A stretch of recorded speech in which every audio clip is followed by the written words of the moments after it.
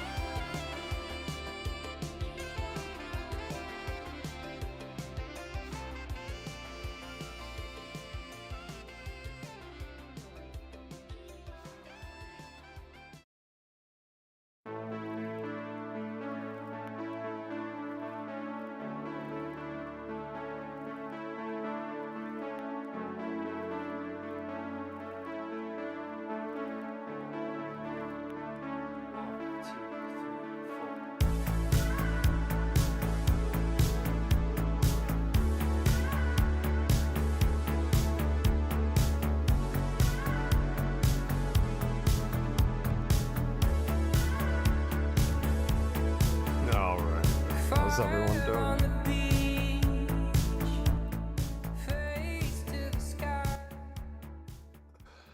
I'm gonna watch some videos right now. Woke up a little earlier, opened up a bottle of this mango mimosa that we had for New Year's. I don't know. Probably shouldn't have. It's 5 in the morning, but whatever. Turning into King Cobra over here. I don't really like mango either, but you know what? It needs to get drank, ingested, whatever. Alright. It's like technically well, it's not the last day of my break, but whatever. There are YouTube videos afoot. I don't know if I want to use my camera either, because I'm fucking disgusting right now. I still am sick. Trying to get well for the next Monday or whatever.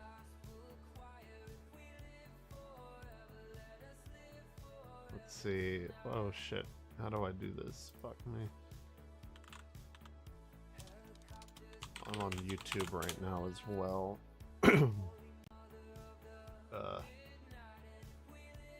Let me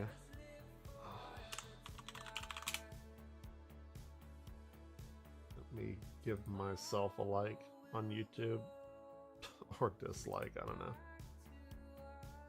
Whatever engagement counts.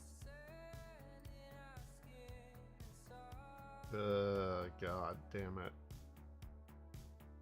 It's not like I'm like deathly ill, but it's like that general malaise of awfulness, I guess. I don't know. I don't know what the fuck I'm talking about. Twitch.tv. I did want to reach 400 followers by the end of the year because I gained like 2 followers last year despite streaming quite literally every single day. But you know what? It's not in the cards. And I'm okay with that. That 400 has eluded me for so fucking... The 400 has eluded me for like 3 years. Which is just sad. We may play Final Fantasy 16 a little later on. I did get the new DLCs. I heard the Leviathan one. Like, it's so funny to me that Yoshi P made that because, like, I think I'm like nearing the end-ish of the game. And it is pretty easy, like even on the quote-unquote action mode. So from what I understand, the Leviathan DLC, the Rising Tides or whatever, like the final boss, I guess where you get the Leviathan stuff, is fucking like incredibly difficult, and people are like, it's just too hard, it's a shitty whatever. It's like the people that can't beat Dark Souls, like the first boss in Dark Souls, those types of people, which makes me look forward to it even more. But other than that, like people that do like it, yeah, I'm like super excited. Leviathan is like my favorite summon in Final Fantasy, so always has been. Well, I guess ever since like Final Fantasy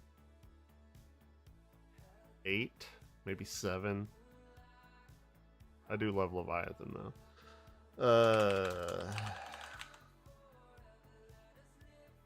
Nihilism is the only way forward. Like I've embraced my nihilistic tendencies.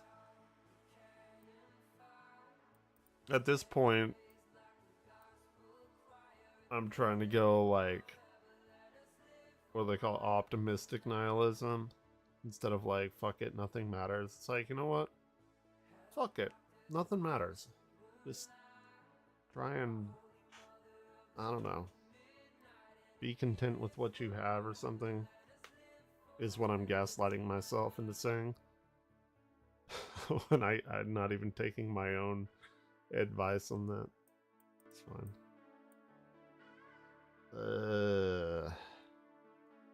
Shouldn't have drank all those milkshakes. You mean the diet ones?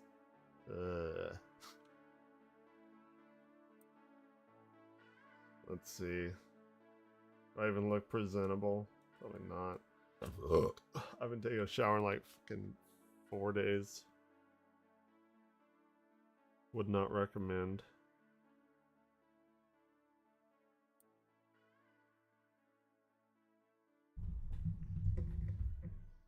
There, yeah. No, my beautiful face, I guess. And I got this Final Fantasy VII Rebirth shirt on. Comes out in 2020, or oh my god, why am I even up? January.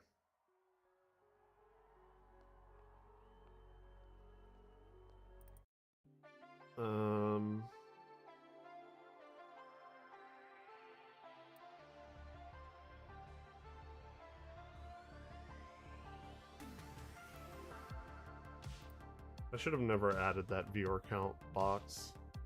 I try and not look at viewer counts as much as I can. Because, well, there's nothing to look at, quite literally. There are no people viewing me.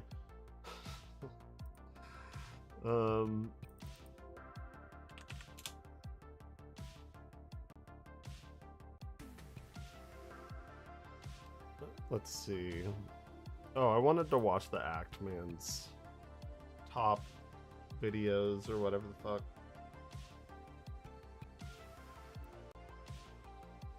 Why am I under education? I think I got drunk on New Year's and was like, probably talking about science or something. I'll put it under entertainment, which is a goddamn lie. But you know what? That's what we're doing. Oh yeah. You know what's some bullshit? So I haven't kept up with tabletop stuff in a while, despite me spending my entire life collecting shit, having a veritable library. I have no friends anymore to play with, but fuck it. I decided to get the books. Because I hadn't followed it, I was not aware that they removed half races from the book, because I got my player's handbook is coming tomorrow. But I did manage to procure a PDF. That's the fucking dumbest shit I've ever heard in my life. Like, they did it because they thought it was racist, and then like you have all these people that are like, I'm half white and half Mexican. This is some bullshit. Like, all the actual mixed race people that exist are like fucking furious at Wizards of the Coast, and rightfully so. They're like, it's racist, and and like in Dragonlance, half elves are like looked down upon instead of like, you know, you're not a full human or a full elf. That's like that's the point. Is the racism and like overcoming it. Like, that's the whole, that's what the main character is all about in Dragonlance, and they just like fucking removed it. No half elves. You can like flavor yourself to be half elf or stuff. That's the dumbest shit I've ever fucking heard. Like, I'm a pretty like quote unquote woke person. Like, I don't give a shit what you do about anyone trans or whatever. But dude, removing it in and of itself seems incredibly racist.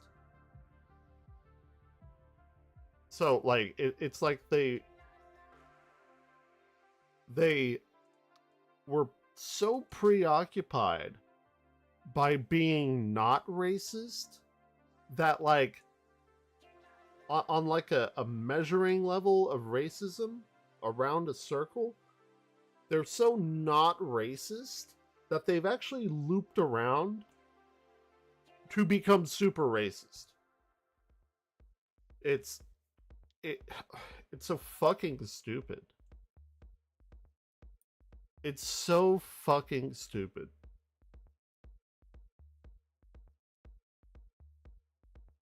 And like it's like this, like Pathfinder 2 did it as well, where they removed the race, like, and also I guess D&D did it. There's no race, there's species now, which is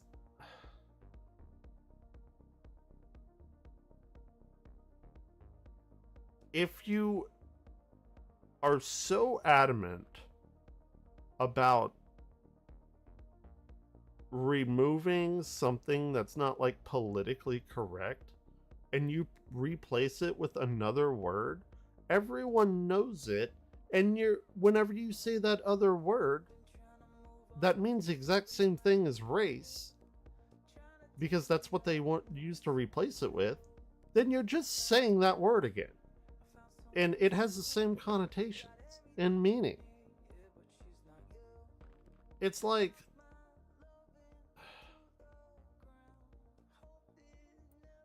here in the South, whenever like these older ladies will say something like bless your heart or something, which really means like, you're so fucking stupid, I feel sorry for you. Like, it's like that. Like, you know what everyone's trying to say, and now that you've replaced it with another word or phrase, it's almost like even worse. It's like even a like worse, like passive aggressive way of doing things. Because it, I don't know. It's so fucking stupid. Like, even to the point, like, I don't give a shit about all of this. I mean, mostly, but there's only so much you can push to, like, fucking wipe away years of tradition, and I don't know. It's so fucking dumb, man. And races don't even get, like, ability score mods and stuff now, because, like, you get abilities and stuff, but you don't get, like, enhanced, like, scores. And it's, I know exactly why. And I I'm not an anti-woke person, but it's so much that it's looped around. Because why they did it is, oh, everybody's equal in this. No, but everyone's not.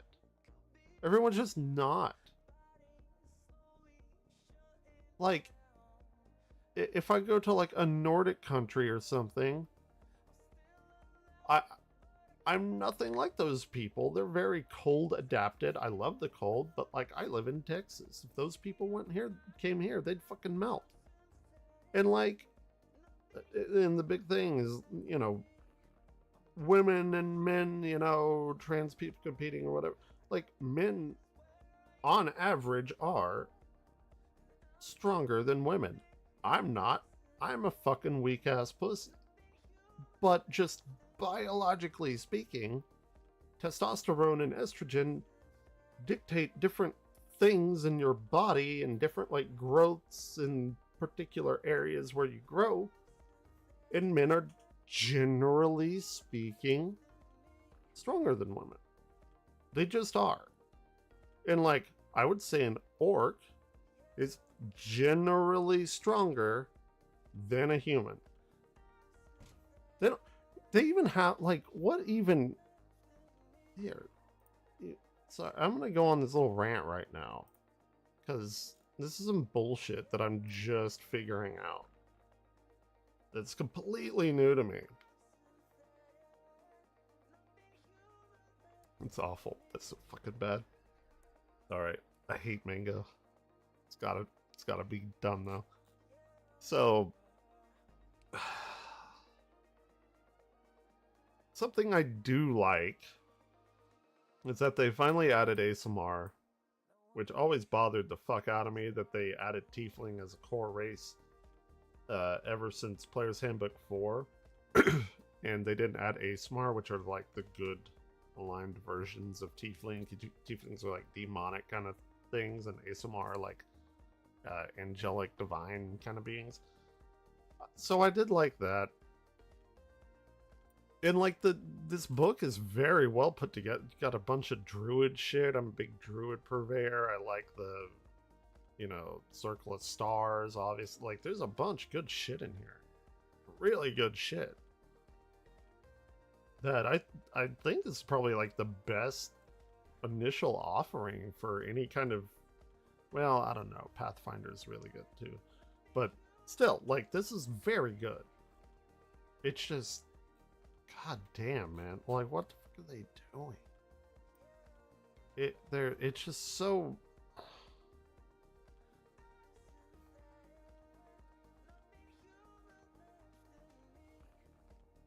I'm surprised they didn't get rid of alignment completely, too. But they don't have it as a base thing that's, like, baked into the game. But I don't even, like, I don't understand. How are you supposed to run a Dragonlance game? Because they do have a rulebook out for it. I have it over there. I'd love to run it. I love Dragonlance. But, like, a Goliath, right? You're about 7 to 8 feet tall. You're telling me that a Goliath character, basically a giant, is not going to be any stronger than a human or even a halfling? Like, what are we doing? I don't understand what we're doing here. Like, yeah, it's cool. You can, okay, if you're a fire giant or whatever giant race your ancestry has, great, lovely. But you can't have something like a halfling that's 2 to 3 feet tall and a giant that's 7 to 8 feet tall having the same, like, effect on something like strength or dexterity or something. Like, it's so fucking dumb. It's so fucking stupid.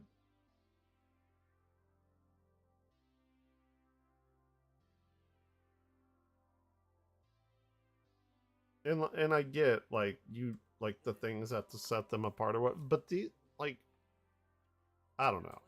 I'm a huge fan of, like, racial picks and stuff mattering in campaign worlds, like actually mattering.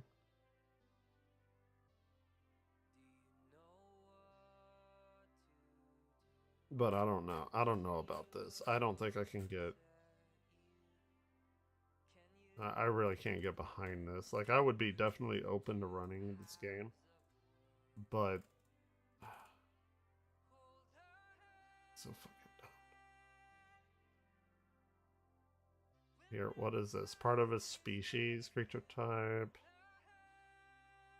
Every creature, your character's species determines size, small, speed, special traits, character speed. Like, what do we have? Because I heard somebody saying, like, using a variant human species or whatever, and I haven't found that in here at all. Like, at all.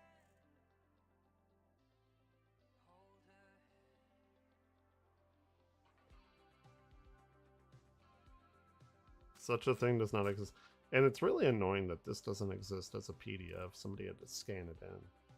Which I've already bought the book. I do not feel any remorse of downloading this. So, but I don't know. It's like they added a bunch of interesting stuff, but they took away like a lot of what makes D&D D&D, which I don't know. I guess it's like an okay thing. What's new? Streamlined rules, enhanced classes, easier character creation, expanded feats, upgraded tools, crafting, dazzling spells. If you can't find a rule here, if a rule's name is changed from what's printed, the index points you to a new name. For example, look up inspiration in the index, tells you heroic inspiration. Okay, that's fine. Look, and they even like are pushing like Dragonlance, and then Dark Sun as well. Eberron, I love Eberron. Eberron's like the most Final Fantasyist campaign that they have. I fucking love Eberron. But how the fuck are you supposed to run Dragonlance without a fucking half elf? What is even going on?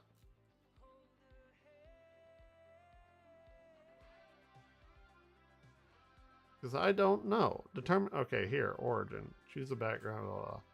Whatever. Equipment. Languages. Ability scores. Backgrounds. Okay, here we go. Here we go. Backgrounds in older don't include abilities. Backgrounds in older D&D books don't include ability score adjustments. If you're using a background from an older book, adjust your ability scores. Wait, are they giving backgrounds now to... That's what you're getting the...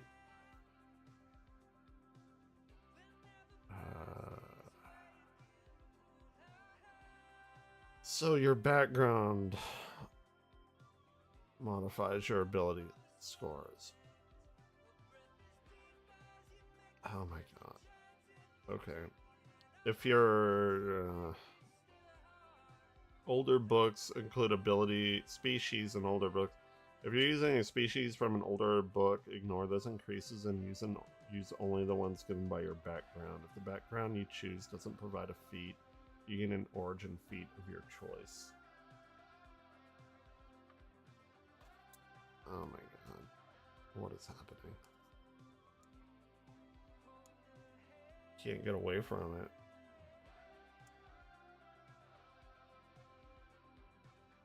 You can't fucking get away from it.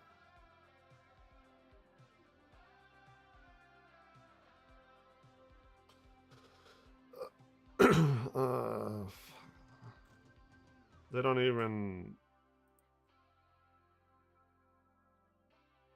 choosing a species or character.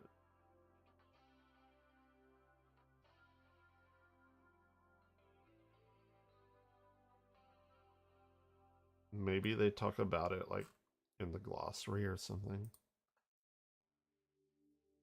Let's see.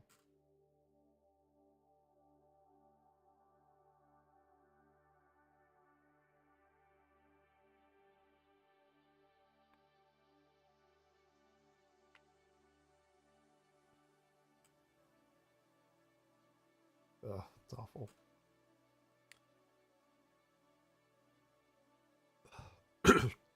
Oh, god damn. Sounding like Barry White again. I hope this doesn't have like a fucking relapse.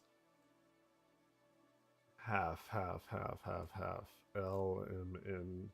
Half cover. Half damage. Halfling. Halfling language. No half elf. Where's elf? Elf. Elf. Eldritch something. Elf. Elf. 189. No half elf. No elf, comma half. About human.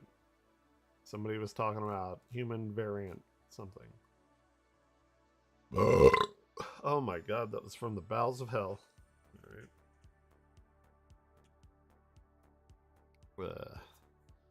Human hazard, healing, heavy, blah blah blah blah blah. Human, where are you? 194. Let's check it out.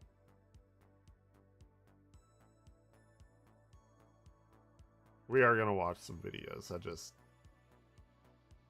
I just found out about this like right before I hit go live. Their ambition and resourcefulness, yeah, whatever. Humans spread to every part of multiverse. Yeah. Okay, look, 4 to 7, small. So you can pick to be small. Okay. You gain proficiency in one skill. You gain an origin feat of your choice. What are the origin feats? Okay. Origin feats. You're alert, crafter, healer, musician, an origin feat, really. You gain proficiency with 3 musical instruments of your choice. Ooh, that's kind of what I do. Guitar, saxophone, and keyboard. Although I'm probably very, very rusty on keys. Because I haven't played in like a couple years. Encouraging song. So they have like a bard kind of thing built in here. Okay. Tavern Brawler. So they're gonna promote violence in taverns, but they're gonna take away half elves. Well, what the fuck are people gonna brawl about then? So I'm sorry, this is so fucking stupid. Exposure to fate.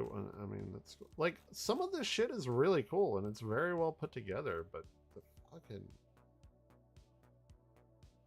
the thought of legacy and like campaign settings that rely on this stuff that you're just gonna whitewash away is awful.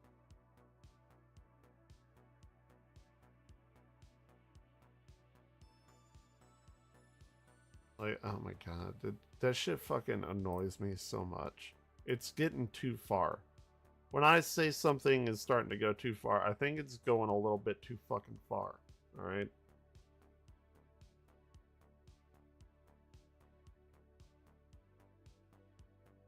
I don't know. I don't know.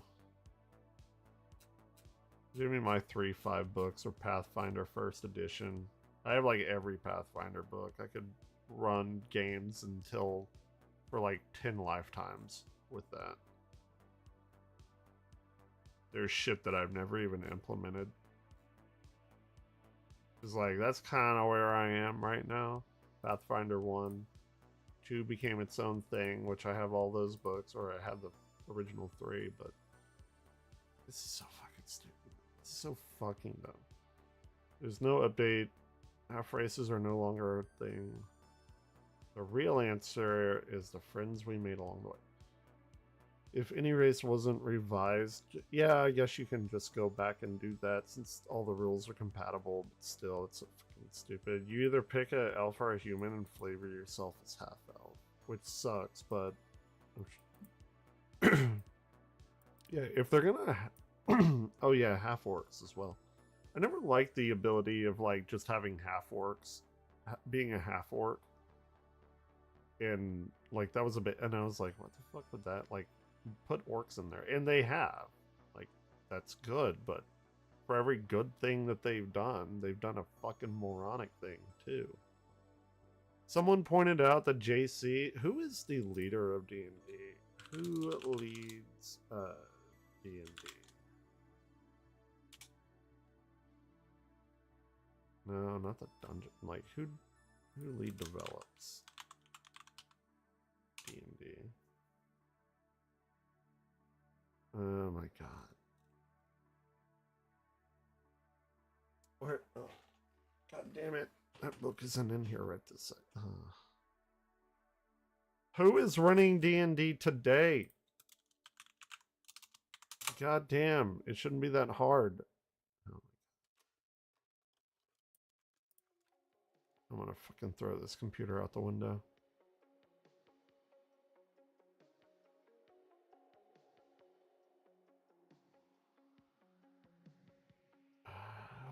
Hold on. Got this shit. I can figure it out. Come on. Where? Their names are... They're... Oh my god, don't they usually have the names on the bottom of the book? Jeremy Crawford. Hold on. Jeremy Crawford met Gary Gygax. Oh, so you know Gary, he knew Gary Gygax and Dave Arneson, and he decided to, like, piss all over the legacy. Oh, great. Lovely. I invite you to embark on the adventures. Keep blazing for another 50. Dude, at some point, we're gonna get to the point where, like, characters are just, like, blank canvases that move like South Park characters to not offend anyone.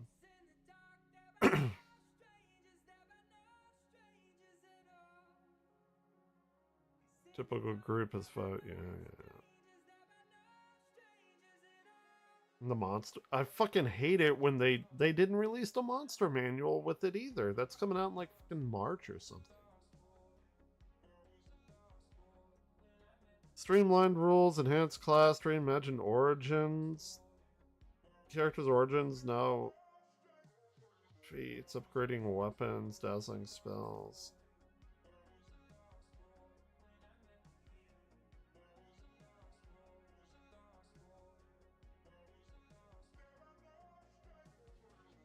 The multiverse A, appendix A. Here, let's see.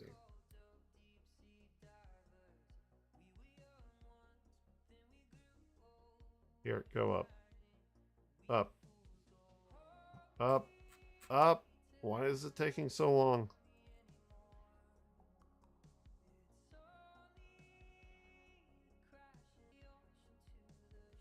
So these are just like common. That's cool. I like that. He's got some like regular creatures and shit. It's good.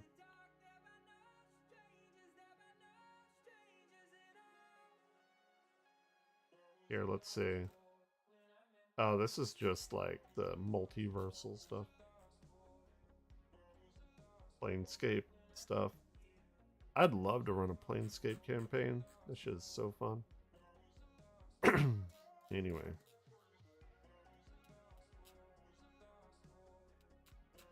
Okay, I'm fucking angry at that. I'm even angrier that it's really like good and well put together, and it seems like a really good rule set. And then they took away some of the other shit, and you can add it back in. That's not the, it's not the, like, that's not the point. Anyway.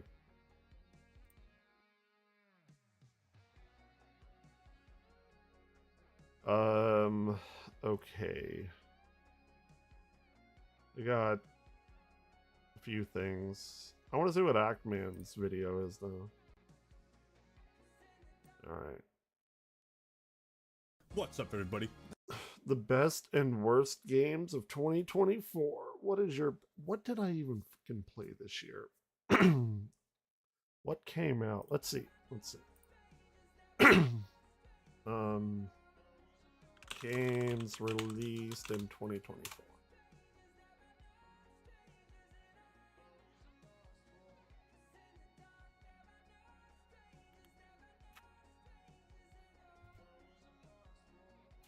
Okay. So, what are my best? Rebirth is my game of the year, personally. I did not think that they could do what they did. And they did it. It's just as simple as that. I played Grand Blue Fantasy a little bit. Didn't hate it. Didn't continue with it, though. Wanted to play Helldivers, but I missed out on that. I just downloaded Destiny 2, The Final Shape, and going into that game, what the fuck did they, how did they manage that game? Like, what even are they doing? They, like, you can't play the original missions and shit, like, from the base game that you bought. That's the dumbest shit I've ever heard in my life. Like, I had heard that they had vaulted some content. I didn't think they just fucking wiped the whole thing out. That is so stupid. And now I go in there, I'm in a new character. And I have no idea what the fuck I'm doing. No wonder nobody's, like, no new people play. It's just a big clusterfuck of bullshit. It's awful. Like, I like the game too, but yeah, it's, if you're gonna handle your game like that, you gotta think about onboarding new players.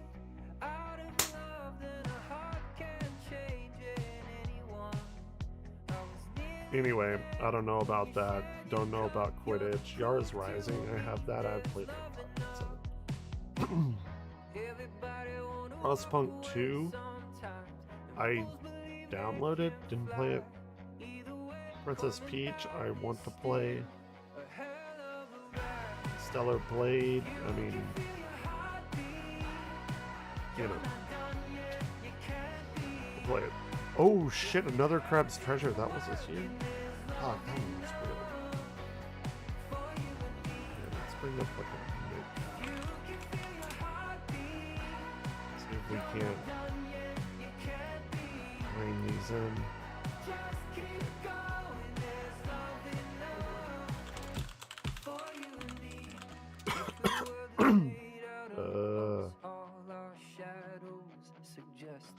I think it's gotten worse. I think my sickness is getting worse. I'm gonna be real. I think that is the thing that's happening. I thought we were getting better, and maybe we are, but I sound like fucking Sid now from Final Fantasy 16. Okay, so we have Final Fantasy 7 Rebirth that I played. I didn't play Dawn Trail yet. I will do that after I beat 16. Zelda Echoes, for sure. That's very, very up there. Yara's Rising. I'm not even gonna put that down there. Destiny 2 Final Shape. I guess. I have logged into the game. Eden Chronicle, Princess Peach, I don't know, Bandit Tale, Animal Well was amazing. Lovely. Another Crab's Treasure.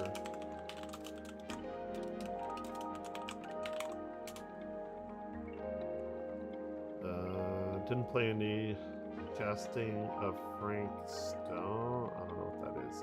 Star Wars Hunters, didn't play it. Isn't that like the hero shooter or something?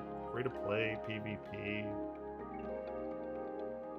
I've only heard like whispers of that game.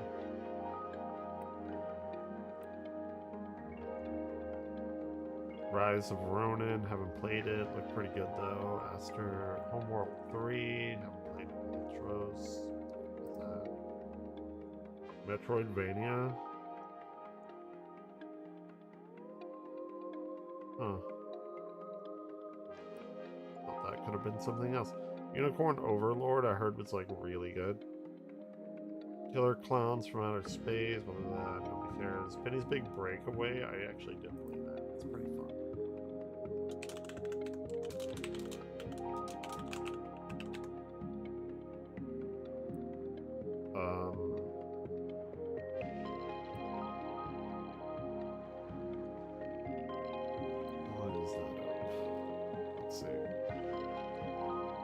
Here's a full breakdown. Hell World.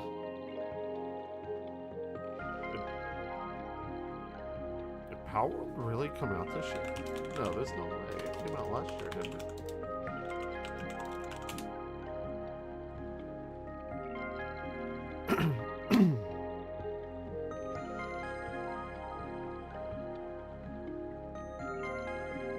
Oh my god, that did come out this year. Shit. I had no idea. I thought that came out last year at the end of it. God damn, okay. Sorry. Like a dragon. Gotta sound like RFK. Kill me now. Suicide Squad. No. Foam Stars. No. Helldivers. No. Skull and Bones. No. And he's Last Epoch came out, good one.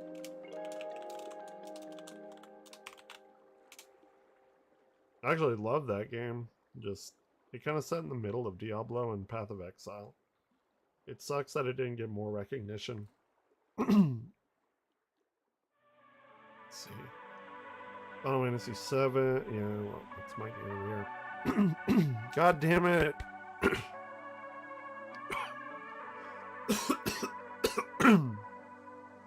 Dude, humans are fucking disgusting. Battlefront Classic Collection. Oh yeah, I forgot.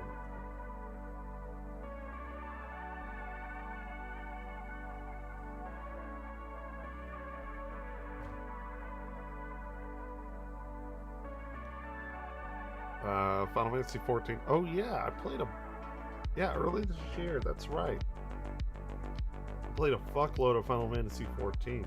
That's right. Great shit. Palia, Steam, okay. Damn it. Grounded. I played Grounded too, as well. Freedom Planet 2, Final Fantasy 16, Rising Tide. Oh, I didn't know that came out this year. I haven't played it yet. Another Crab's Treasure. I already have that on here. Emerald Saga Beyond. I downloaded it. Didn't really play it. Sandland. Ooh, I did play Sandland. That was a pretty good one. Didn't beat it. Very good though. Thieves, PlayStation 5. Oh. In the Ocean, wanted to play it, didn't. Hades 2, downloaded it, didn't play it. Decided to wait for the full game. Ghost of Tsushima. PC anyway, did play it, great game, 100% of it.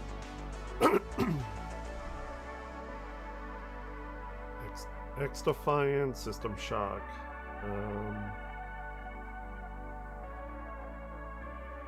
played that last year. Paper Mario didn't play it. Xenoverse 2. Really? I love Xenoverse, but didn't that game come out like 47 years ago? Destiny 2? Okay. That's actually recent. That's like 6 months ago. Alright. Dark and Darker. Don't know. V Rising. Heard it's good. Monster Hunter Stories. Gold Road. Shadow of the Earth Tree. Didn't play it. Luigi's Mansion 2. Dawn Trail. Zenless Zone Zero. Once Human I did play it. I actually liked it, but my computer was chugging. I think the reason my computer is chugging on these games, like the Unreal Engine 5 games, I don't think it's my video card. I think it's my processor. Because it's a 7th generation i7, which came out in like 2017. Which is, what? 7 years ago? 8 years ago? Dungeons of Hinterberg, don't know. Championships. I forgot that even came out. I'd like to play that. Didn't have money at the time. Star Wars Bounty Hunter. I heard. So you can like steal from police and shit, but you can't steal from anyone. I'm like, what? That was from Ubisoft, right? Steam World Heist 2. Actually, do I have that installed? I played like the first mission. I was like, I'm gonna come back to this. Pretty fun, actually. Like, very fun.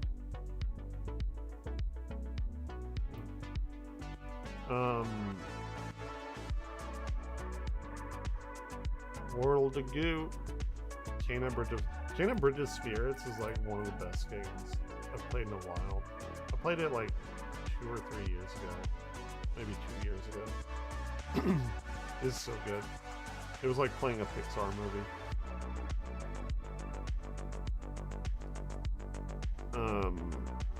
Dustborn. That sounds familiar. Oh, I want to play that. Because, and it's Quantic Dream. That is so sad.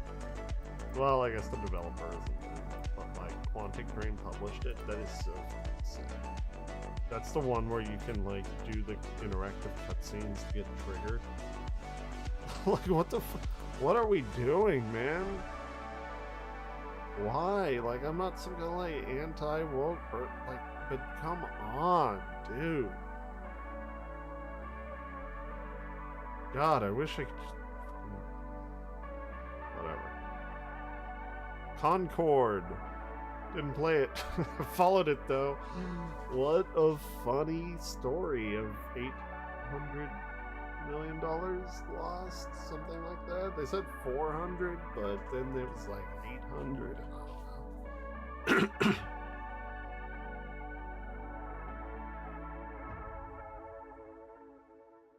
Come on. Oh, god damn it. I hate everything. I need Dustborn. Yeah, no. God damn it.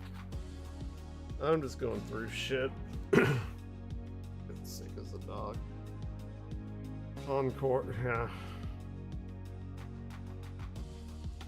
It's sad stuff. Like, what do you even say, man? What do you even say about Concord? It's just sad. It's like, what? I'm drinking leftover champagne.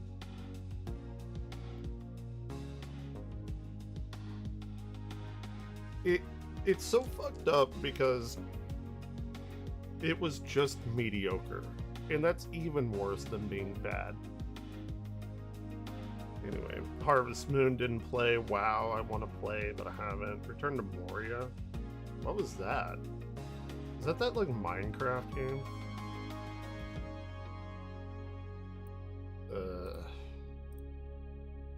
Did I play that? I think I played.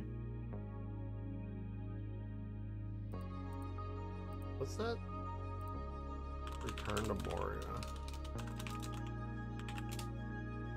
If it's what I think it was, that was okay.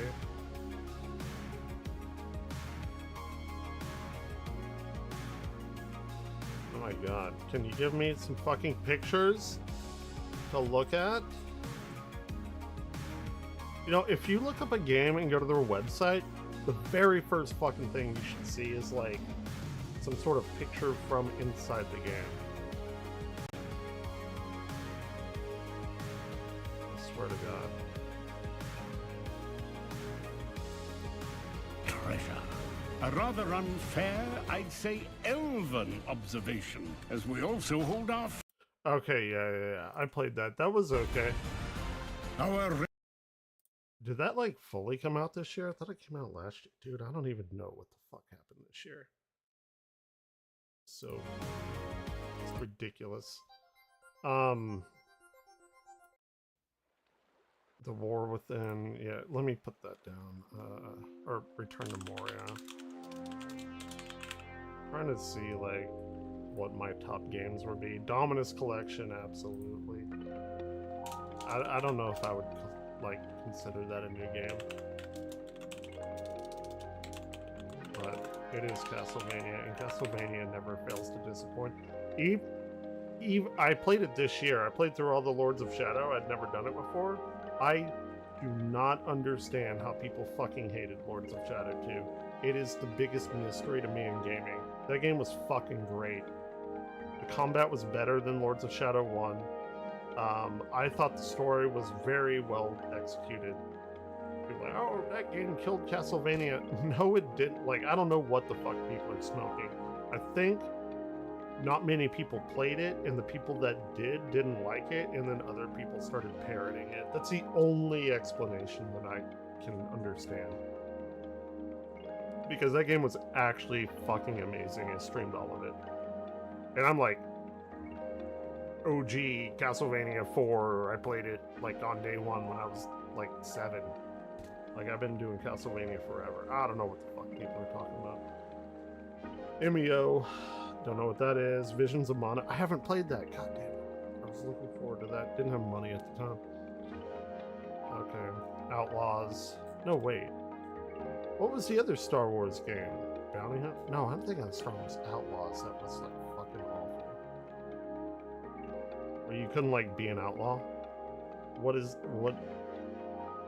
the fuck? September, okay. I don't know what the Frank Stone thing is. Age of Mythology Retold, I did play that. It was pretty good.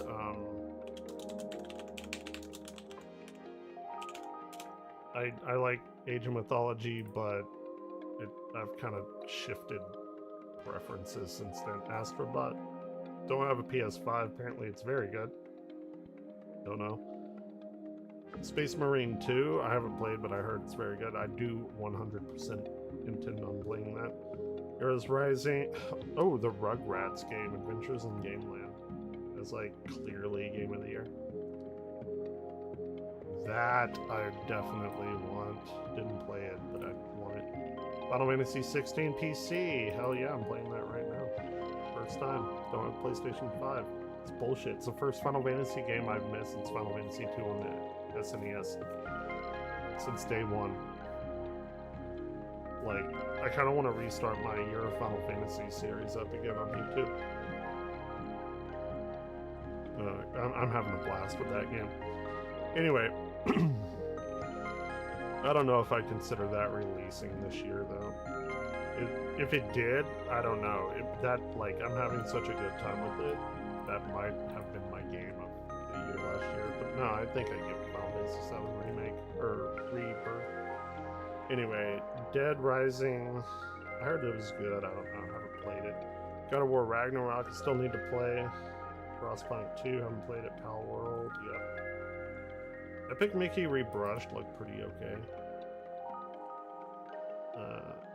I didn't play the first one, so I don't know, maybe I'll play that one. Echoes of Wisdom, I already have that on here, right? It's probably like my runner-up. Fucking Zelda Sim. Balatro, haven't played it. Installed it on my computer. Everyone is playing it. Everyone loves it. I'm scared to play it. Earth's Defense Force, World Brother. I don't know what that is. I liked Starfield, but I don't know. I don't know about that. I think Bethesda. You know what they need to do? You know what Todd Howard needs to do? He needs to go and do a little bit of soul searching, because it's you can only take your Oblivion engine, or is it even the Morrowind engine? You can only upgrade it so far. You can only duct tape it and patch it and shit so much. It's why Halo moved over to Unreal 5, right? There's only so much you can do with a game engine from like 25 years ago. All right, it's time to move on. Arkham Shadow meta, yeah, I've Meta Quest 2. Diablo 4 Vessel of Hatred, didn't play it. Would like to. Metaphor. I am in the middle of Metaphor right now. Didn't capture me like it captured a lot of people. It's still amazing though. Did not play Dragon Ball. Probably should, considering it's my favorite anime. Darksiders 2 Death in It. What the fuck? Didn't that game come out like 47 years ago? Animal Well, we got that. Super Mario Party Jamboree, I've heard, is very fun. I have no friends though, so. No More Room in Hell 2, Alan Wake 2, Fae Farm. My sister plays that. She's into all this farming, comfy games or whatever. I like them too. It's a chill out kind of game. Didn't play it though. Terminator, Windblown, Romancing Saga, I would like to play, but I'm gonna be honest, I'll probably never play it. Ease 9 or Ease 10, I definitely want to play that. I love Lacrimosa of Donna. Not so much the 9th one. Like, I didn't beat it. It was good. It was fine, but I think Ease 10 would be more up my alley. Lacrimosa is so fun. I haven't played Generations, which is a travesty. I need to do that. Oh shit, Phasmophobia came out on consoles. Who knew? I love Phasmophobia. Oh yeah, Dragon Age the Veilguard.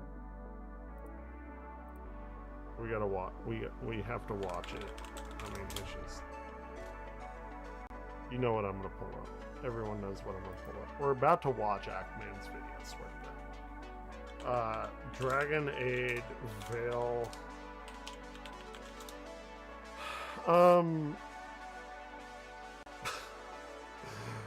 How far down do we have to go?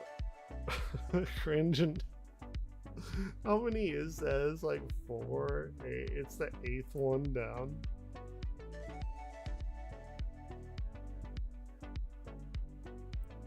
I'm sorry. I haven't seen this yet. We can look. Hey! Huh? I haven't seen this. What the fuck even is this? Dude, I need to fucking buy Baldur's Gate. I'm about to get a Steam Deck.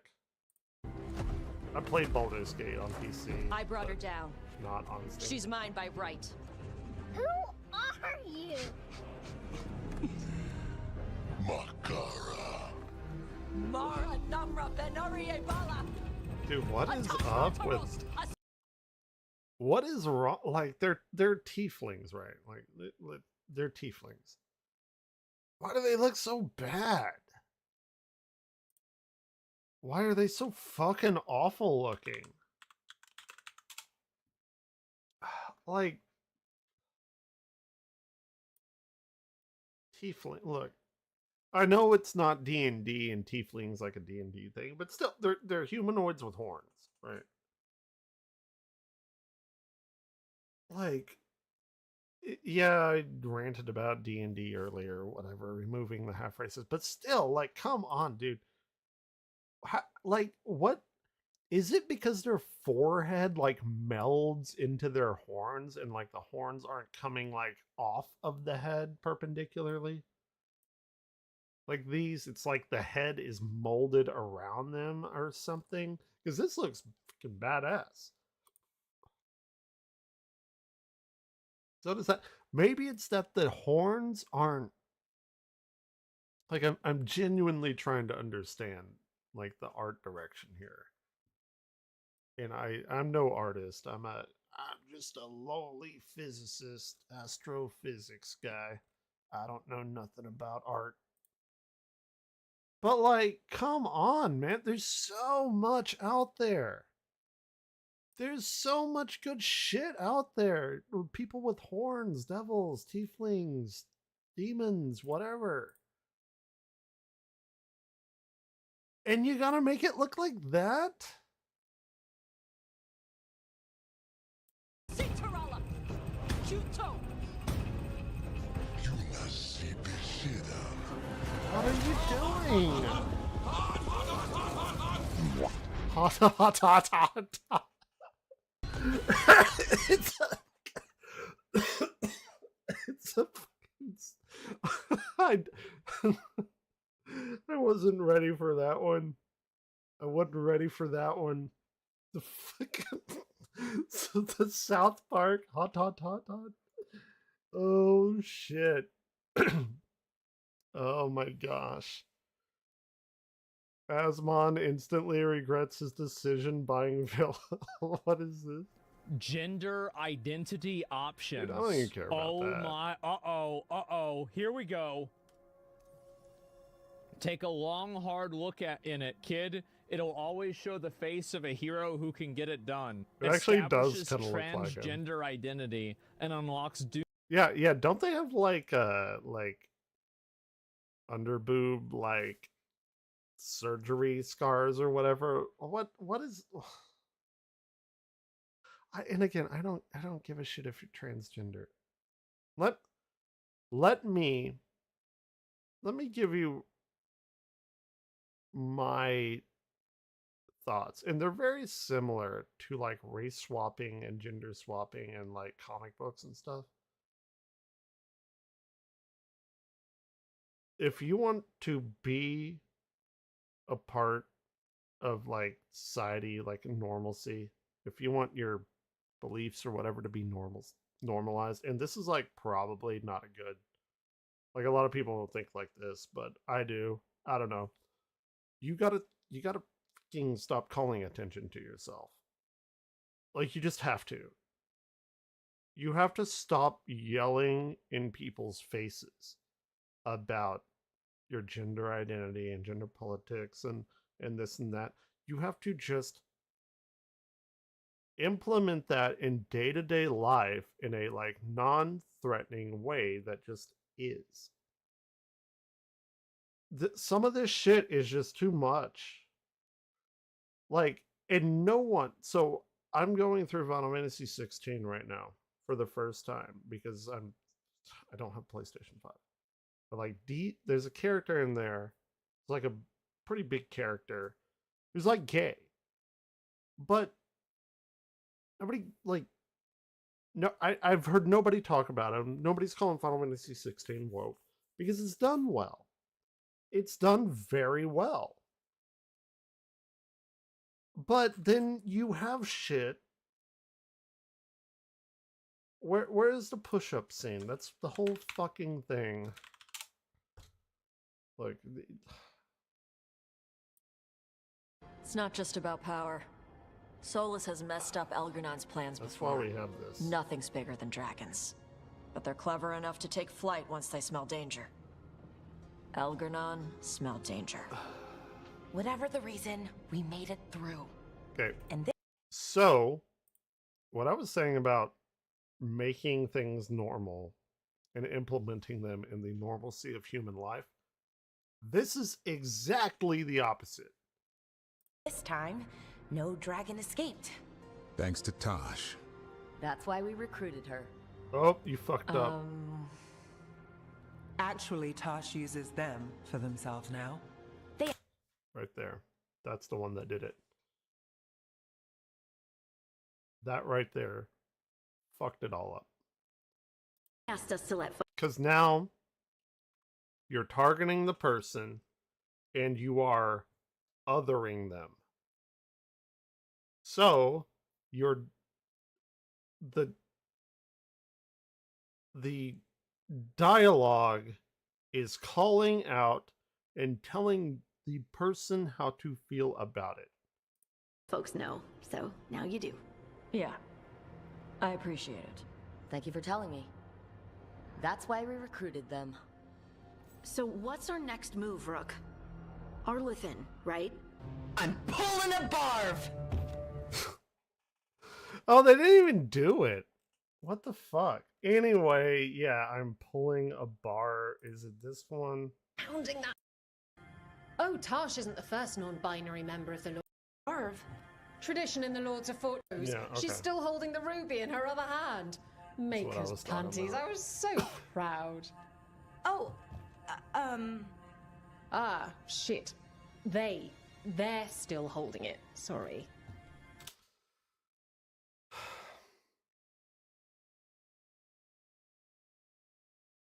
What? What are you doing? Pulling a barv. Oh, okay. a barv? Tradition in the Lords of Fortune from one of our old members, Barv. Good guy, but like most of us, his plans went sideways a lot. Bad blood among your crew's not good for morale, but there's not always time for big, drawn-out apologies. So, when one of us screws up and we know we've screwed up, we do a quick 10 to put it right. Pulling a...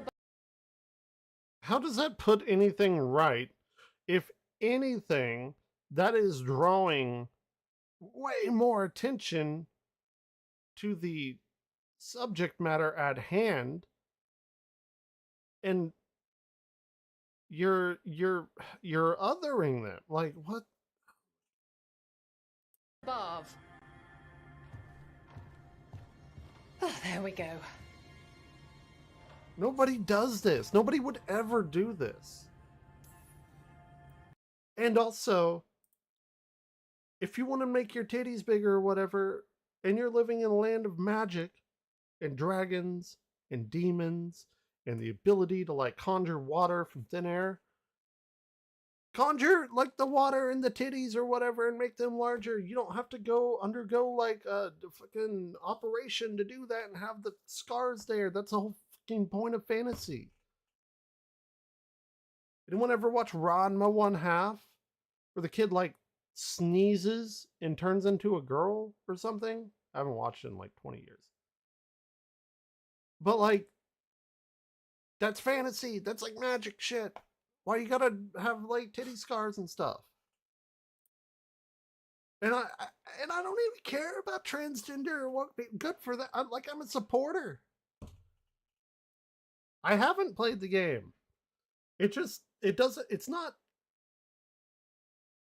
It's not, and I won't.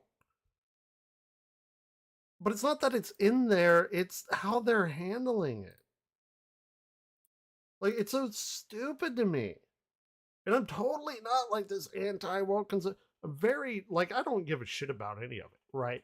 It's just, if you want to normalize something, misgendering someone and doing 10 push-ups is not a way to, like, integrate somebody in society. You acknowledge it in the flow of the game. Like I said, Final Fantasy 16, Dion, gay. Amazing. Amazing story. Literally cried whenever a particular thing happened to him. Whenever he sent his other person away. It's awful.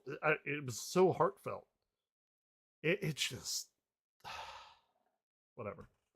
Moving on. It's not how I would have handled it. But yes, I will not be playing Dragon Age at all. It is so far removed from what the game should have been.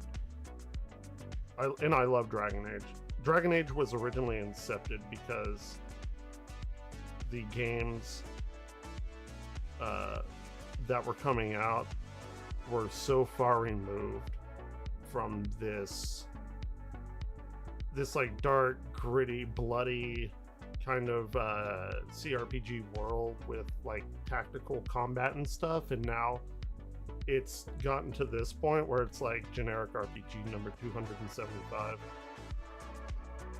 It's not Dragon Age. I'm sorry, and I don't like to be that person. Like, if you love it, that's awesome. My sister loves it. I'm happy for her. It's just not what Dragon Age should have been. Just isn't. But it is what it is now, and there's nothing I can do to change that except vote with my money, and that's the only thing I can do. Anyway, moving on. Again, I sound like some kind of fucking like conservative anti-woke person, and I'm not. I just, god damn, sometimes it's just a bit much. It's a bit much. Anyway, next up, Planet Coaster. We'll play it. Brothership, I heard, was not great, but we'll play it. Metro Awakening. I have not played any of the Metro games. I heard they're great. The Rise of the Slitterhead, don't know what that is. Goat Simulator. Never played it. Probably should. Need to get like a fucking bottle of vodka and then play Goat Simulator. Rise of the Golden Idol, I don't know what that is. Tetris Forever, haven't played it. Warcraft What? Huh. What is the Citadel? Right now, oh yeah, by the way, right now I'm kind of going through all the games that came out this year because I'm about to watch Ackman's best and worst games. So I was going through it, and I went off on a tangent to like see I was seeing my like favorite games this year.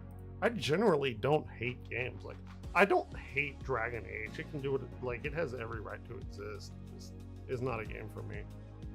And I don't agree with the way it wants to push its message instead of just weaving in the message.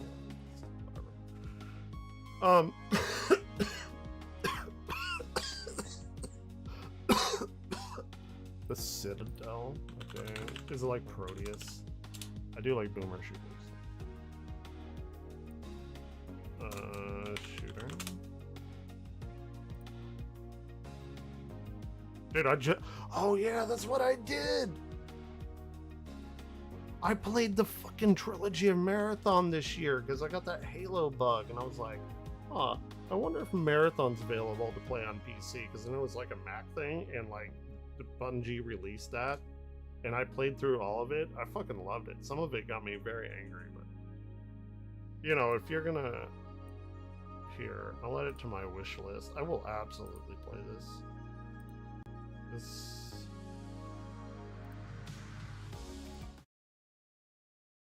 I actually love the resurgence of boomer shooters that are coming, that have been coming out, like Proteus and Gunbolt, or Bolt Gun, I think, Warhammer.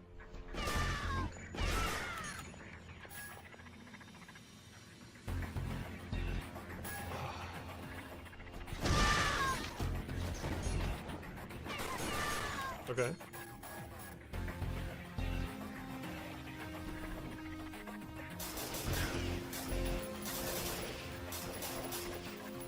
This looks like something I would really like. Really like. I had no idea this was a thing. What, hold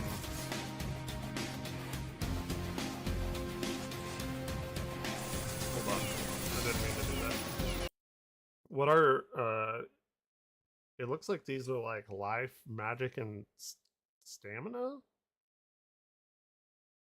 But it's a shooter? How does, like, what are those? This is interesting.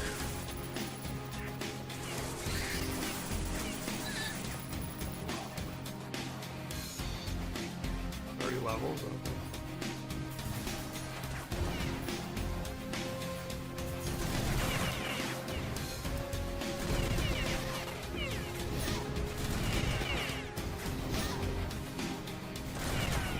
Hunger.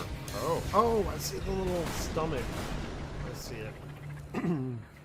Interesting.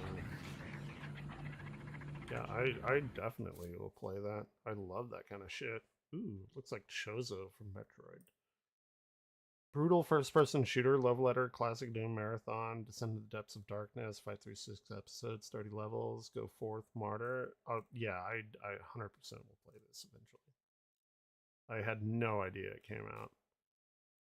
Not recommended. While I enjoyed the game, what the fuck? How do you enjoy the game and not like what? It feels like more of a tech demo proof than an action full-fledged game. If it has 30 levels, I mean, really? He played it 3 hours. I'm gonna say that he probably didn't play through the whole game. I think the mechanics are great. Need some modernization. No, fuck. Did it really? Awesome. Dude, these people are stupid. Great game. He just wants it to be modernized. That's like the whole fucking point. That it's not.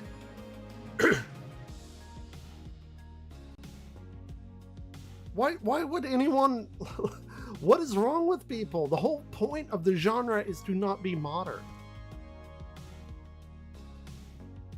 I'm going insane.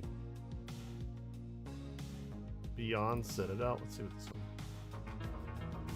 one. Ooh, we got the synth wave going on. I am the synth mage that I've decided to call myself. Ooh, I like this. Anime character here.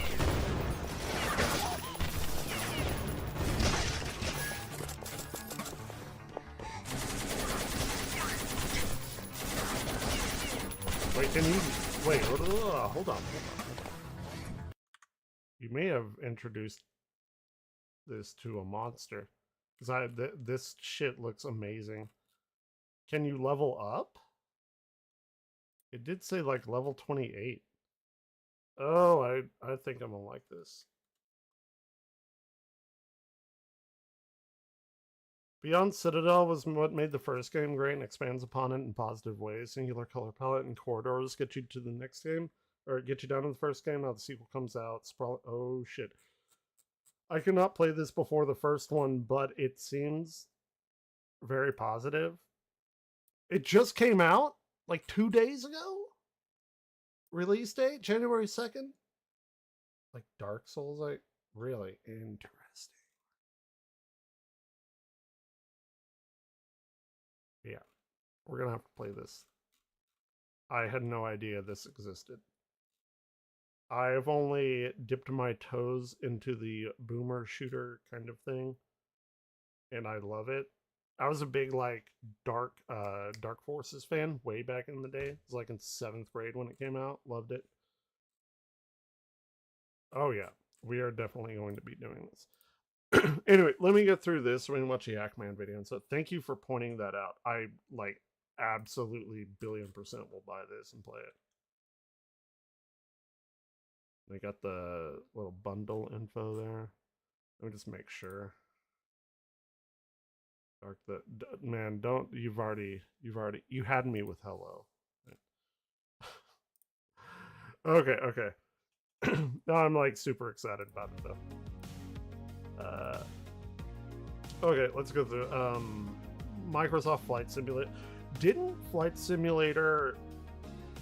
Didn't that have like issues? Like, wasn't there some weird shit that went about that? I have Lego Horizon Adventures. I haven't booted it up yet. I've installed it. I like Horizon. I like Lego games. I heard though that it wasn't like that great because it wasn't made by the people that normally make them, like Telltale Games, Take-Two, whoever. Stalker 2. I have not played Stalker 1 or 2. I've watched people play Stalker 1. And everyone's like, oh, you're a physics guy. You gotta play it. You know all about Chernobyl and stuff. Yeah, I probably should. I've watched the short film on YouTube that had Wendigo in it for like 3 seconds. It's pretty good.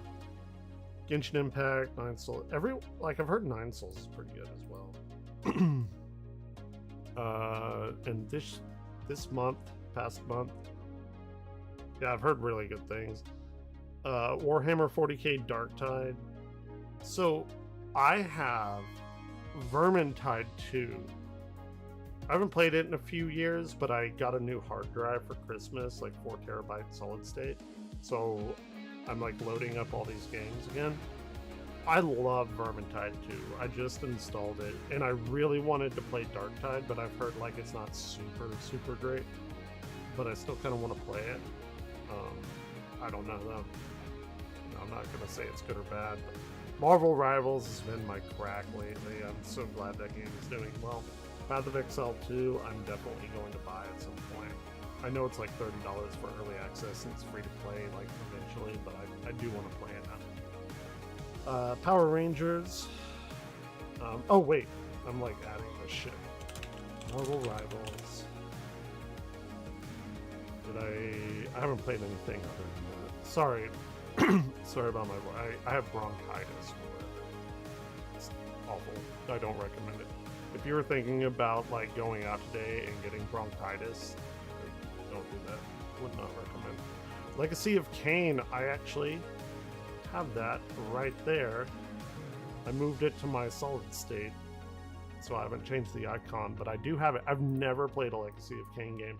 I hear nothing but amazing things. Pal World, Fable. Oh, I didn't know that. I thought that came out like 4 or 5 months ago. I don't know why I thought that. Okay, so for me, my top, and y'all can chime in too if you played stuff this year. What's your top games this year? I do like my top 5-ish. I don't know.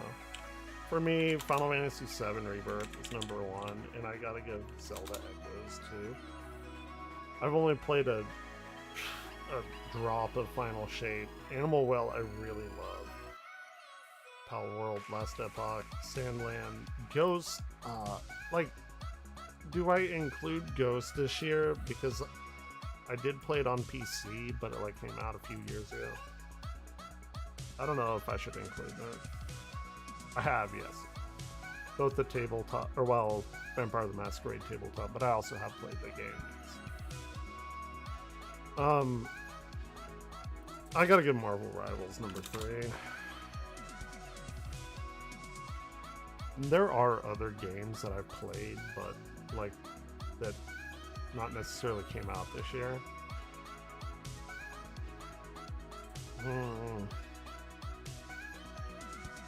Like I would give Marathon probably like the trilogy the #4 place. It didn't come out this year though. Another Crab's Treasure would be #4. The game was amazing. I loved every second of that game.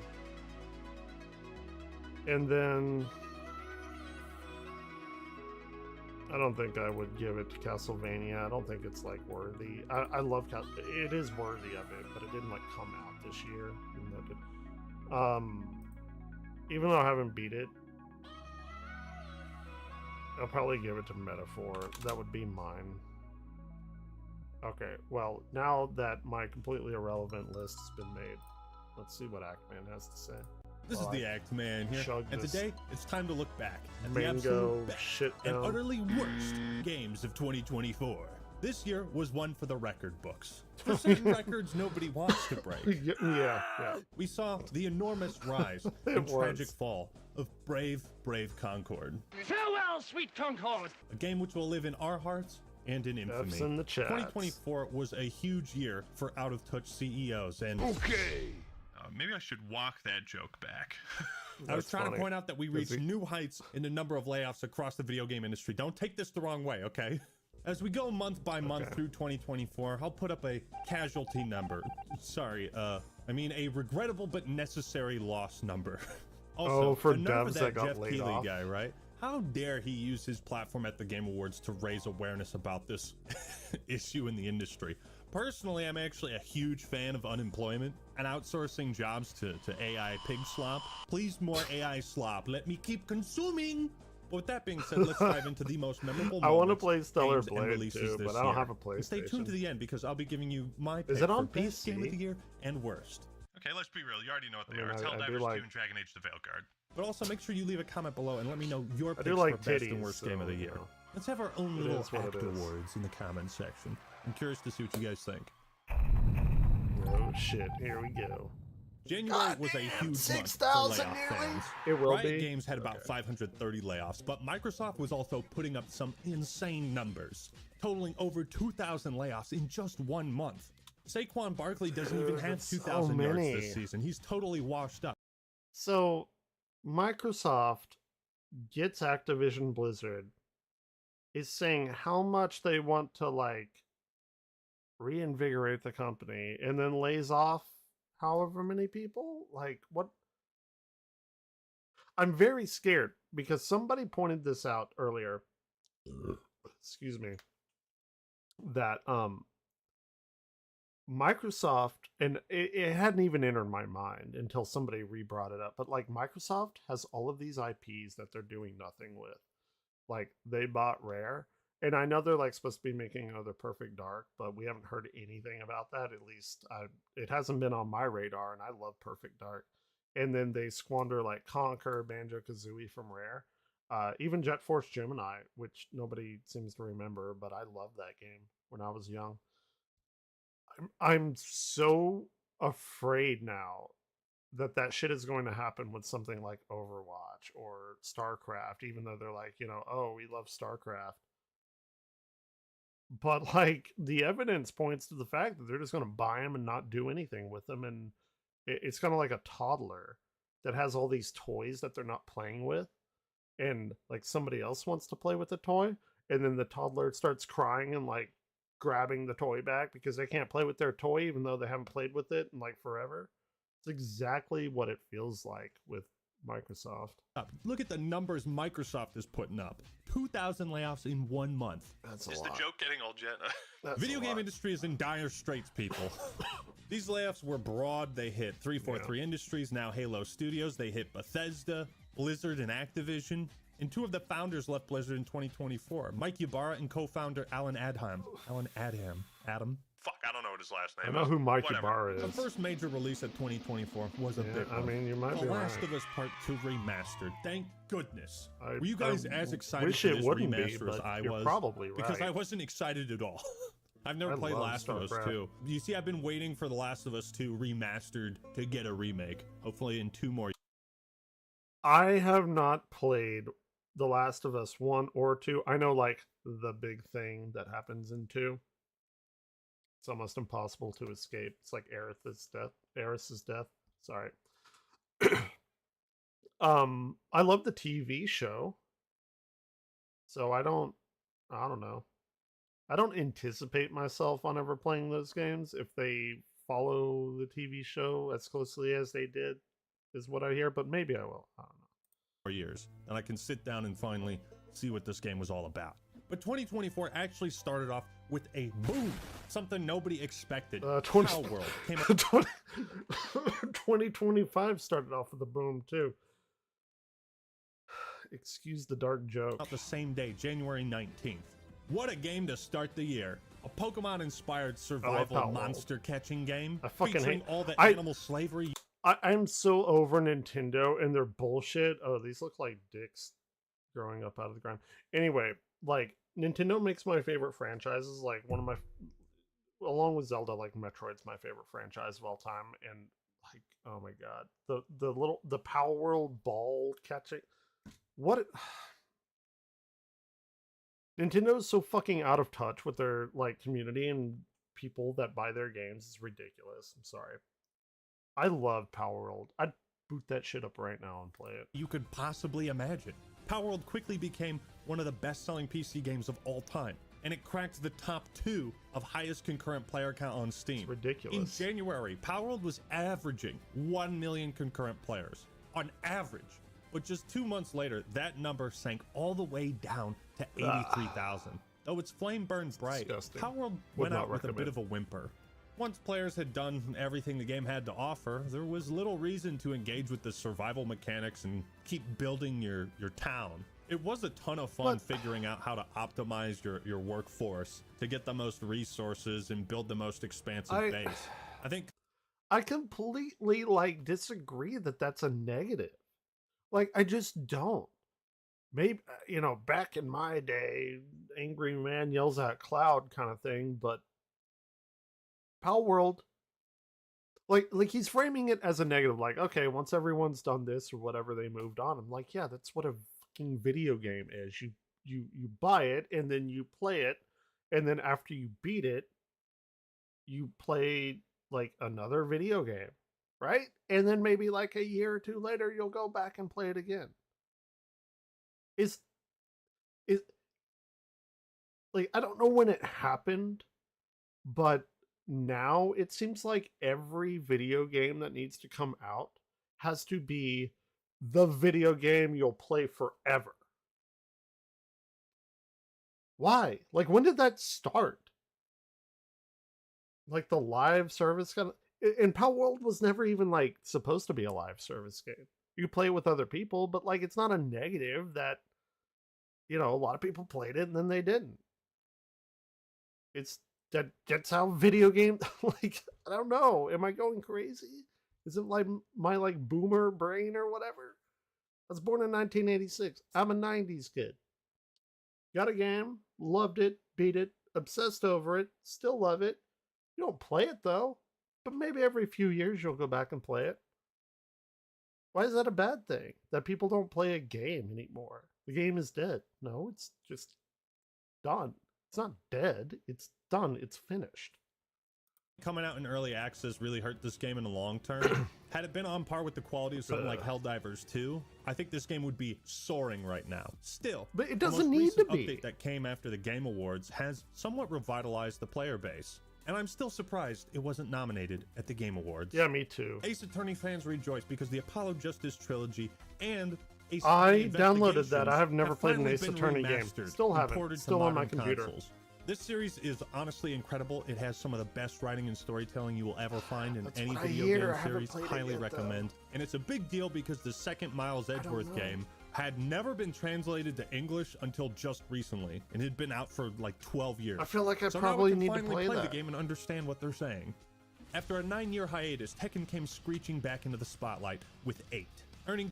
What, if anyone is here, what is your favorite fighting game franchise?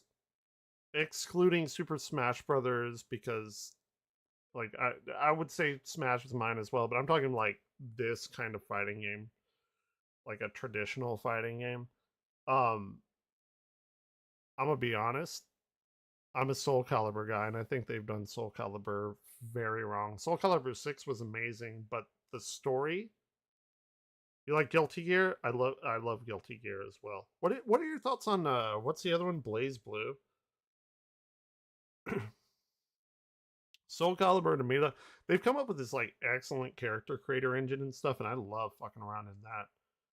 But they're like, as we watch like Street Fight, I don't know about Street Fighter, I haven't played 6, but like Mortal Kombat, their story modes and stuff, and going to Soul Calibur, and they have like static screens with text on the bottom. It's like, come on, man, Soul Calibur can be so much more. Blaze Blue is okay. Yeah. I played a few Guilty Gear and Blaze Blues, and I like really enjoyed them. I just haven't like super gotten into them. But yeah, I have a lot of fond memories with Guilty Gear in high school. Critical acclaim from fans and critics alike. I've never Even played a won Tekken game in my at life. the Game Awards, beating out my beloved Sparking Zero. Yes, I'll have to try it out. And I'm not opposed to it or anything. But the first major failure of the year came in early February with Suicide Squad Kill the Justice League. So that's it? What, we some kind of live service flop? Kill the Justice League's biggest problem was that it was a live service for no reason, really. Well, the reason was money. Want money now. Live service make money. Except, ooh, it looks like you lost a lot of money on this one because the developers are already winding down development as the 4th season will be the last. The game saw a very slight boost in player numbers in December but not enough to make a sizable difference. Kill the Justice League has done little but burn money for Warner Brothers. As they've revealed, they've taken a financial hit of 200 million smackaroos. I didn't play this, but I heard that this was Kevin Conroy's last speaking role as Batman, and that is tragic. That is actually tragic. If that is true, I think it's true. 200 million. We're wasting money on and they like kill him in the game. Sorry, cares about while also spoiler axing alert. Staff. Make better games. Have better ideas. It's kind of fucked up. Naturally, this major flop served as a pretty big warning sign, a red flag to other studios looking to overinvest in shoddy live service games. And thankfully, no other major flops released in 2024. Just 6 days later, a little team called Arrowhead Studios would come along and say, "No, I missed it. I missed the initial push." And they came out with Helldivers 2, my boy, my goat, my game of the year. God bless Super Earth. Salute in chat right now. I want to know right now, would it be worth it to buy it and go in and play it right now? Because I heard there was like a resurgence because they put out this like super big patch. I'm so fucking salty that I missed the first wave of it because I didn't have any money or job or anything. And now I have a like pretty okay job and money and stuff now. I would like buy it right now and play it. Salute. We sacrifice. But I don't know. Anything less will not I'm suffice. sad that I missed out on the initial Helldivers 2 took over the gaming zeitgeist for months. It was all anybody was talking about. Memes were running rampant, and Helldivers 2 sparked renewed interest in the Starship Trooper series, which is still one of my favorite sci-fi movies of all time. The live service has been incredible and consistent, with tons of new weapons and enemy types, planets, major orders. I called this game a masterpiece, and I stand by that. This game has set a new standard for what I expect from a live service business model, or what is the best case scenario. However, they have tripods? There were some major problems. We can't always win, right? Despite some major balancing issues and nerfs that affected the game and the player base in the sandbox within a few months after launch, they've mostly rolled back a lot of those changes. Good. And Sony delisting the game from like 177 countries, what a brilliant idea that was. Let's kill the momentum of our I didn't follow all this pretty closely. I'm a PlayStation executive. Hey Sony, our game is doing really, really well. Can we roll back that idea that all players will have to make a PSN account? I'm a PlayStation executive, no? Delisted. I like losing money. Regardless, Helldivers 2 is one of those staple games, now part of my catalog, where I could hit up my boys at any time and be like, want to play Helldivers 2? And we'll get a squad any. Those are for more of the worlds, right? Like, that's what they're mimicking. Oh my god, like, I legitimately want to go buy this right now. I love it. Can't wait to see how the game evolves into 2025. Question. I feel like I should probably get it. What the fuck was wrong with Ubisoft this year? It was not a good time for Ubisoft is done. What is Skull and Bones? It's a quadruple A game. Why is this random pirate game getting a $200 million budget and being developed over like 10 years? Why did Ubisoft CEO call it a quad? Man, that's the reason why I want to play it. I'm a big Sea of Thieves fan. Like, I'd hop on Sea of Thieves right now, but I don't like to play it alone, right? But, like, when I'm drunk and, like, with my sister and stuff, like, we were playing, dude, it was so fun. This game, I've not played it. I have not even watched gameplay of it, but I have followed it from, like, other creators. If you played it or whatever, maybe you know more than me. Is it true? Like, you can't even like board other ships and like take control of your character and like do shit. It's like just a pure like ship game, because I thought this was supposed to be initially like Assassin's Creed Black Flag, except just the ship stuff, and it's like not that. What? So okay, so like whenever I want to play a game, for instance, City Skylines 2, love it, would boot it up right now. I have Skylines 1 with all of the expansions. And I'm looking at Skylines 2 and it's like not getting good reviews or whatever, but like they're making it better. But I'm still thinking like, what does that offer me that this game does not? Which is why I still play Skylines 1. So in the same vein, I'm thinking, what would Skull and Bones offer me that Sea of Thieves would not do better? Because Sea of Thieves, as shitty as it was at launch, it is amazing now. Like, absolutely fucking amazing now. So I'm like, why would I ever play this? Like, what does it offer me? AAA game. Where did this even come from? I feel like I never heard about this until after it came out, and I heard the term quadruple A game, $200 million budget, and then saw like Sea of Thieves, yeah, count like 2,000. Ubisoft even wanted to make. They need to be commended. Sorry, but like, there are very, very, very few games that pull themselves out of that like nosedive spiral of like mediocrity. Like, the best one is probably No Man's Sky. Second best is probably Final Fantasy XIV. They scrapped the game, remade it. It's amazing. It's one of the best MMOs ever. I love Final Fantasy. Diablo 3, I think, debatably did that as well whenever they released Reaper of Souls, got rid of the auction house and all that stuff. And Sea of Thieves, I think, is in that like upper echelon, that Mount Rushmore of games that actually, you know, save themselves. But what is Skull and Crossbones? Like, didn't they have to?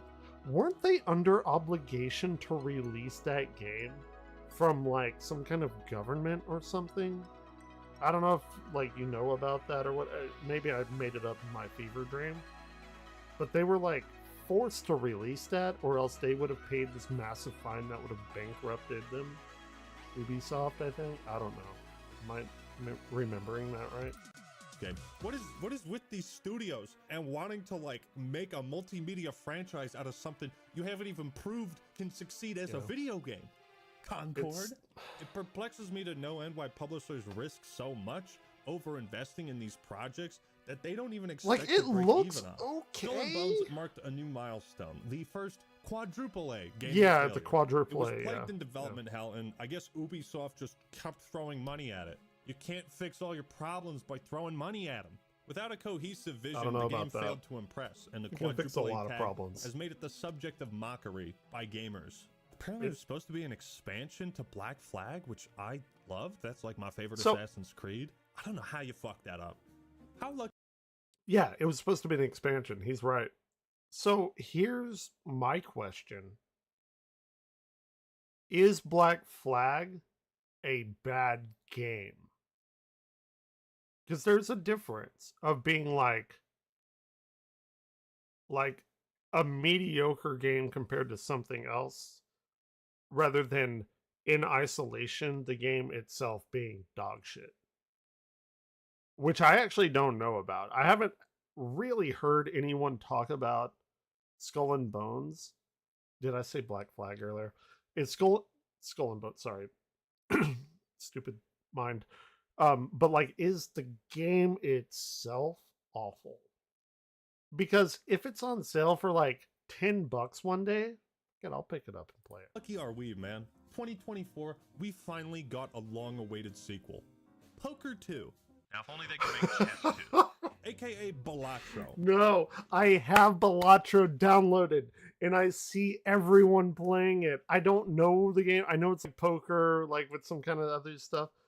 It's on my computer, and I have not opened it up because people are like, "Oh my god, if you play this, it's gonna be so good. You're gonna be so addicted." And I have a very addictive personality. Like, fuck, man, I don't know. I don't know if I want to play it. Made by one dude, this indie roguelike made it all the way to a nomination for Game of the Year. Memes did not become dreams, however, and Balatro lost to Astrobot. Still, it sold over 3.5 million copies, and Balatro has given a unique spin on the deck-building game genre. Unfortunately, 2024 was not a good year for Star Wars fans. Arguably one of the worst, as Respawn, the developers of Titanfall 1 and 2, were working on a new Star Wars FPS single player. the likes of which we haven't seen since Jedi Academy. Generally, I like to play How's my own progress on shit. that coming along? Because I'm very lenient on games. Of course it's I like canceled. most Of things. course. Yes, let's cancel Respawn's FPS game, but let's keep throwing money at this fucking dumpster fire pirate game. I still haven't forgotten how incredible Titanfall 2's campaign was. Titanfall 2 but it is seems so somebody good. at EA forgot. I love Somebody really Titanfall important. 2. I sure do love layoffs. I love unemployment. I love how it stifles and destroys creativity in the industry. Yep. As the old saying goes, can't have shit in Mos Eisley. It's a fucking shithole. I have no doubt the I Star don't Wars know. game would have been incredible. I like 'em. Now, we'll never know. The Final But teach Fantasy their VII own. remake got its second entry with Rebirth. Hell yeah, Someday I'll game get of the around to year. Playing these games, but the idea to split a remake into multiple parts was a bold strategy. My game of but the it year, sure has paid personally. off, Captain, as Rebirth has gotten even better review scores than its predecessor. Why? It's nice I don't to know, see a he's modern entertaining retelling to of a me. classic game succeed to such a high degree. My It my goes to viewpoints show that similarly there is align magic with in the this. writing. Some Usually. stories are timeless and they're so good they deserve to be remade and retold. Sadly, on March 1st this year, we lost an absolute legend, Akira Toriyama, creator of Dragon Ball. Rip. His work That and was impact very on this sad. world will Love last Dragon the Ball. rest of our lives and beyond. There have been so many kick-ass Dragon Ball video games. I love the series and just wanted to give him a little love. But the suffering for Star Wars fans was not over, as we were sucker punched with the Battlefront collection. Yep. Dear God. So I was bad. hoping to forget Oh this yeah, I've been existed lost too, for a but while. Sadly, here we are. Yet another in a long list of disingenuous dog I'm okay shit with that. I've made peace remasters with that. that solely exist to squeege our collective nostalgia I for any do shit pennies that it I might be like. worth. I mean, this was on par with Warcraft 3 that's about it. Reforged. It's just an objective downgrade, barely functional. No I new can't really innovations or control what content I to speak like or of. not A like. complete insult to fans.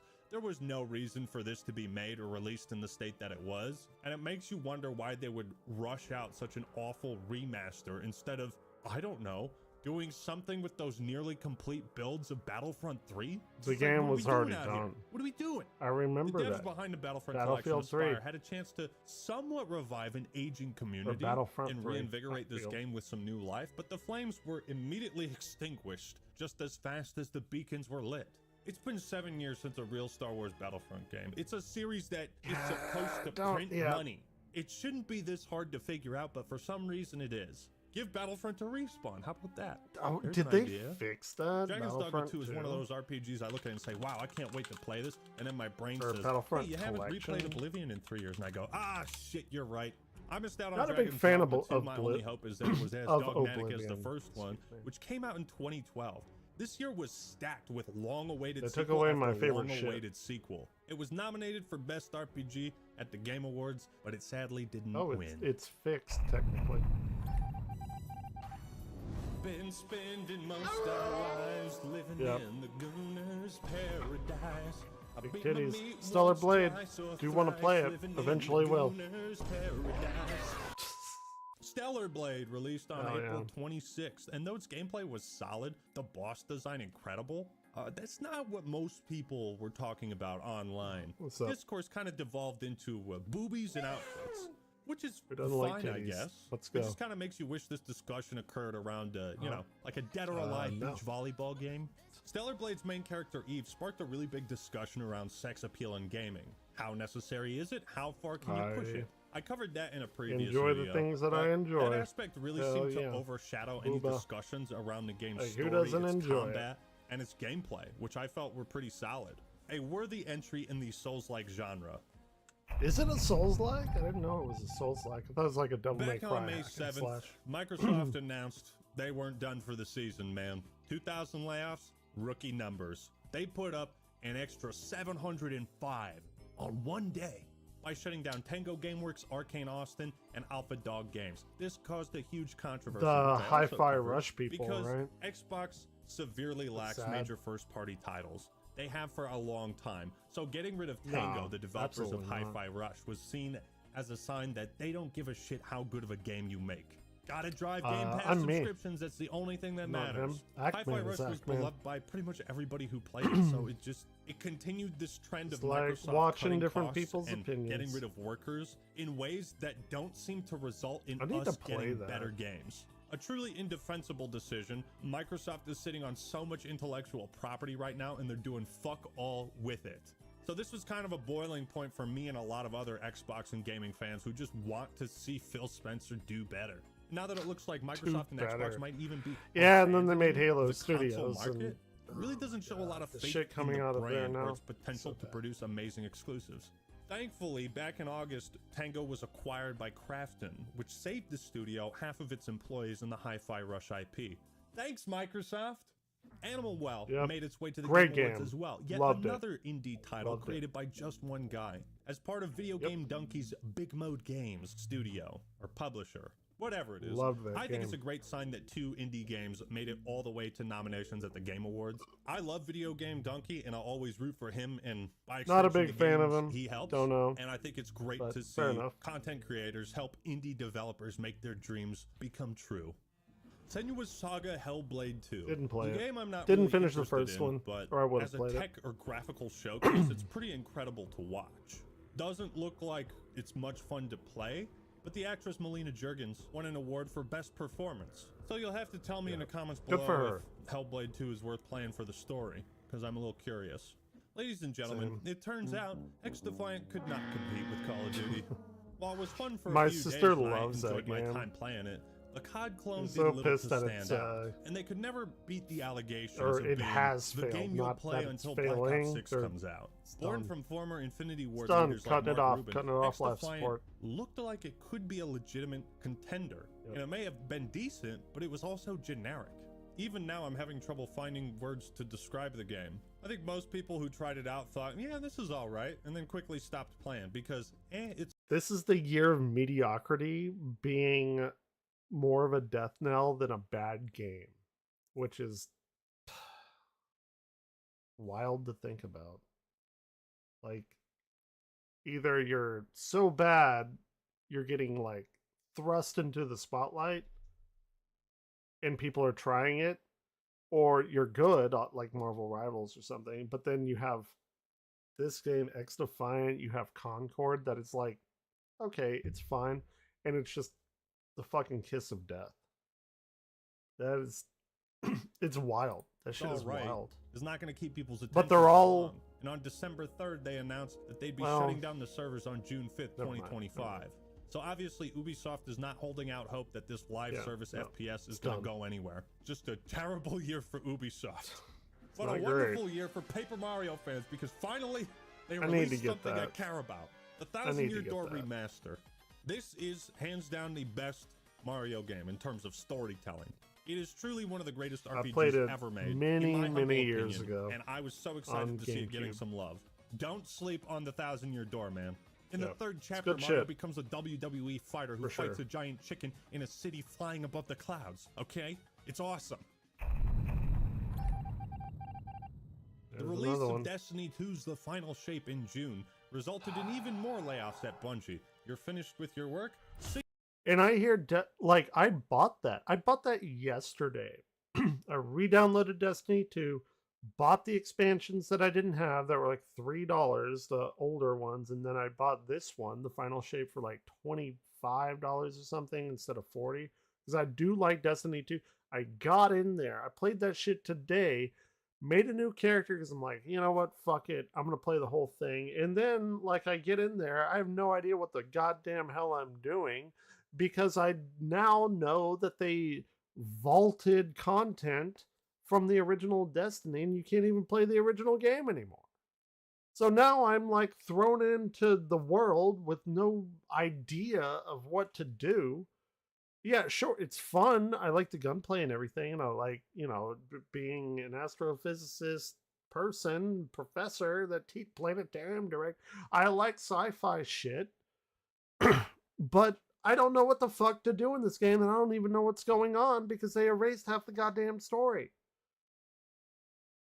And apparently, like whatever expansion he's talking, the Final Shape, is like really good, but not good enough for them to not lay off most of their people. Like, I don't even know what's happening anymore because the game is very highly rated, the expansion, but like they laid off a fuckload of people, and they're working on the new Marathon game, which I'm super excited for, having played the original trilogy a few months back. And I, I just don't know what's happening with Bungie. See ya. How about goodbye? 220 employees were axed, which accounted for about 17% of Bungie's workforce. A fifth, That's pretty nearly. crazy.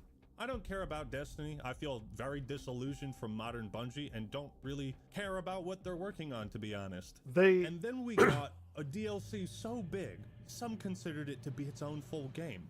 Elden Ring's Shadow of the Erdtree. No. I want to go back to Destiny because, like, their storytelling is actually very good. Their world building is fucking amazing. But they have no idea how to onboard new players. At all. In any way, shape, or form. And their barrier to entry on this, and like, I will still play Destiny. I might boot it up here in a little while. Nobody knows what the fuck they're doing, and they have like 1 billion different currencies now, and like they're like, I get it. I'm not looking at like any guides or anything. I kind of want to go and explore, and like that adds some gameplay value to it. Like, oh, you're a new. I'm a returning player, but effectively, like, I'm a new player, like exploring what everything has to give, and it's a time waster, like in a good way, like it's taking up my time that I don't want to, think about real life or whatever. So in that way, it's good, but it's so fucking convoluted, man. People need to have a better way of like onboarding new people so their shit doesn't die. That's why, like, Path of Exile, and I get it. The original Path of Exile, whenever anyone opened up that character tree and there's like 50 fucking billion nodes, it's like Final Fantasy X Sphere Grid on steroids, and people instantly nope out. And if they stick with it a while and like try and go do different shit, it's very fun. But like, nobody does that these days. So I'm keeping with Destiny 2. I bought all the shit. I'm gonna play through as much as I can. I'm excited, but goddamn, they do not know how to onboard new people. And locking old shit that people paid for away is the dumbest fucking nonsense ever. But so I went on some forums or whatever, and people were like, well, it's a live game. They're just keeping up with the current story. Who the fuck cares? Like, Final Fantasy 14 is a live game as well, and you can play from the beginning of that game. There's like 500 hours of that main story quest. You telling me you can't do that with Destiny? Get the fuck out of here. It's done with MMOs all the time. Care about what they're working on, to be honest. And Some then bullshit. We got a DLC so big, some considered it to be its own full game. Elden Ring's Shadow of the Erdtree. I'll get my review out someday, okay? No, I got a plan. You always got a plan. January. Shadow of the Erdtree got mostly positive reception, though I found myself to be one of the few people who thinks it's worse than the base game. At least it's open world. Interesting. There was so much wasted space and wide open landscapes with very little of interest to find. It marked the first time I ever got bored in a FromSoft Souls game. Every area was gorgeous. I've heard completely and the opposite. with its art direction, but painfully simplistic and dull to play through. The big highlight, of course, were the bosses and the new weapons and movesets, which FromSoft knows what they're doing there. Still, it feels like FromSoft finally hit the ceiling of what they can get away with Dark Souls boss design, and it seems like we're gonna need another lateral move like Bloodborne and Sekiro. That's what Night Rain kind of looks like, so I'm excited for that.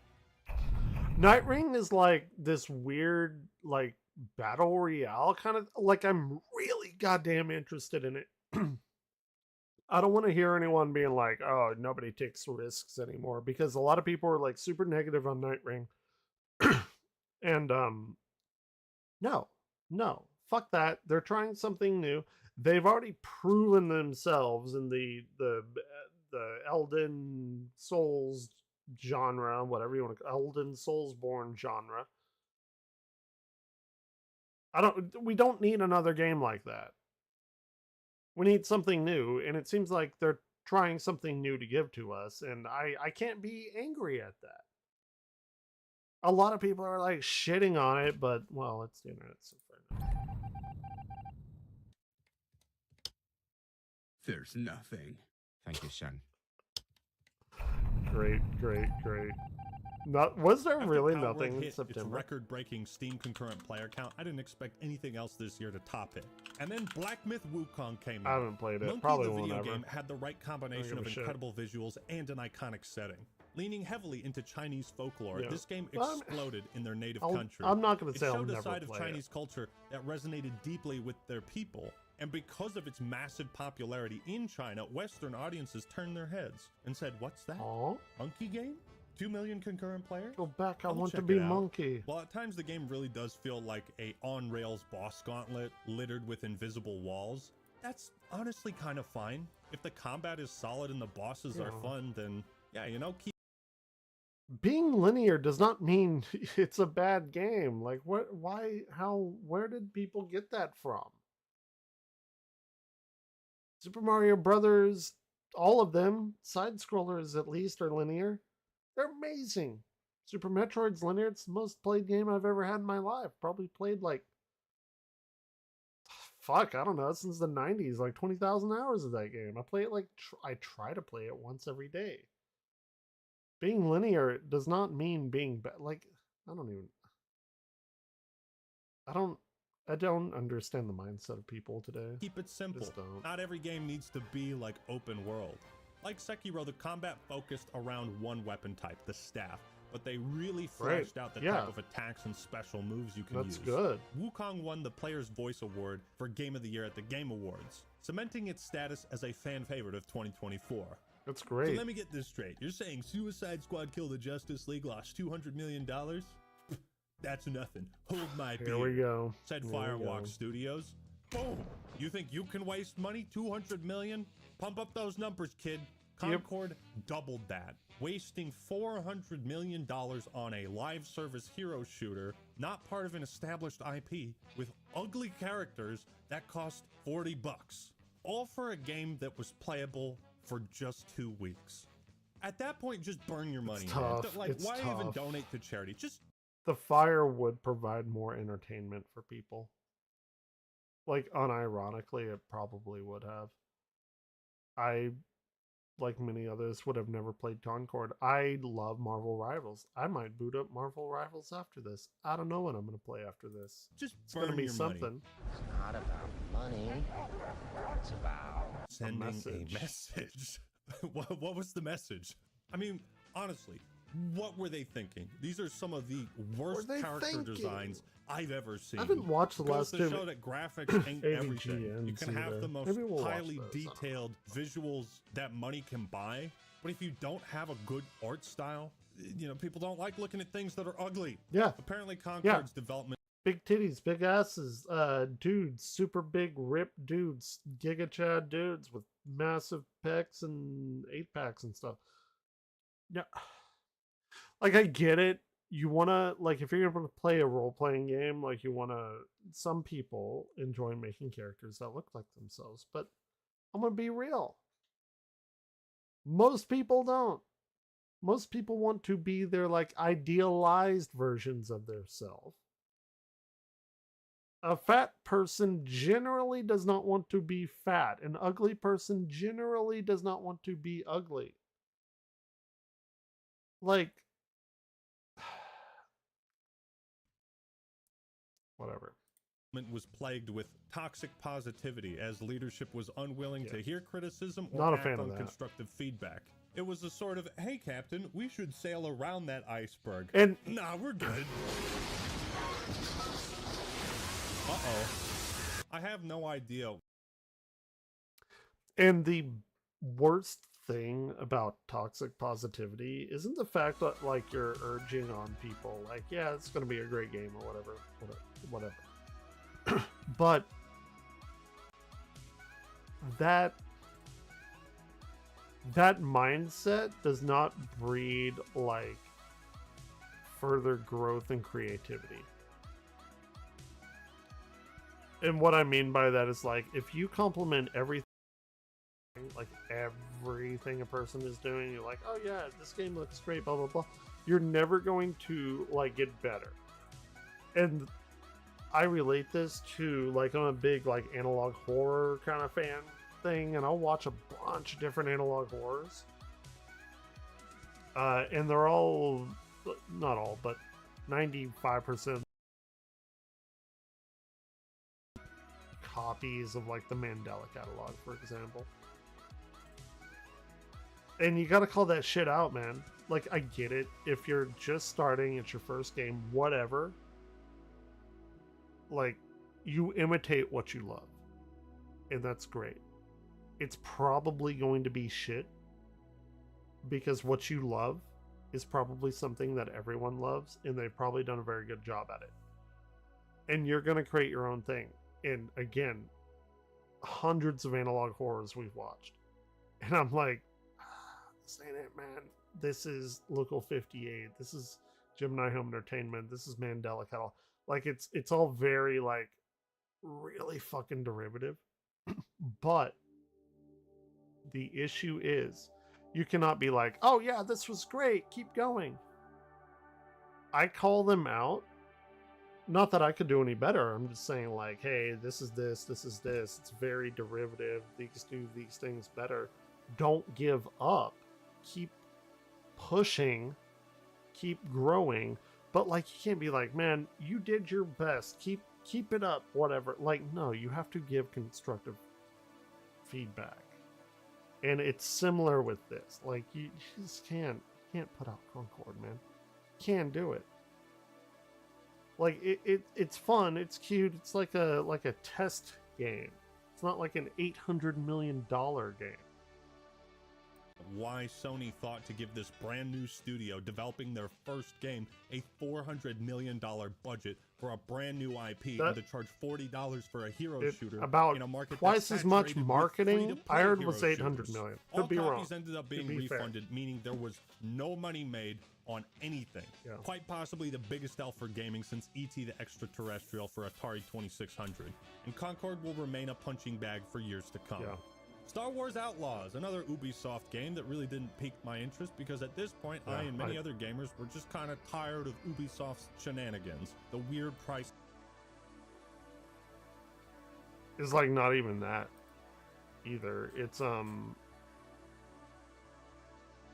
on. It's not even Ubisoft. It's like it's a weird perfect storm of like Ubisoft and Star Wars because like Dude, I cosplayed as a Shadow Guard for many a year from The Force Unleashed, like the red guards that like guard Emperor Palpatine, the Royal Guards, Red Guards, whatever. There's like a Shadow Guard version of them in Force Unleashed, which I loved, and yeah, I fucking got the helmet and painted it, sprayed all of that shit. I don't like where Star Wars is now. I thought Rogue One was probably the last good movie, and to be fair, it was under Disney. But you can't, like, you're an outlaw and you can't steal from anyone. You can only steal, like, from cops and shit, like the Imperial Law Force or whatever. You can't play an outlaw as you would want to play them.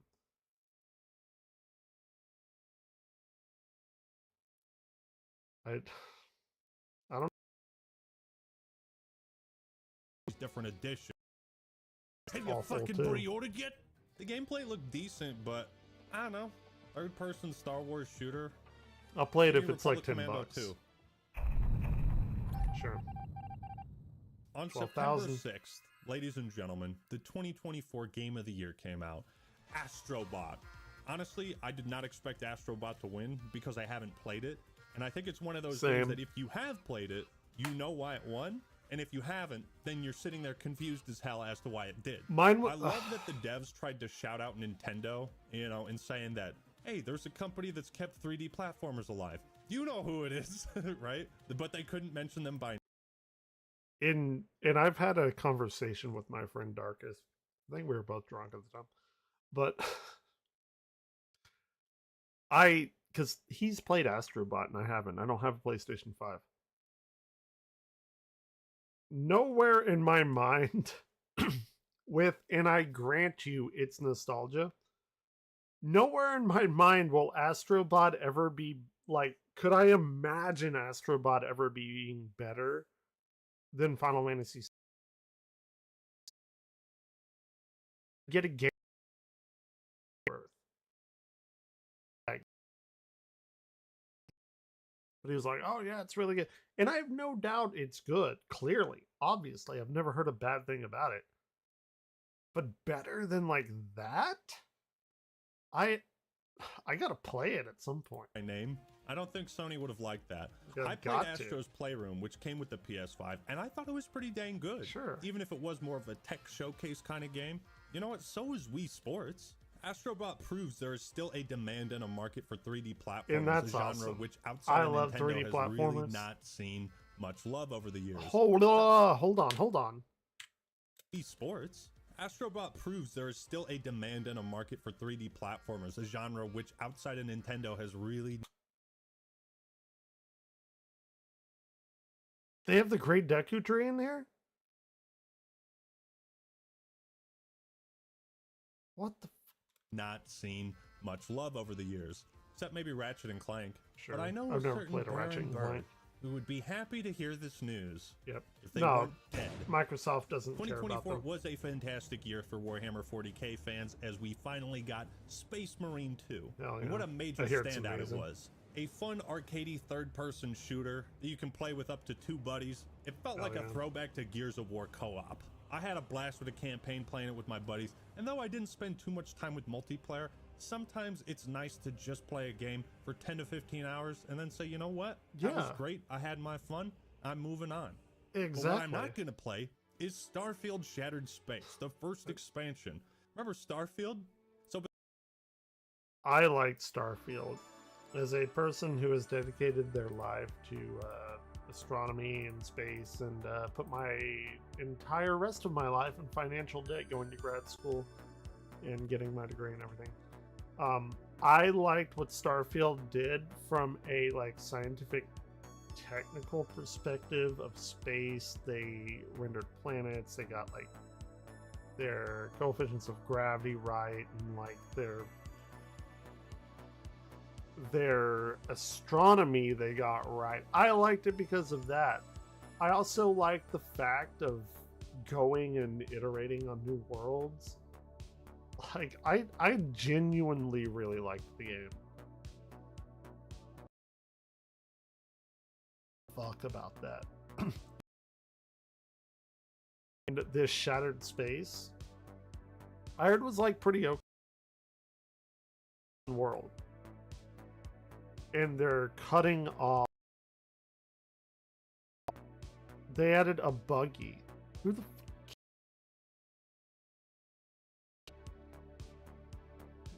speedrunning getting banned? It's amazing. Oh, yeah, No Man's Sky did that. So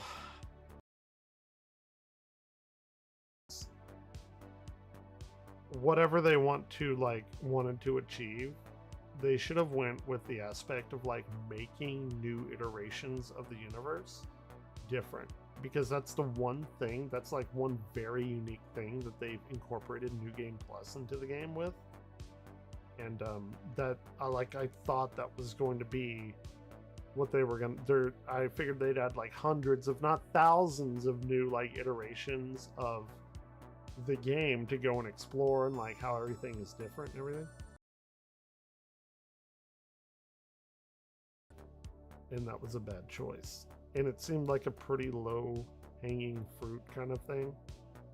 Bethesda released the first, possibly only DLC for Starfield. It was a game that at first everyone was super excited to play, but the longer everybody played it, the more we all realized how shallow the pool was, how vapid the game got over time. I doubt Starfield is going to have any sort of like No Man's Sky type of resurgence. I think people are just over it, We can to be hope, honest. but yeah. No Man's Sky is probably the best Horror genre has space seen a resurgence almost game entirely now. through remakes. And while it is kind of disappointing that we're not seeing a ton of new original ideas, shit, it seems to be working with Dead Space, Resident Evil, now Silent Hill 2. So I guess keep it up. I've never played the Silent Fair Hill enough. series, but I've heard nothing but good things about it. Dragon Ball Same. Sparking Zero was one of my favorite games this year, a true successor to Budokai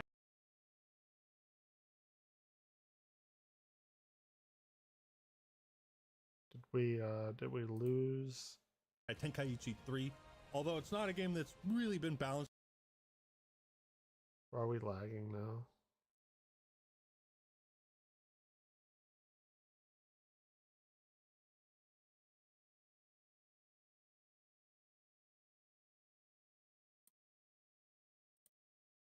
For competitive play, neither is Mario Party. Both of these titles I But find they're are at fun. their best when you're playing with your buddies in a world.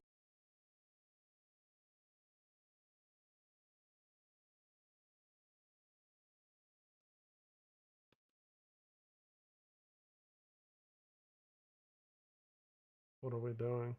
Why is it slowing Relaxed, down? casual environment.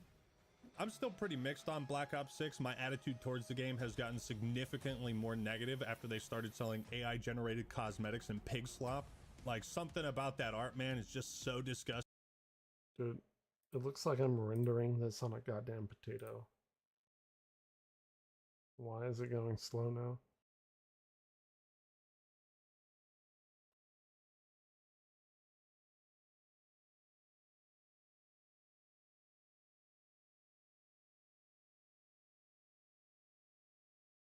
And off-putting. It's killed a lot of my interest in Black Ops 6. Oh, and it's is it? Incredible Zombies mode. Yeah, Because let's it replace is. the actors. Man, fuck you. Okay. I might be done with it, though. I do enjoy playing the new Zombies maps with Mr. Raffle Waffles and him Xperia. I don't play Black Ops. I don't play Call of Duty. I don't play any of that. So can't say one way or the other. Ooh, we got a big Veilguard thing coming up. Fun, so I might keep doing that. Oh, and then the worst game of the year, in my opinion. Dude, what the fuck? Why is this stopping? Or at least my most disliked, was Dragon. Yeah. Okay, we're back. I think we're back. But over each entry, more and more of Okay, what we're I back loved now. about the first game has been lost. Maybe I could that'll not be stand better. playing this Don't know. game. Don't like the combat. I hate the dumbed down RPG mechanics. The stupid dialogue wheel. I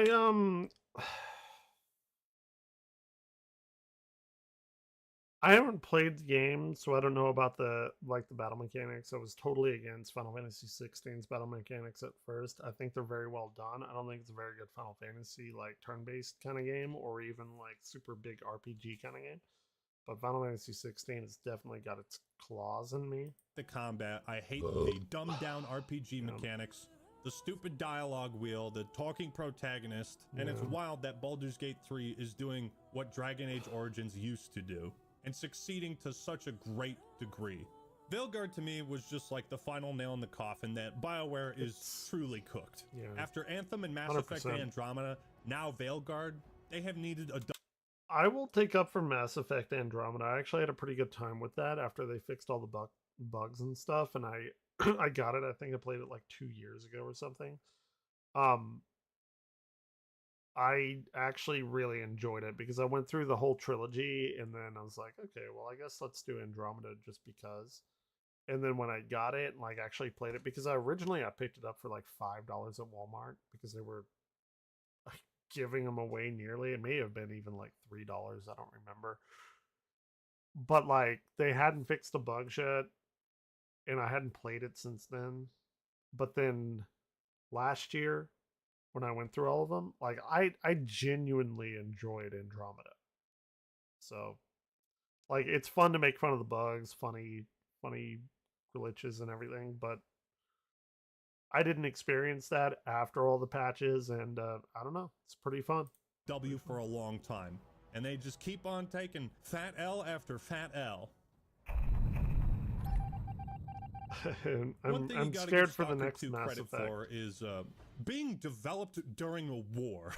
Talk about dedication. Some of the Ukrainian developers for Stalker 2 had to flee their homes, and others ended up joining the Ukrainian armed forces while they're at war with Russia. The devs GSC We're also subjugated to constant cyber attacks. That's just insane to think about. Do you think Sun Tzu ever considered how interfering with foreign game development might help you on the war front? This was the first new Stalker game in 15 years, and though it's currently sitting at mixed reception, I think given its very unique and troubled development cycle, I wonder if Stalker fans are somewhat forgiving about the state of the game. So let's hope they can keep some positive momentum going. December was utterly stacked with new releases. Marvel Rivals is incredible. It is everything great about hero shooters and is allowing us all to relive that sort of discovery of Overwatch. Yep. It also proves that hero shooters can still work. Brand new I ones. love it. All you need is this little known IP called Marvel. Make the game free and don't lock any of the heroes behind a paywall. That's it. That's it. That is all you need for a successful hero shooter, especially when you have a super popular brand behind it. And you know what? They fucking did it. And I've played Overwatch since beta. And I've given them money throughout the years in Overwatch 1. When Overwatch 2 came out, that's when they lost me. And it's not that they lost me when it came out. It's when they lost me whenever in March of, what was it, last year? They were like, yeah, we're not gonna deliver on anything that we promised. And we finally found out that they knew that almost a year before they launched Overwatch 2. But they still let people buy all the skins and everything because they thought that they could use those in like the campaign or whatever. And they're just fucking super tight-lipped. They're like, okay, yeah. And then, you know, Overwatch 2 launched in what, like November or something. And then it ran for however many months, 5 months or something. And then in March, they're like, yeah, we're not, yeah, everything that the 2 stood for, we're not doing. And that is the day that they lost me. About 4 or 5 months ago, I went back, reinstalled, and I still think Overwatch 2 is a fun game. I'm not shitting on the game itself. I'm shitting on the fact that they kind of rug pulled us, and I don't like to be treated like that. And then Marvel Rivals comes along. I'm a super big Wanda simp. I paid money for the fucking cosmetics for that. I know I'm part of the problem. I'm very much against that, but I'm not against me giving money to a game in which I feel like I've had a lot of fun and I want to support the game. And that's what I did. I have not given a single goddamn penny to Overwatch 2. Overwatch 1 I did. Even though I bought the game for $40, I bought some loot boxes. I'm not going to lie. Because I enjoyed the game that I was playing. I wanted to support the people, the devs that were making the game. I want to support the devs that are making Marvel Rivals because I fucking love Marvel Rivals.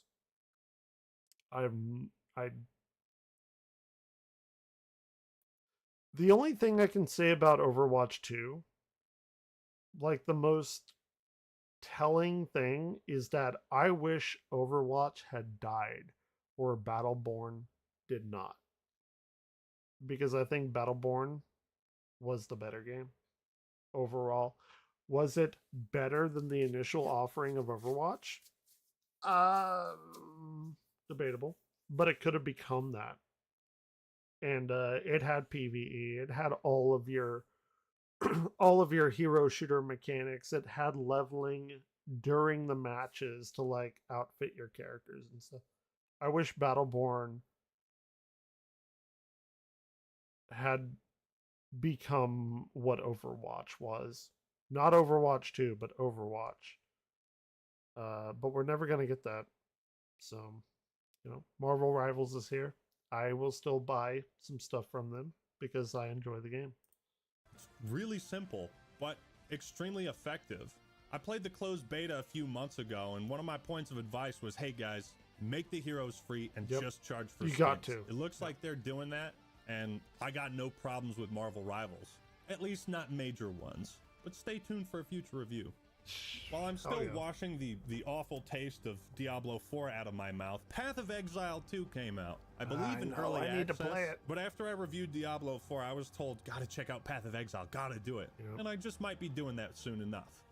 It's crazy to me that there I need hasn't to been buy a it. big budget Indiana I got a Jones Steam game Deck on the way. forever. But choo choo, motherfucker! Indiana Jones and the Great Circle came out, and I'm not a big indie fan. I'm just really not. I don't hate the character or anything. It's just not for me. I don't. It just doesn't do it for me. And I hear it's an amazing game. A lot of people love it, and I am incredibly happy for them. this game looks incredible. I haven't had time to try it out yet, but I'm also a bit surprised more people aren't talking about it. And finally, we had the Game Awards, which I felt rounded out the year very nicely. Would you believe there was 154 million viewers across these live streams? I would, yeah. That's insane to think about. And if that metric is anything to go by, then interest in video games is at an all-time high. I think it was a fantastic celebration of the best parts of the industry. Light outside. I hate like that. I said, Jeff Keighley did the right thing calling out industry layoffs, as 2024 was the biggest we've seen. There was a ton of discussion around the Game Award nominations, and though it was controversial, I don't think people got too heated over it. It was a fun event, a lot of cool reviews.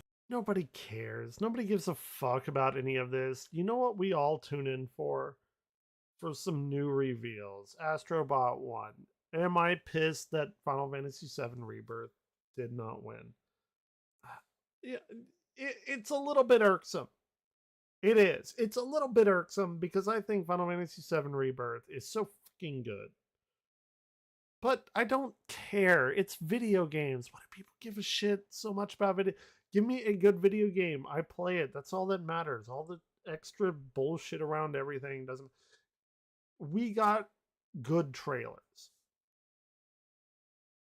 And that's pretty much all anything or anyone cares about. Reveals, a lot of games and people getting recognized. Wait, what was that? Hold on. A fun event, a lot of cool reveals. Actually, I was more insulted that sorry, he brought it up. Let me say it again real quick. It was a fun event. Okay.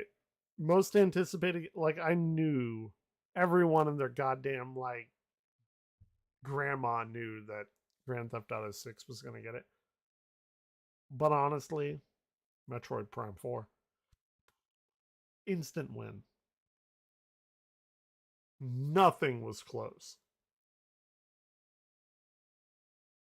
But I'm a human being and I pay attention to this realm, and you know, Grand Theft Auto 6 is going to win. And I'm going to play it. I'm going to fucking have a blast. Nobody's going to watch me. I'll stream it. Nobody will be here. Fair enough. Event, a lot of cool reveals, a lot of games and people getting recognized. See, what was that? That looked like Final Fantasy 16. Was that? Oh my god. We're going frame by frame. It's awful. Kojima here.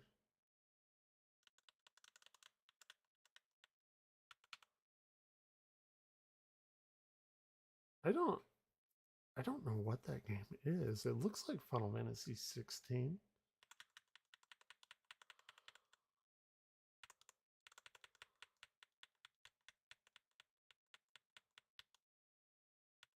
Yeah, no, it is. That's Clive with Ramu's staff. Why is that here? Verizon Tide? A lot of games and people getting recognized, and some Whatever. awesome trailers to see. As I've been saying all year, 2024 has been a year of extreme highs pretty and good, the yeah. lowest lows. I agree We've with seen them. incredible releases like Marvel Rivals, sure. Helldivers 2, Black Myth Wukong, and Astrobot, some major indie successes, but also we've seen record-breaking failures with Suicide Squad Kill the Justice League and It's sad, man. It's super fucking sad. which does leave serious doubts about the future of AAA gaming Oh, and it's how done. mega flops like these could lead to further instability and layoffs in the future. But those were the best and worst games of 2024, brought to you. The issue, and I really enjoyed that video. No, Ontsu did not. I don't know. I like Ackman. He seems to generally align with my viewpoints. There's some shit that I don't agree with him on, but you know, like everything. I think it's interesting to watch people, and Good for him. He has 1.95 million subs. I will throw this link into my description here. I recommend games of 2024. I want to give credit where credit is due. Okay. Actually really want to watch that video games with dying worlds, because that shit is fascinating to me. I think I'm gonna take a bathroom break though, and I will be back momentarily.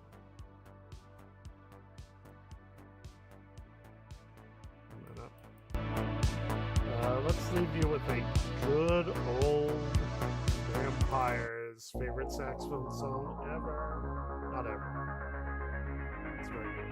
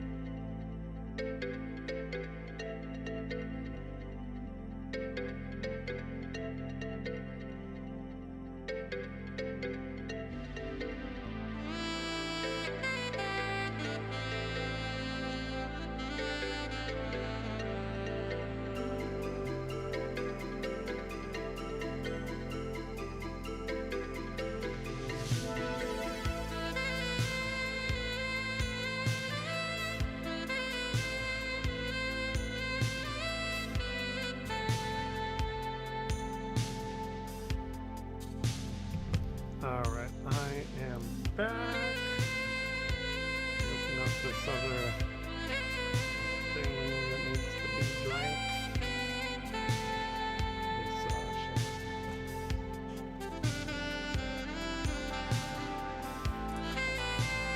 Tired of feeling pretty sick. Feel a little tipsy. I'm overpowered with sickness. Is that how that works?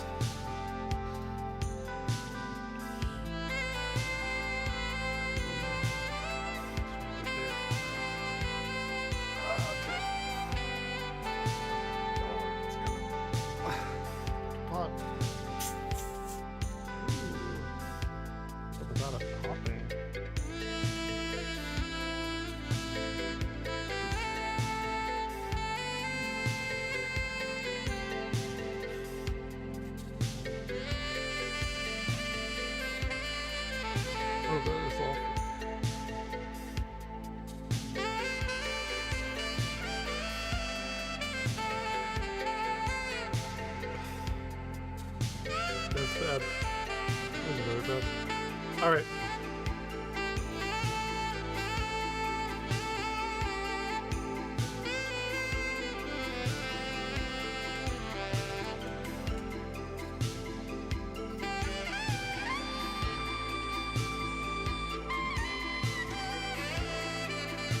Okay. Ooh.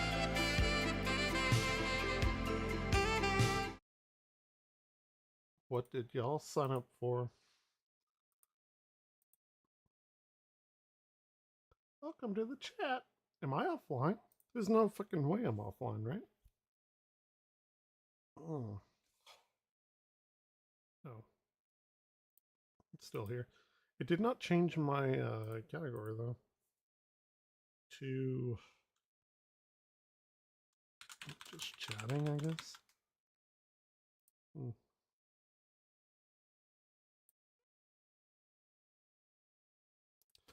Okay. Let's watch scary videos found on the internet, volume 5. Guess I should probably update my title, huh? Something Sinister, pretty good channel. Love him. And by the way, like, don't go to another YouTuber's. Like, okay.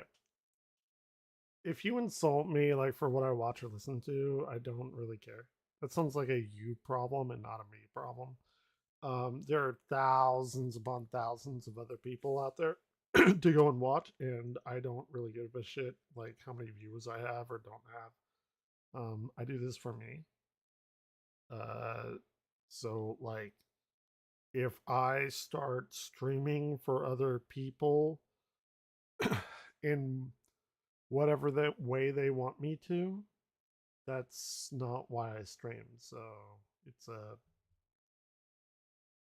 like, why would I do that? If I don't want to stream what I want to, why would I stream in the first place? Because I also have another, like, actually decent paying job. So, like, that, it doesn't make sense to me. Just FYI. Yamakyu is a YouTube channel from Japan. The description, when translated to English, reads, "This is Yamakyu's vlog channel. I live in an accident property. I live with a white cat that has come to live in my house. I will record what interests me." The channel itself is full of an array of different types of videos, most of them being related to Yama's cats. But this upload from November of 2021, titled "A House Whose Previous Owner is Dead," takes a turn for the sinister. The video is shot and displayed in two different perspectives. The one on the right is GoPro footage, while the one on the left is a thermography camera, which allows heat signatures to be visualized. Yama is in the home by an open window when they hear a strange noise coming from the road. Oh, spooky.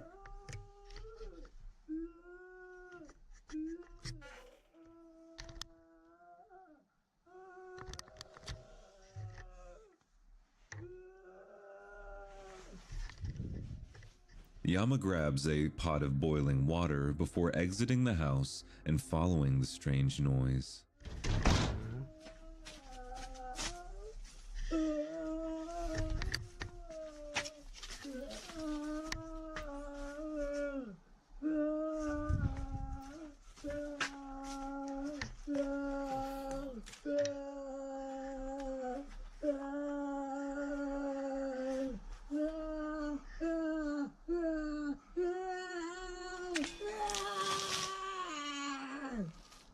As you can see, the wailing voice comes to a halt once it is seemingly doused in the boiling water. Yama then walks up and down the road, ensuring that whatever was making those sounds is actually gone. Yama believes that the voice is coming from a disgruntled spirit. In the follow-up, the voices are heard yet again from outside the open window.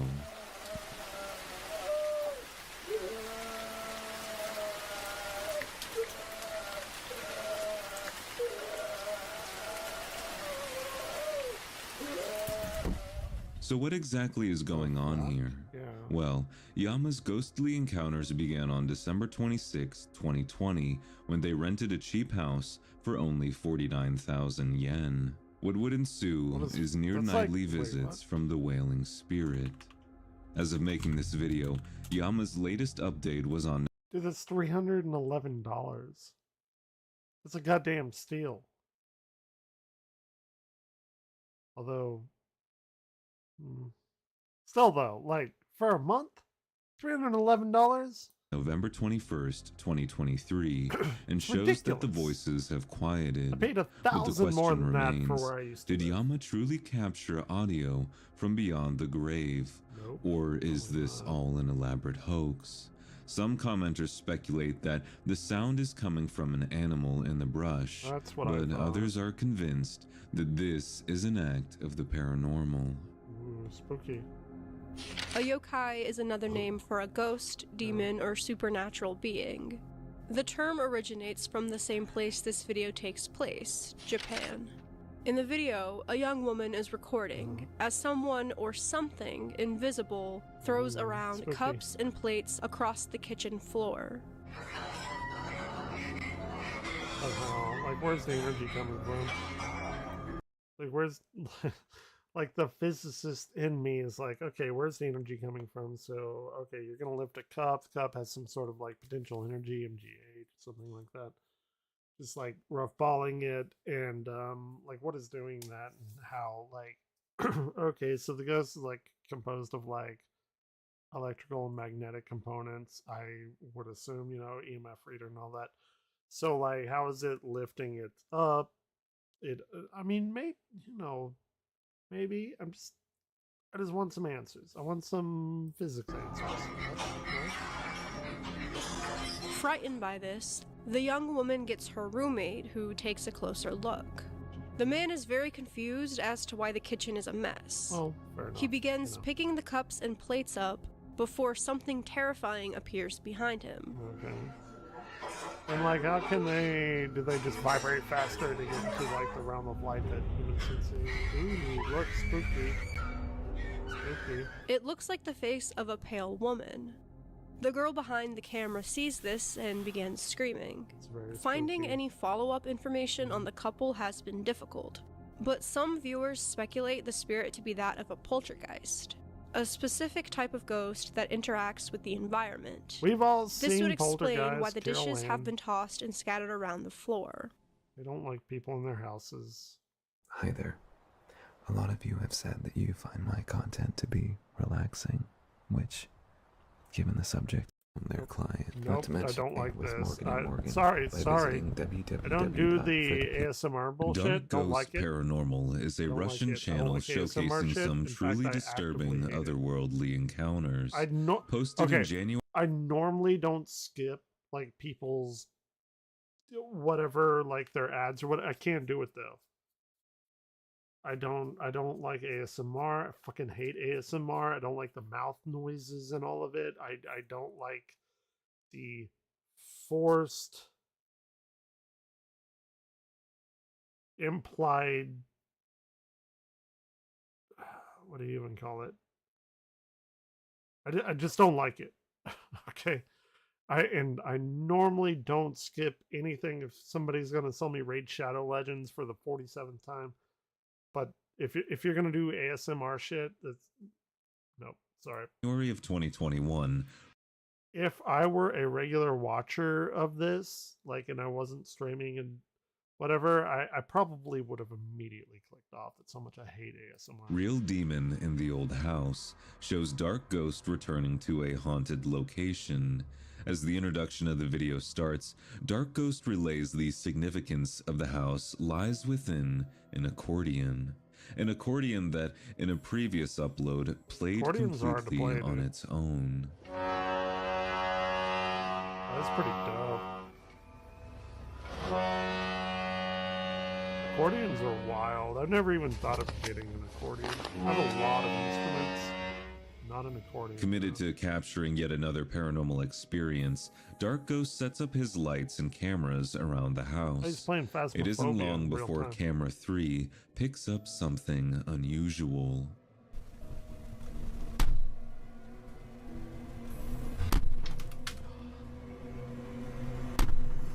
Sure. It's pretty cool. Good effect.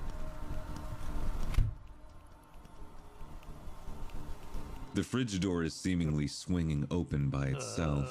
Unfazed by this, Dark Ghost remains in the house, sticking close to the aforementioned accordion. But as Dark Ghost refers to it, the demon starts interacting with something else. Dude, that's... I don't want to call the accordion lame, because it's not. It's, like, incredibly intricate. But, like, if we're going to get, like, a Devil Went Down to Georgia kind of situation, I can't imagine the devil playing an accordion. Maybe I can. I don't know. The Fiddle Made of Gold, Charlie Daniels. Come on now.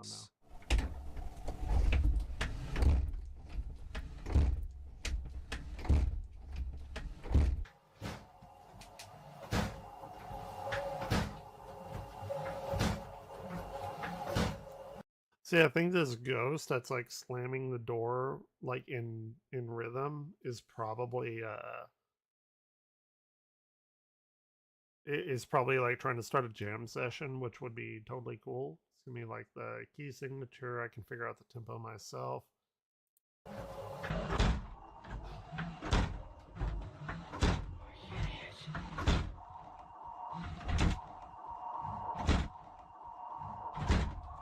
Okay.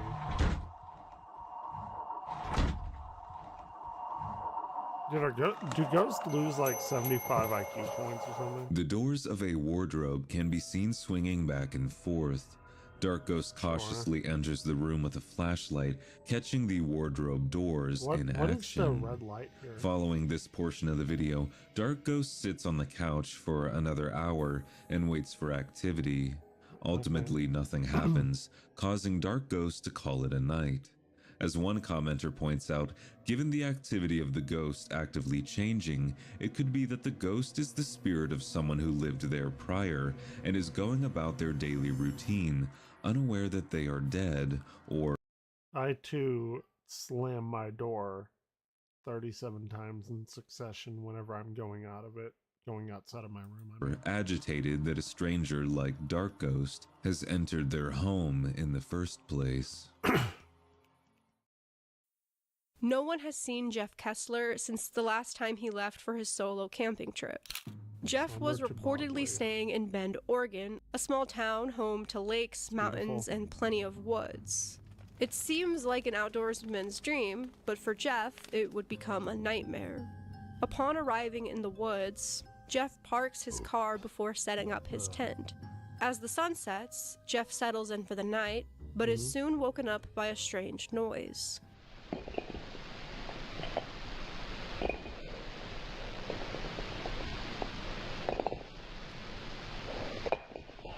That can't be. That's not a fucking animal. That's someone's messing around with the rocks out there. Jesus Christ. Let him play rock. Hey, fucking leave me alone. Didn't like hit the tent. He's just playing rocks.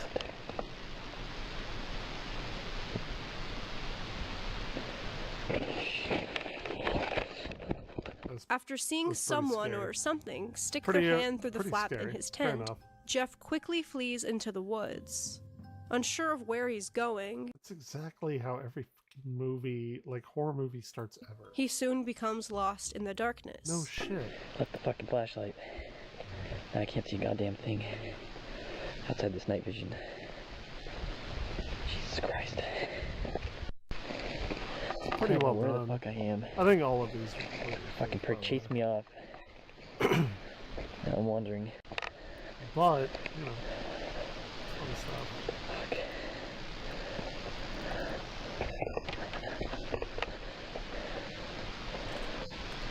Fuck. Who did this? Jesus Christ.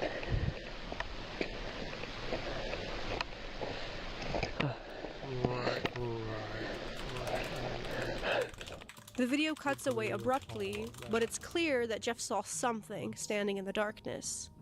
If you enhance the footage, a bipedal figure can be seen. Ooh. This is, in fact, the last thing that Jeff Kessler would ever see. As the story goes, rangers found Jeff's abandoned campsite the following day. His camera was found centered underneath a collection of charred sticks, just behind his campsite. His camping gear was also found, along with his wallet, phone, and medical inhaler. As it stands today, no one has been able to identify who or what is seen at the end of the terrifying footage. The title of this video is in Arabic. When translated to English, it reads The Other World Episode 2. Its initial upload dates back to February of 2019. The channel it belongs to, Black Cat, is run by a man named Fahad Al-Raji.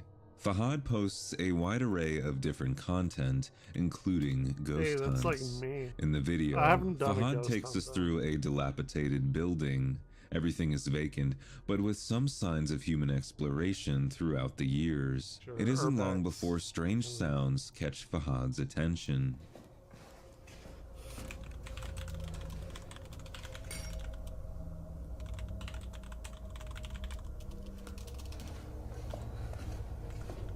Eager to find the source of the noise, Fahad pushes further into the building. This is where he stumbles across signs that someone might still be living there, like some shoes and a large water jug. At this point, Fahad can hear someone moving from the opposite end of the hallway. يا حد مين؟ أنت مين؟ I actually, and we may look up some of these like after this. I think like legitimate, like real urban exploration is super interesting.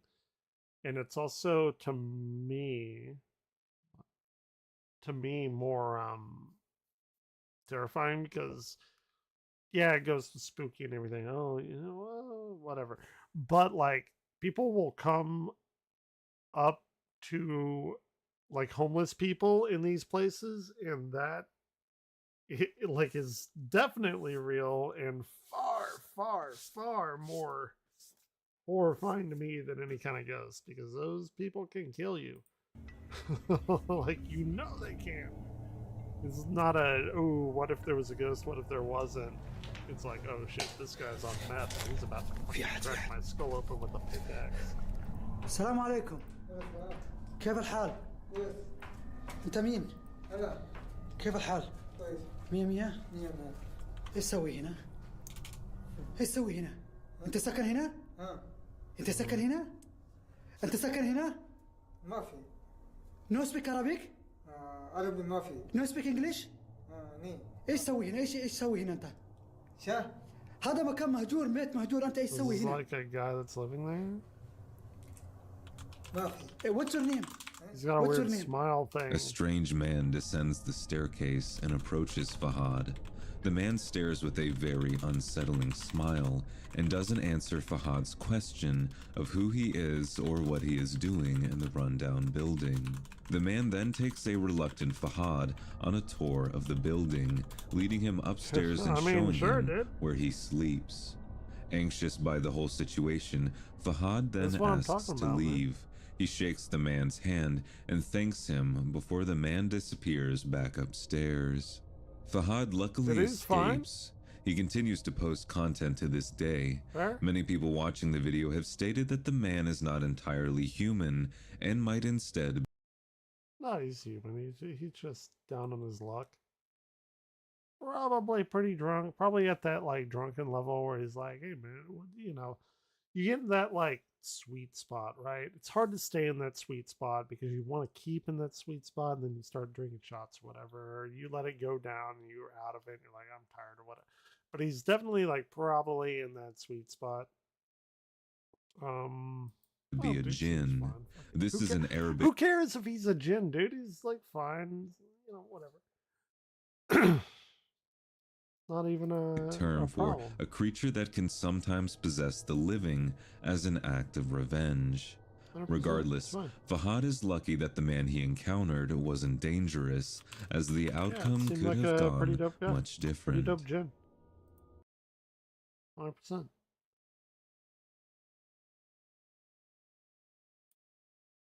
Where, after an hour, the cops I don't know if I've watched his other videos on here. I thought I have. Finally show up. They take Jared away to the jail, and he luckily gets away with his life. The same. Oh no! We watched these. Yeah, I don't want to rewatch them.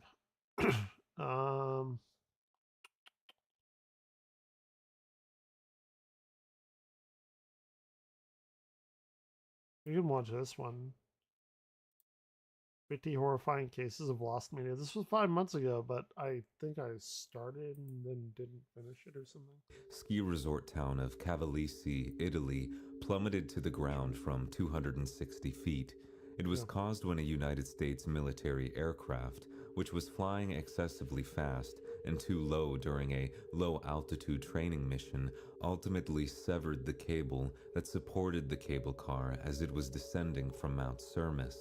The pilot, Captain Richard J. Ashby, and his navigator, Captain Joseph Schweitzer, were ultimately deemed not guilty of involuntary manslaughter and negligent homicide for their roles in the disaster. However, they were found guilty of obstruction of justice upon being found to have destroyed camcorder footage recorded from the plane's cockpit. Because Schweitzer destroyed the videotape containing the footage, this recording will never be recovered. That sucks. In 2009, a website called thisman.org started to make its way around the internet. Sure. On the website, it states that in January of 2006, in New York, the patient of a well-known psychiatrist draws the face of a man that has repeatedly appeared in his dreams. Further adding to the lore of this man, the website states that from 2006 until today, at least 2,000 people have claimed to have seen this man in their dreams, in many cities all over the world. On May 6, 2010, it was revealed that the website was a hoax, and that a film based on this man was in production by Brian Bertino, directing and writing the film. After that announcement, no updates about the film were ever made. No actors or actresses were ever named for the project.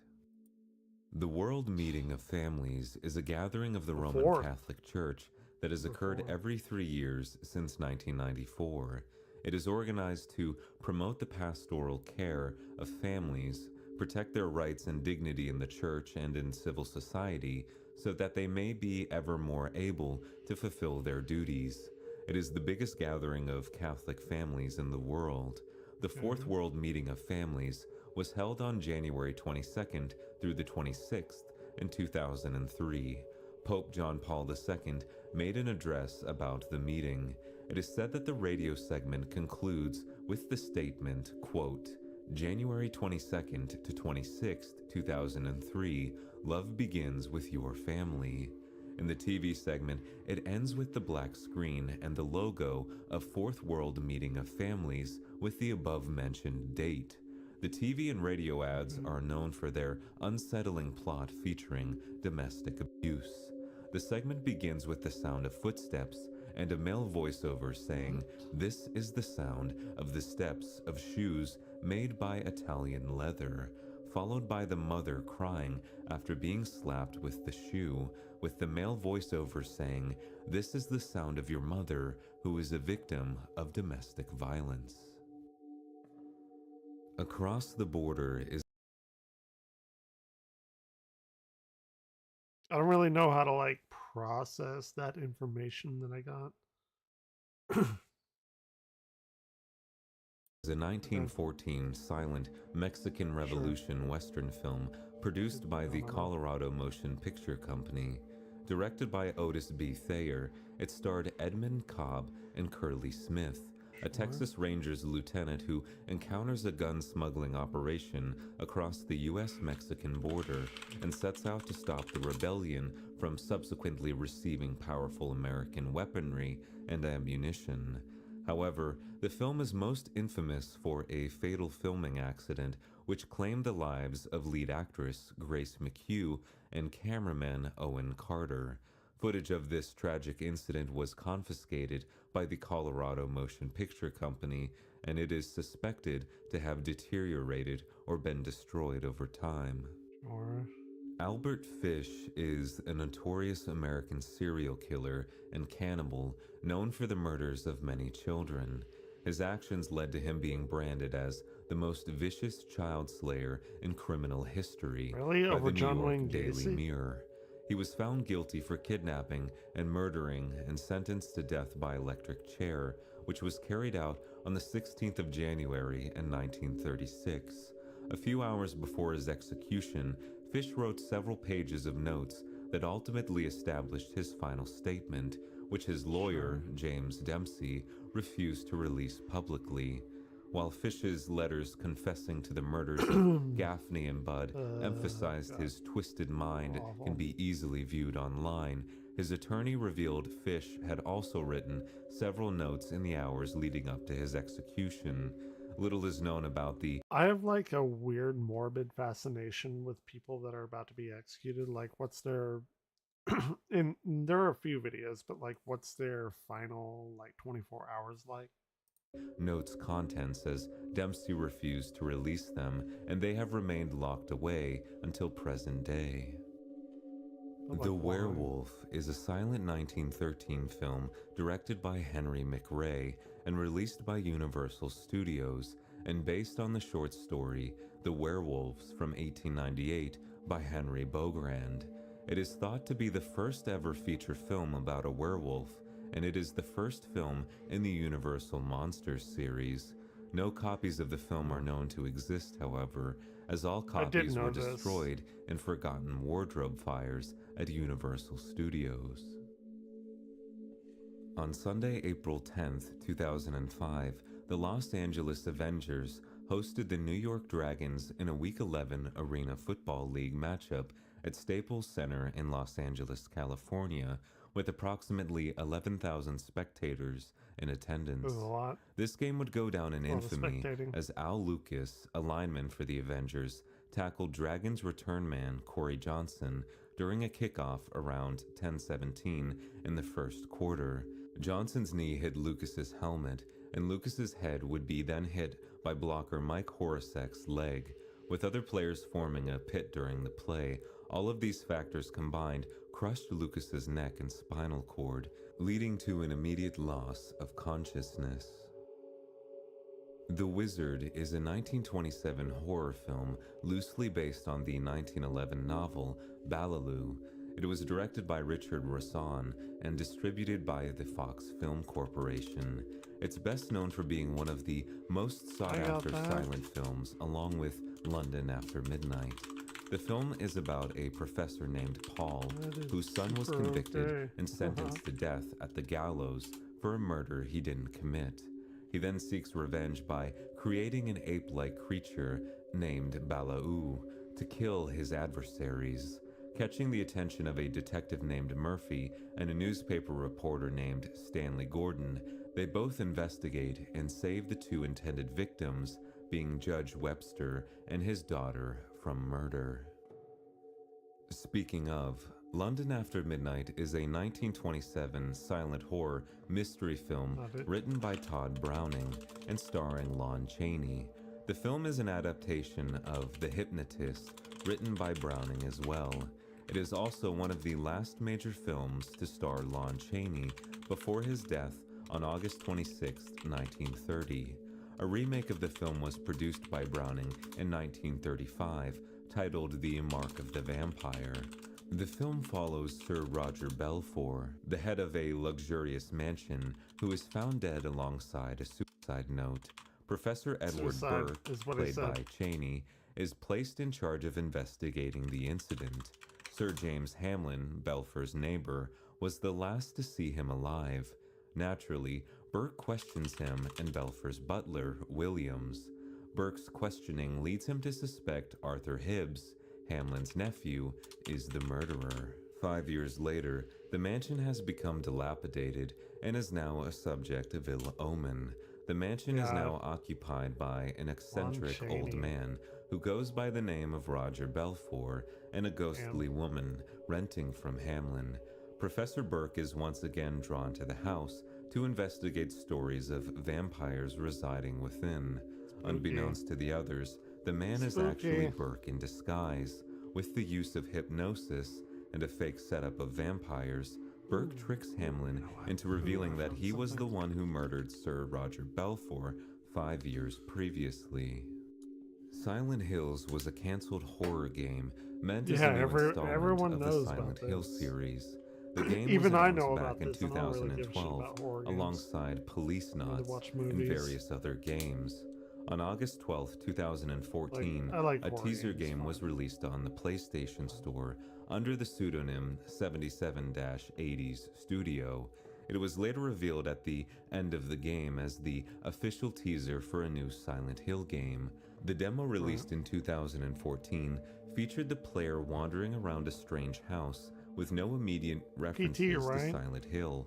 As the player transverses through the game, many odd and frightening events start to unravel, such as a strange cryptic dialogue, the player appearing in the same rooms, the spirit of a pregnant female named Lisa that attacks you, and so on. After completing the game, the player sees the protagonist wake up in Silent Hill, with the title card, Silent Hills, appearing afterwards. Nobody gives a shit about it. That's funny. Baby Shaker was a controversial game released on the App Store in 2000. Jesus Christ. Dude, come on. Come on. For only 99 cents. As the game suggests, the game has you shake your iPhone to stop a crying infant until 2 X marks appear on their eyes. Once both the media and public became aware of the app's existence, people were outraged. Many child advocacy groups accused the app of both making fun of and glorifying shaken baby syndrome, a form of brain injury that occurs when a baby or a toddler is shaken. Several people even contacted Apple to remove the app, which they eventually did. Why did it get on there in the first place? Later, Apple pulled Baby Shaker from the App Store. The app would reappear the next day before being taken down again that afternoon. This time, it was permanent. Oh, yeah. On July 6th, 1898, Edward Heinsohn, who was convicted of criminal assault on a 14-year-old girl, was executed via hanging at a county jail yard in Jacksonville, Florida. His hanging was recorded by the American Mutoscope Company and distributed as an execution. Isn't it so weird that, like, okay, Orion, Josh, that like today we'll go out and we'll, you'll make a night out of it, right? Saturday, Friday night, whatever. You go to a club if you're kind of younger or desperately lonely like myself. You'll go out and eat, whatever. You see a movie, super dub, all that. But in their time, like I guess, yeah, their time, whenever you had these like hangings, and that was done for quite a while. Like, dare I say, probably a couple thousand years. Probably only really stopped. I'll go back. I'm sure he tells about it. Hold on, let's see. On July 6th, 1898. 1898, okay. So, about 120-ish years, 22 years, whatever.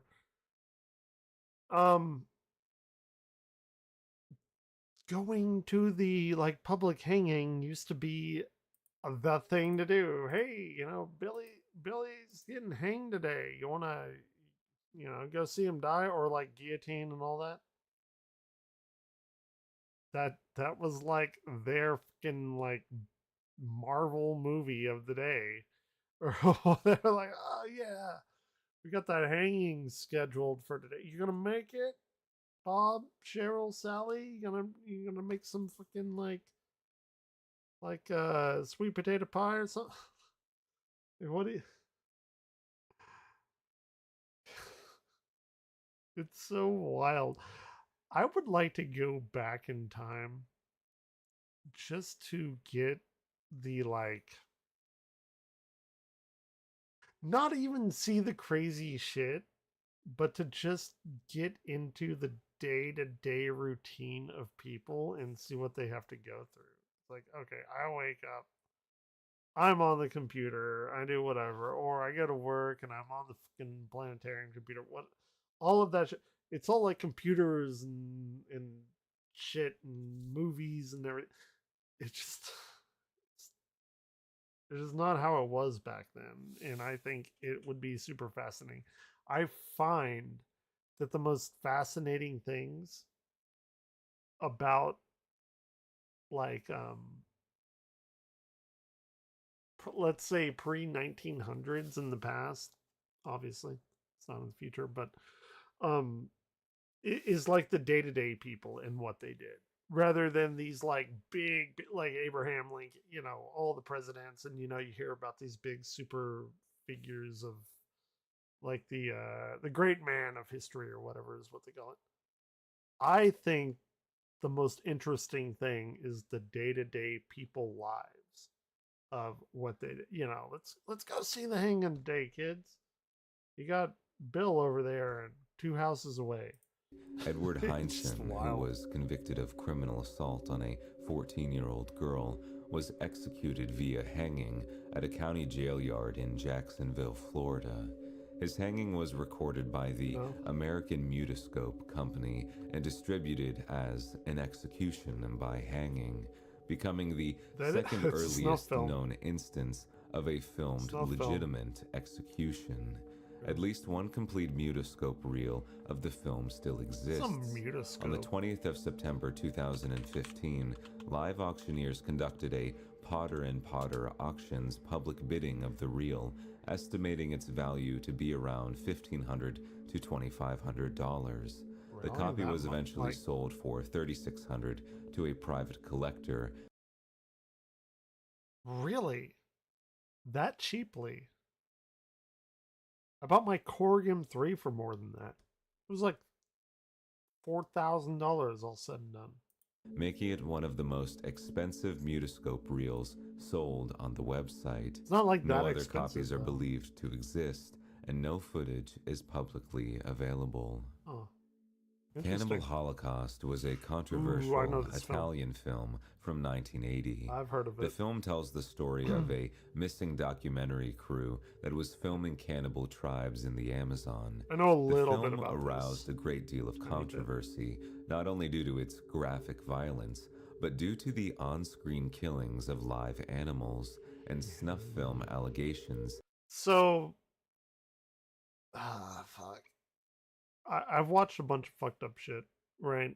As I'm sure many of you have, if you're watching this. If you found me, you've dug deep into the internet. Let's be real. I'm no Moist Critical or Asmongold. But I've seen some fucked up shit. And the one thing that I cannot watch is like animal torture and stuff.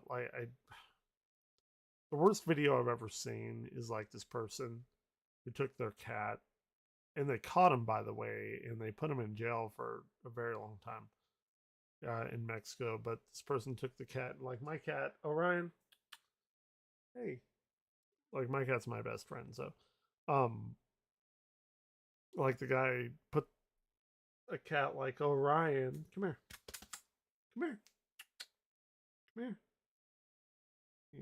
He's like needing to go to bed. Anyway, they put him in a cage probably 2 sizes too small where he couldn't move, and then like he took him out to a field or whatever, and poured like a bunch of lighter fluid on him and set him on fire, and like that was the worst video I've ever seen in my life. Yeah, I can't do that. It's not for Evan Glare. That managed to land the film's director in jail on obscenity charges and possible murder. Among the many gruesome scenes in the film, another one was scripted that is commonly dubbed the piranha scene. In the scene, a single warrior injured in battle was to have his leg amputated by warriors of the Yanomamo tribe. The tribe would then tie the warrior to a log and lower him into the piranha-infested waters, slowly being eaten alive by the fearsome fish.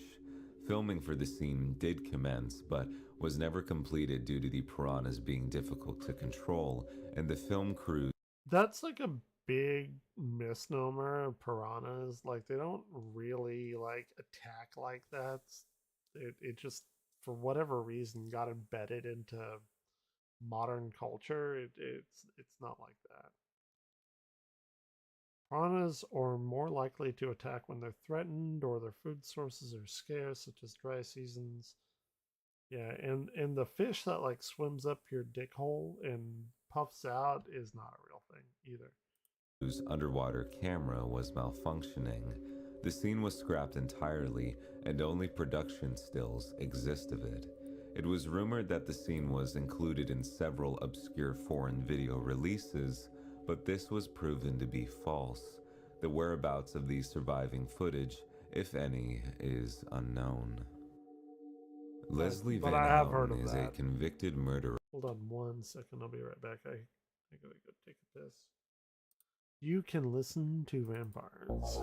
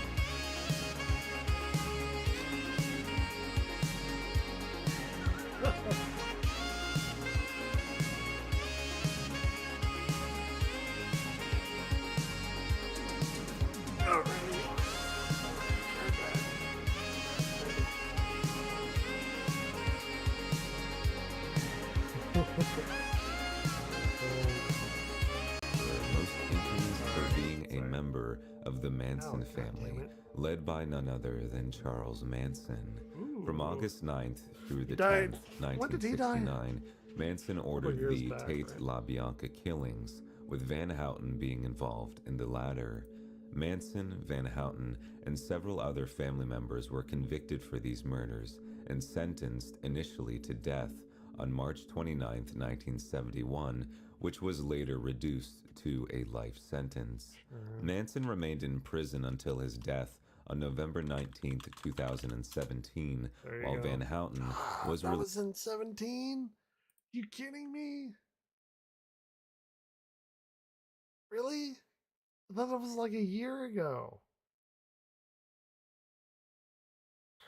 Dude, that was in 17? Oh my god. Released on July 11th, 2023, after more than 50 years in prison. Throughout his time incarcerated, Manson sent 3 letters to Van Houten, with Van Houten claiming that they were attempts at manipulating her. Based on Van Houten's statement, the letters most likely remain within the office of the institutional investigator. Whether they still We're gonna watch exist top 10 or have since anticipated been movies of destroyed is 2025 unknown. here in a minute. Probably after this Based one. on their This context, one's long. the chances of the letters being publicly released remain slim. Thus, the only person who can detail what was written in the letters is Van Houten herself. Okay. I'm not going to close this, and we can still watch it later, but it's been a longer movie, and I want to watch more Happy modern New shit. Year to you. Here's to your 2025. And with the beginning of a new year comes that time of year, that time to recover 100%. from that New Year's Eve hangover. Hope not. It's the 4th at this point. Come on, pace yourselves. The year is young, but it's that time to talk about my top 10 anticipated movies of 2025. No, sir. Do not pace yourselves. The year is young. Go fucking hard, because dude, this year's a WTF year. Y'all know that, right? The WTF year.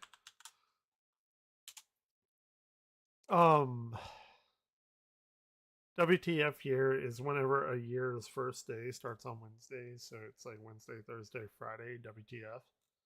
What the fuck year? And so far it has not managed to disappoint. Per the ones I know about. I say that because we know how it is. Some of the best movies in 2025 are probably the ones we haven't even heard about yet. That list we make, are the movies going to be good? Are they going to be terrible? My favorite movie of this year was The Substance. Easily. It's like not even close. So I'm actually like really excited about it. Like, it's weird because I don't even like, I love Marvel. Like, I'm a Marvel simp. I'm a Wanda simp. I don't even like really. I am there for every Marvel movie. Day one, midnight, day before screenings, whatever. There's a few Marvel movies I actively enjoy, which is weird. Because the first time I ever saw Age of Ultron, like, I did not like it. I thought it was stupid. It's like, well, they're like, oh, we cut his programming off from the internet, but like, he would make copies, right? And now we know that he is coming back. Even James Spader himself is going to play Ultron, which is amazing. But I'm going to be real. Maybe other than like Infinity War and Civil War, I rewatched Age of Ultron I've probably rewatched Age of Ultron more than any other Marvel movie ever. And I don't know why. Maybe it's James Spader. Maybe it's a Vision. Wanda got introduced. Wanda Simp, Scarlet Witch, lover ever since the 90s. I don't know. Anyway, it's weird. Movies are weird. I don't know. We don't know. That's kind of the fun thing about it. That time of year 100%. To make a list in which at least one, possibly two of these movies is going to be delayed to 2026. That's the real new normal right there, which brings me to a couple of disclaimers. Any movies that were on my list last year for my anticipated movies of 2024 that got delayed and now they're coming out in 2025, though they are coming out in 2025, Ballerina and Mickey 17, still looking forward to you, but I want to talk. It was about. I thought that was different movie. Talk about 10 Okay. other movies this time around. Also, these movies are completely out of order. There's no real rhyme or reason to their placement in here. In the past, they've usually been kept pretty close to order of release, but this time around, I was looking at the list. I was like, I don't think there's any rhyme or reason here. If they end up being in order of release, pure coincidence. And since they're not in any order, it's not like 10's my least anticipated, 1's the most anticipated. Sure, There's no need for the pomp and circumstance of a countdown. No 10, 9, 8, 7, 6. None of that here. Just listing off movies. So let's start it out. You want to with see a movie I've been Fair waiting enough. for a long time. Ever Fair since I enough. saw 28 Weeks Later in theaters, there was already chatter about the next I've never seen 28 Days Later. I've also never seen 28 Weeks Later. I think I might have to watch those today at some point. movie was going to be 28 'Cause I years heard later. some good It's finally coming out. It's finally coming out with Danny Boyle returning to the director's chair. Not that 28 Weeks Later isn't great. I love 28 Days and Weeks Later both. But it is pretty cool that Danny Boyle's coming back to direct the third one. The trailer was solid. The anticipation's there as it's been building for ages. Even when it wasn't really being talked about, there's always that silent anticipation in our minds of fans of the first two films. When's 28 years later coming out? Finally, unless it gets delayed. Let's not. They should have done months. It's a missed opportunity. They could have split that shit into months. Just saying. Just I haven't seen any of them. Maybe it makes sense to do years. So Jinx it. Recently, I saw a trailer for a movie called Presence, in which it's a ghost haunting movie, like one of those haunted house movies. But the entire movie is from the POV of the spirit. Like the audience is in the POV of the spirit that's haunting this interesting. house and freaking this family out. It's something I've always thought about. A ghost haunting a house. Are they trying to be scary? Are they trying to be Yeah. assholes? Or are they just trying to establish contact with even how has nobody done this before? Surely there must have been a movie that's done this. It's too low hanging fruit to not have been made. know they're establishing contact? Are they just confused? I don't know. But I feel like Steven Soderbergh, being the talent that he is and the premise being as interesting as it is, that's one to look forward to this year. I mean, the movie comes out in like 2 or 3 weeks. So soon enough, we'll know if it sucks or if it's great. Fingers crossed for it being great. Hope it doesn't suck. Next up, F1. This was the first trailer I saw in 2024 that I might have to take my dad to go see this. He likes racing a lot. It has Brad Pitt. You know, if it were I gay, Brad, like who wouldn't, right? really started to hype 2025 for me. Something about that trailer, you know, it's doing the We Will Rock You thing, the dun dun tsh, dun dun tsh. Directed by Joseph Kosinski, the director of Top Gun Maverick. My thought is if he puts as much effort putting the audience in the driver's seat of a Formula One race car as he did putting the audience in the cockpit of a fighter jet for Top Gun Maverick, have to take my could have dad something to see special here. this. Judging by the trailer, it looks like that might be the case. Hope it's good. I'm going to say that a lot in this video. Hope it's good because that's all we can do. Next up, Mission Impossible, The Final Reckoning. The final Mission Impossible film until the next Mission Impossible film. Glad they did away with that part 1, part 2 bullshit, though in practice it's still part 1 and part 2. Just not called that. I'm not basing this one off of Dead Reckoning like Part 1 as much as I'm Infinity basing War. it off of the Mission Impossible. By the way, they probably should have called Infinity War like part 1, part 2 instead of like Infinity War and then Endgame. Personal, like you you can't watch one without the other. You just can't do it. I'm sorry. It should have been a part 1, part 2 kind of thing.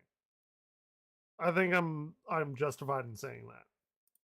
Legacy. Those movies have been pretty consistently entertaining as the years have gone on. It's a franchise that knows the assignment. Tom Cruise has had a pretty good run both figuratively and literally, and they will have him doing this till he's 90. Will it be better than Fallout? Deadpool Not counting on reference. it. Next up, the biopic about Michael Jackson, directed by I'll watch Antoine that. Fuqua, cleverly I'll watch titled Michael. It's more and more difficult to explain to people how big, how massive, how famous Michael Jackson actually was. That does raise a concern of how do you encapsulate, how do you capture and illustrate that kind of life and career into a film. So I have some worries there, but it seems to be a labor of love, and Antoine Fuqua directing is no joke. I've already seen fans online scrutinizing the continuity and the costumes. Biopic about the greatest entertainer of all time.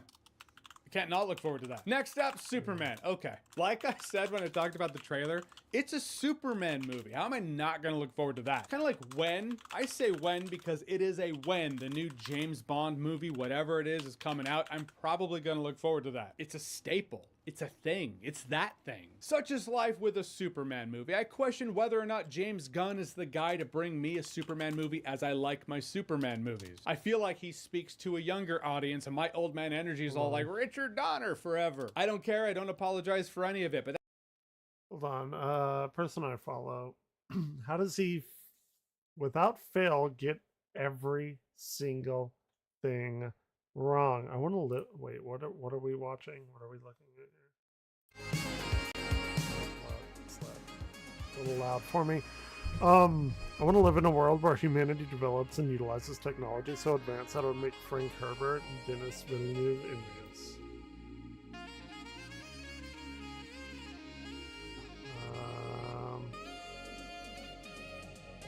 Every single thing, like. I don't know who this guy is. Hey, hey man, what's up? I just saw your thing. It's like I'm trying to like decipher what's going on. I want to live in a world where humanity and dude, what kind of world are we even listening to or living in? I've already drank one entire bottle. We're on this one right now. No holds barred, goddammit. I want, like, does he understand what Dune is about? Where they like created that, and it went Ultron on them. Why we have the Mentats? Why we have the fucking what are they called? The guild, the I want to call them the Spice Guild. That's not it. The people that what are they called? The guild that fold space. They're the only people that know how to like avoid planets. They didn't have them in the movies, and they totally should have the Spacefarer Guild. What were they called? I can't remember. We had those.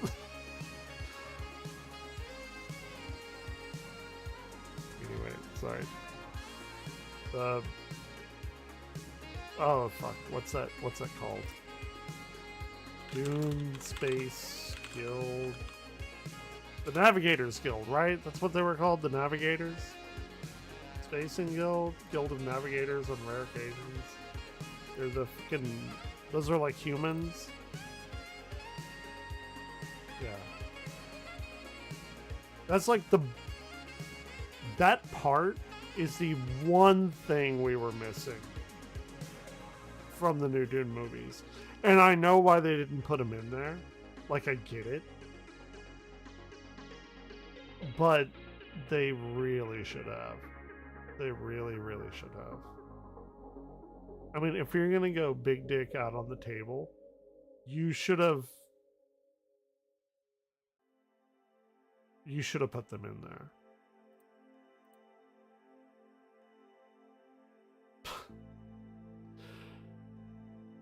I kind of know what you're talking. I've never played Roblox, but kind of know what you're talking about.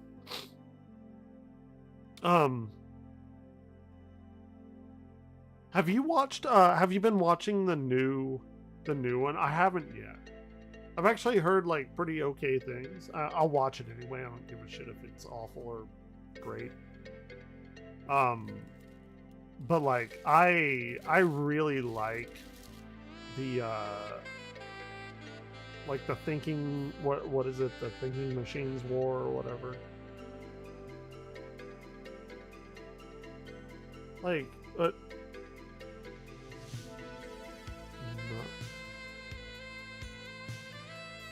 okay. I hear it like still like ties into and has the same like feel, which it's whatever. Which one? Like, what's the name of the books? What? Actually, fuck that. Sorry, I don't give. I do give a shit. But what did you mean by this? How does he fail to get every single thing wrong? Like, I know what you're talking about, but you need to explain it for the other people that are watching, which is nobody. Oh yeah. I saw you talking about that. Yeah. Is it good? I don't know. I've only read the first 3 and then I've watched like Quinn's ideas on the other one, so like I'm not like the primary source for them. So I can't say one way or the other. What was your point in this though? Because I know, but I don't know if any of you every show is. What do you mean? I'm super curious. Because he's talking about, I want to live in a world where he... Is this some kind of like Elon Musk dick riding kind of thing? Or I don't know. I don't know who this person is, but I was like, I need another viewer on here. Somebody was on here earlier and they're like, why are you watching this guy? I was watching the act. He clearly did not like him.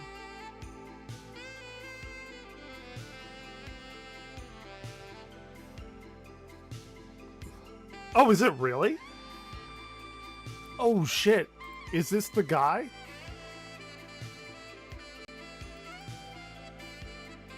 Because I heard about that. I did hear about that. And this is the guy that's like trying to... But like this is him? No, I did hear about this.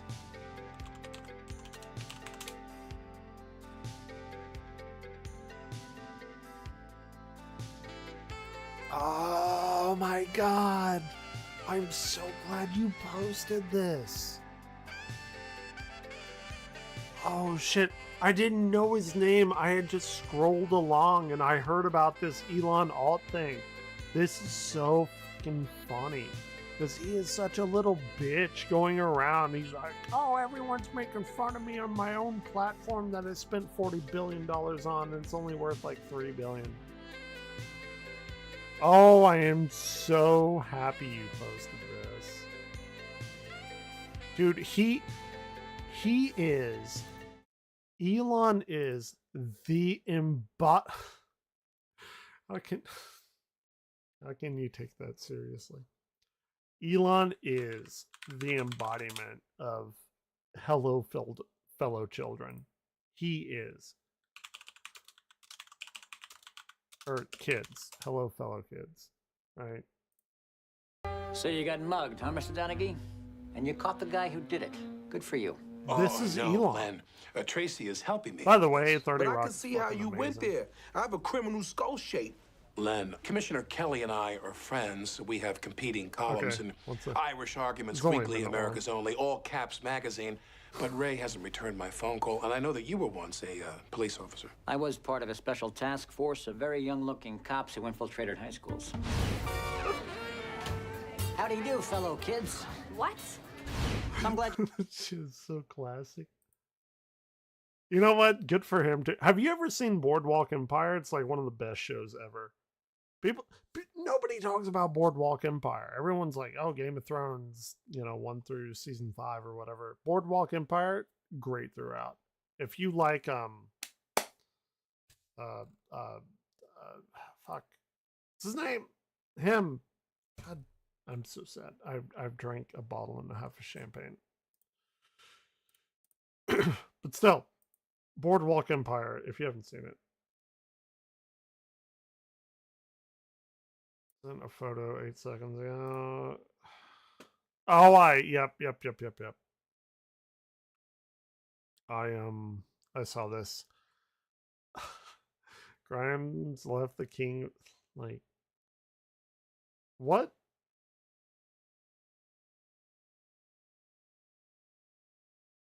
Oh, I did not see. Like, this is real. This is his first alt account. Her kids must hate her.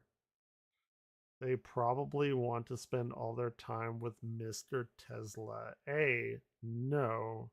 B, your shit is way out of date. We were supposed to be launching hundreds of rockets to the moon by 2022. That was supposed to be affordable to all.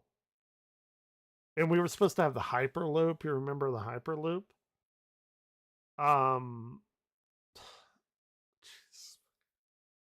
The man, like, I'm not a big fan of Elon.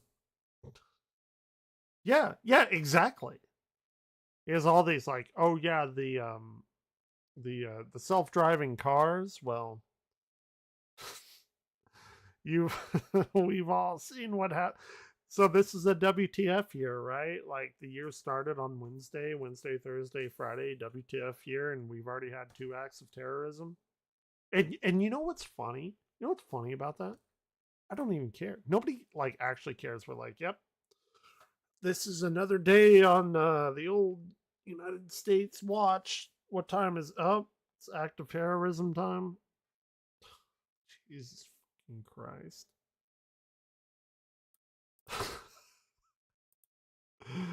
Like what? Oh yeah, and you're like you're in Canada, right? You're about to become our you're about to become our 51st state, if what I'm seeing is correct. Isn't that right? Trudeau, right? He's going to be the governor of Canada or some shit.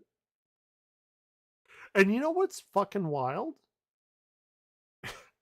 Is like I'm not even like actually saying that in jest. He might actually try to do that. No, dude, no, you don't, no. I mean, we'll get to travel back and like I could probably take some road up to you, and you know we can hang out for a few days, have a few brewskis. America will be no with Trump. I'd be okay with it. I mean, you know, I don't give a shit. We're our own country. God damn it, Texas, Texan rights and all.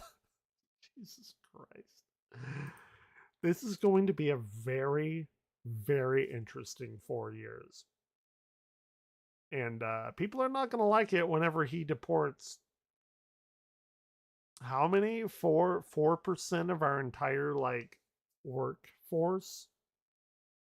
I hope people don't enjoy like vegetables on their hamburgers. I love hamburgers. I'll probably get one today. I like tomatoes. My best, like my hamburger is a cheeseburger, tomatoes, ketchup, mayo only. There ain't gonna be nobody to pick tomatoes. He didn't do it. Dude, I don't know. He I want to say he's learned from last time, knows how to like position his people now and stuff, but and the thing is like Bannon and everybody are talking about him running in 2028, which is ludicrous. It's what, like the 22nd amendment or whatever, where they limited terms. But dude, so the thing about the Constitution is it only applies to people who hold the Constitution in some sort of like reverence or power. And so if somebody doesn't and wants to change it and has the ability to change it, it doesn't really mean anything. And that's horrifying. I don't know what's going to happen. I hate everything. I'm kind of here. Dude, I don't know. What do you do? This is what you do right here. You see this? It's a barefoot, bubbly, pink Moscato. I hate wine. I hate wine. Dude, this is 1/4/2005.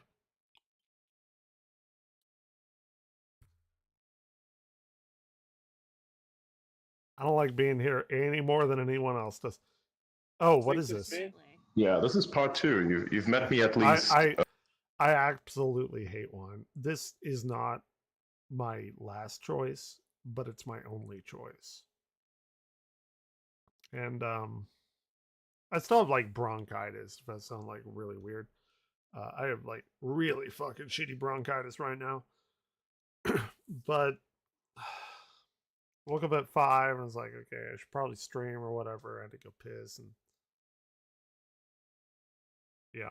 Well, here I have to look at this Adrian Dittman page. 3 times. You're about to die of laughter, aren't you? No. Yeah, it's me. Is he Did he post himself having a conversation with himself to prove that it's not himself? Is this what we're listening to right now? I haven't delved into this. This is fascinating. Alex Jones thinks it's me? Yeah, this is part 2. You've met me at least 3 times. You're about to die of laughter, aren't you? Yeah, it's me again. So you know what really fucking irritates me about this, like as an astronomer or whatever, is that, you know, he's taught this is clearly some sort of like constellation in the sky because he wants to like goddamn be immortalized, and probably it would not surprise me if he wants to change one of the 88 like official IAU constellations to himself, and he would like lobby for that. It seems like that's what this is, like on a first glance, because I haven't looked at his page, but that's exactly kind of what he does. But he's like launching Starlink, right? And Starlink is fucking awful for astronomers. I know I've had some exposures fucked up because you get this like streak across the sky, because like to get deep sky exposures you have to have your shutter open for however long. Like we would take like 5, sometimes even 10-minute exposures, and if any satellite goes through your field of vision, it fucks everything. It just fucks everything up, right? Because then the CCD camera has to like auto like correct for it, and it just fucks everything up. And he's like launching goddamn Starlink satellites up into space, which also is going to cause that like cascade, what do we call that, I want to call it like the Kessler syndrome, Kessler cascade, where if you know, as we put shit into orbit around Earth, everything is going like very, very quickly. And then you get that with momentum, P equals mv, like your mass times your velocity, even a little tiny thing. If it hits something else going incredibly quickly, it's going to shatter and go off, and that's going to make all of this other shrapnel go like pretty much the same thing. It's going to just annihilate everything, and we're getting pretty goddamn close to it. Kessler syndrome. But he doesn't care about that, right? Like, and it's like he cares about space, but he knows nothing like actually about it. Dude, it's frustrating. It's frustrating as fuck. But he's like the richest man in the world, so what can you do? Oh my God, yeah, this is part 3. I swear, there's nothing. Honestly, there's nothing better than to hear you laugh it's this the man much. who invented. Like I can only imagine the kind of stress you're under. Yeah, underground. Dude, for the past couple of weeks, I basically. Oh God, I can't do this. Oh, this is cringy. This is like absolutely cringy. This is worse than my streams. Cringy. The Dittman aspect, super autist genius, immune to all. He retweeted this. Dude, you should have never shown me this site or this account. Still acts like a 20-year-old. Oh yeah, and then like he started playing Diablo 4, and he's like one of the most prolific players of Diablo 4 in the world. Like, dude, no, he's not. What are we even talking about? Hold on, because that's some bullshit.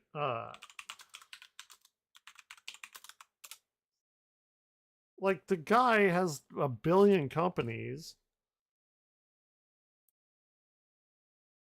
Elon Musk apparently became the #1 Diablo 4 player. No, he didn't. No, he didn't. I'm sorry. No. What are we talking about? Well, maybe he did, because not many people are playing Diablo 4. Most everyone is playing Path of Exile.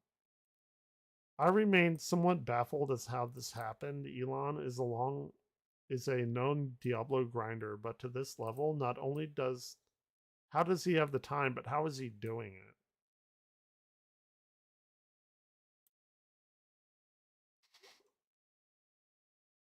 No one should have more than $1 billion. The fuck, like what do they call it? The free market, the invisible hand is like the thing that's supposed to regulate the free market. It does not work. And I'm not trying to sound like a communist, proletariat kind of person, but I'm just saying, if you get more than $1 billion, I would even say like a couple million, but I give them that. $1 billion, you need to get a little trophy saying that like you won at life, and all your excess money above $1 billion goes to like orphanages and education and shit.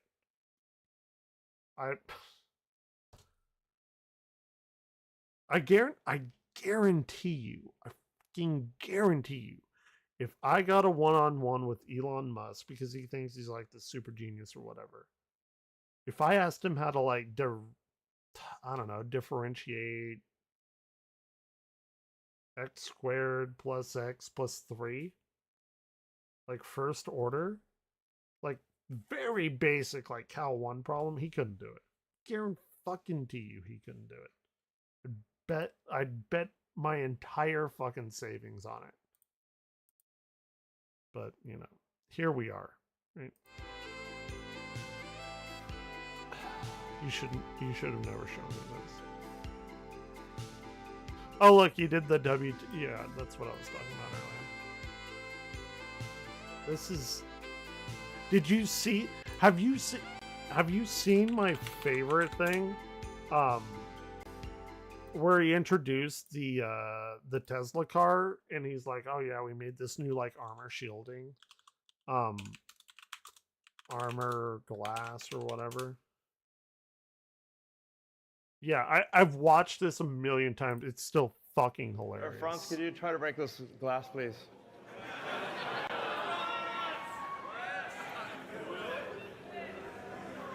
Yeah. This is the new armor glass that he developed that's supposed to be like unbreakable. Sure? Yeah. Oh my fucking god. Well, maybe that was a little too hard. Should we try on the beer? He got that fucking egg smeared all over his face. It didn't go through. So that's a plus side. Let's try the right. Try that on, really? Yeah. Okay. Sure. Oh, man. It didn't go through. All right. Oh my god, you're right. I never even thought of that. I've never thought of that. You're 100% right. Oh wow. Well, I mean, they're death traps anyways, right? Not bad. No, but he tries to play it off. Dude, I've been there. I've been there. You're 100% right, though. Oh, and then they did it again. They gave him like a goddamn ping pong ball or something. Oh, let's try the right. Oh, it's so funny. Now, you may remember an incident. Yeah, this 4 was years like ago. last year, 2 years ago. I guess Didn't 2025. quite go as planned. Franz, maybe we should try. Oh yeah, yeah. There was a guy because the Cybertrucks or whatever had their trunk or what. It's not a truck, by the way. And whoever fucking made them need to get a new video card because the Tesla Cybertrucks looks like they're running on like 10-year-old graphics because their truck didn't like render. It's still using like the LOD polygons or whatever. It's weird. I'm just saying. Try it again. But yeah, there's this. Look, it's a. You can literally hear it bouncing off because it's a goddamn foam ball. It's not a large metal sphere that he originally had. Try it again. You can hear that bouncy foamness on it. So anyway, it's the glass is tough, basically. That's what we're saying. No. The dude he only fails up. Once you're above a particular line, like of monetary wealth, or maybe like a a Homer. Fucking yeah, obviously. Sounds amazing. Ladies and gentlemen, esteemed stockholders, And I members of the love press, Danny DeVito. Your Holiness, tonight we are going to witness automotive history. All my life, I have searched for a car that feels a certain way. Powerful like a gorilla, yet soft and yielding like a Nerf ball. Now at last, I have found it. Ladies and gentlemen, presenting the car designed for the average man, the Homer. What does it? Any questions? What does this monstrosity cost? Jerry, what's the sticker price? Get that. $82,000! Would you pay $82,000 for it? This monstrosity cost $82,000? What have I done? I mean, the zoo was fun, but I'm ruined! You gotta have it playing La Cucaracha. This is her pal. Yeah, what is $82,000 in? This wasn't in 90, right? This was like that season 3, 4, something like. Let's go with like 94. $82,000 for today. 174K. And what did that stupid motherfucker Jack Doherty? What did he have? You saw that, right? Second one on here. This motherfucker, this broccoli haired piece of shit. All right, guys, I just totaled my McLaren. It is completely cooked right now. I don't know what to do. Look, all the parts are right here. Yeah, because you're a fucking moron and you're a piece of shit. And what the fuck is happening with society? I'm most likely going to crash this car.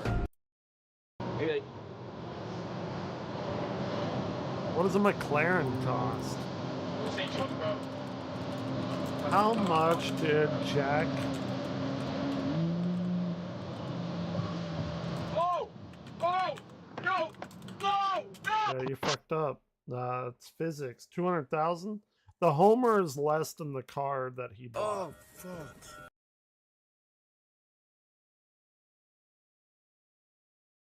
What?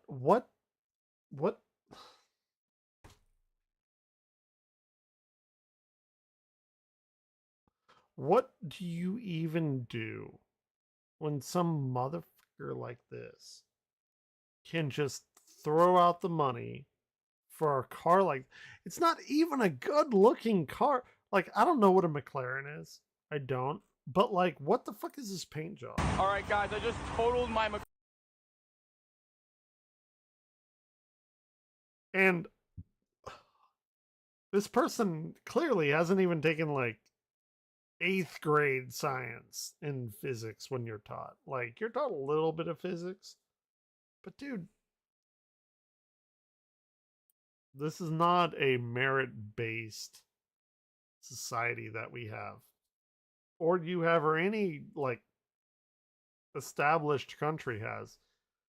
But people watch this shit. And you know what? I'm kind of feeding into it because I'm watching it right now.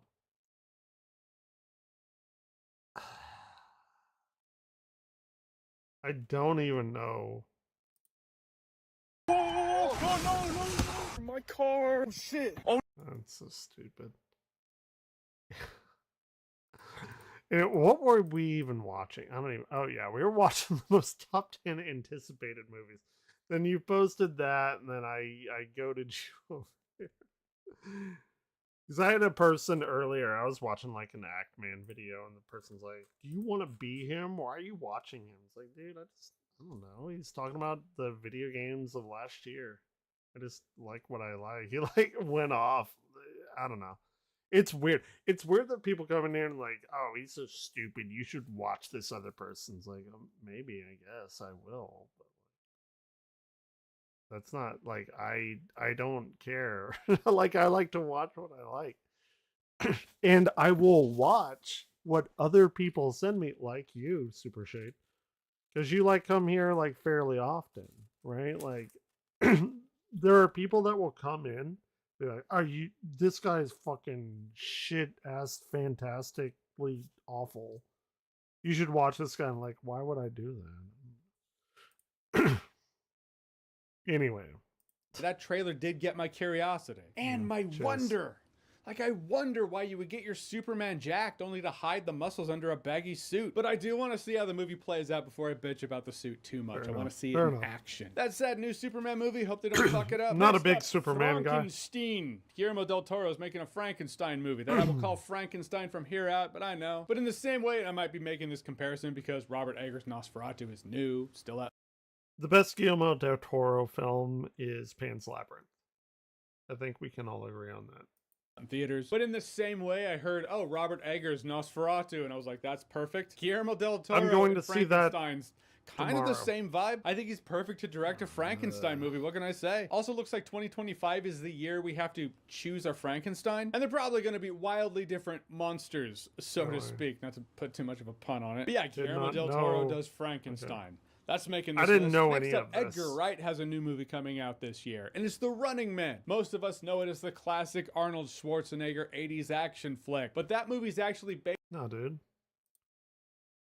I don't know what the fuck that is. You know what Running Man I know? Is the Running Man meme. Y'all know the Running Man meme?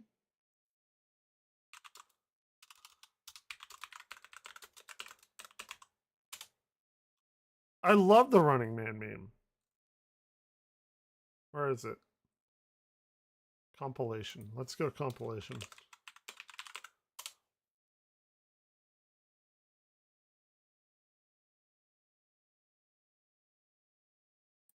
Yeah, right here. It's the Running Man meme, man. Do it all the time. It's not as big as like the Harlem Shake, but you know, it's respectable.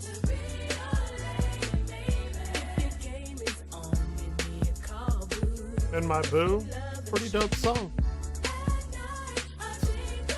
That's the Running Man. Very old.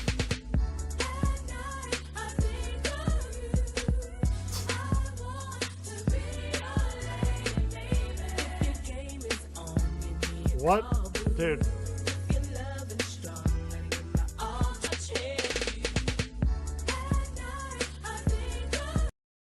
You know what? It was good, clean fun. Everyone had a good time with it.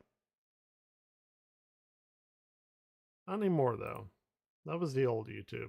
Based off of a Stephen King story from the Bachman books. And that was an adaptation that's not entirely accurate. Starring Glenn Powell, look, it's like this. I first saw him in Top Gun Maverick, and I was like, oh, I call him the Frost Man. I called him the Frost Man forever, because he's like Iceman, but not really. He's the Frost Man. And now I'm like, I don't hate him. He's one of those actors who rose to superstardom, because the rest of us were like, Glenn Powell? I'm pretty sure he and Sidney Sweeney... I'm going to work out. I don't know if Edgar Wright's going for a more accurate adaptation of the source material, Sidney or if he's Sweeney. treating it as a remake Really, of the Arnold movie. But yeah, really? Glenn Powell. He kind of looks like Brad Pitt at home. Mom, I want Brad Pitt. We have Brad Pitt at home, and this is what you get. Edgar Wright making a new Maybe he's movie, a great that's usually actor, just though. a win. His take on The Running Man, I don't want to like shit to on see him. that. I try to remember the directors to look up to be like, hey, is this person making a movie this year? Is that person making a movie this year? I kind of came across Edgar Wright. I didn't search his name. One of the names I did search out, Darren Aronofsky, has a new movie coming out this year called Caught Stealing. What is my man Matt Smith doing with the... Is that Bill Skarsgård? Matt Smith and Bill Skarsgård? Is that him?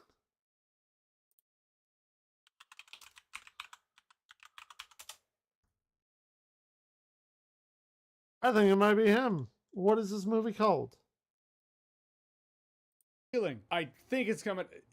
What is it? Hold on. I came across Edgar Wright. I didn't search his name. One of the names I did search out, Darren Aronofsky, has a new movie coming out this year called Caught Stealing. I think it's coming. It's said to be coming out this year. Next year, I might mention it as a movie I'm not going to talk about in my 2026. No, it's not him. That looks a lot like Bill Skarsgård. That's Matt Smith, like, clearly.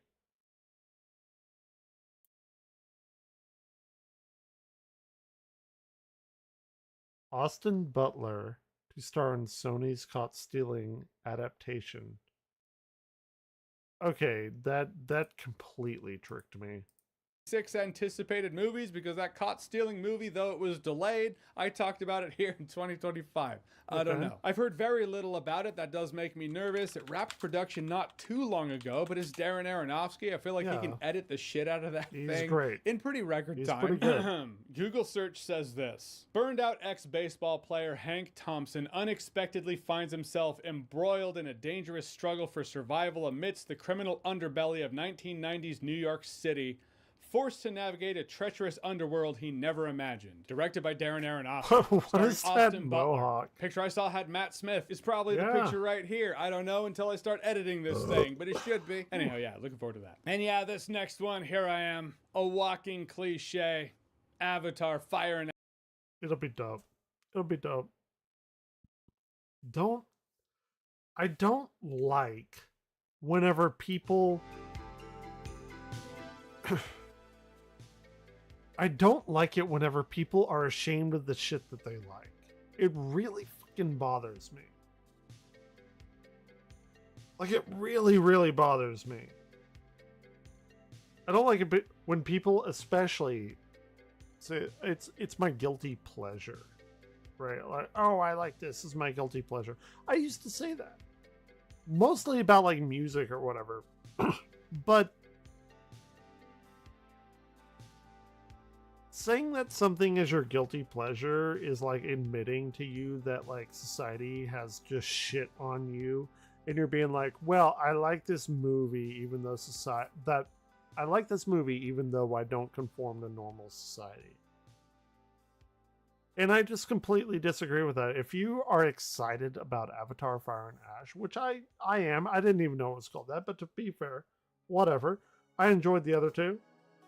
I didn't see The Way of Water in film, and I should have. I will definitely see this one in theaters. Don't be ashamed of that. Like my music, one of my favorite songs, like a lot of them, well, a couple of them are like Carly Rae Jepsen. I don't give a shit. Like I'm a fucking Slayer, Rain and Blood and Flames, Children Bodom guy, and Carly Rae Jepsen comes on. I'm okay with that. Like, I'm so tired of people, like, being ashamed of what they like. It's so fucking dumb. Because other people, like, this, like, weird internet collective consciousness is what you should or should not do. Like, fuck that, dude. Ash, fuck all you know of me that. at this point. I love James Cameron, and those Avatar movies, they are escapism in its purest form. With James Cameron's hippie messaging at the core, save the trees in Avatar, save the whales in Avatar Way of Water. Hell yeah. Can't wait to save the igneous rocks in Fire and Ash. I don't know. Yeah, I do wonder save how Ifrit. long he can keep Save Ifrit and Phoenix. that formula going. Is it going to be another thing where it's like, all right, the humans moved in, forced us out of our home, we hang out with the other Na'vi. Okay. No, he's actually right about this. So the first one was about, like, Earth, right? Earth gives life, the trees, everything like that. Second one, water, earth, water. Then we got fire. So logically, the next one after this has to be air.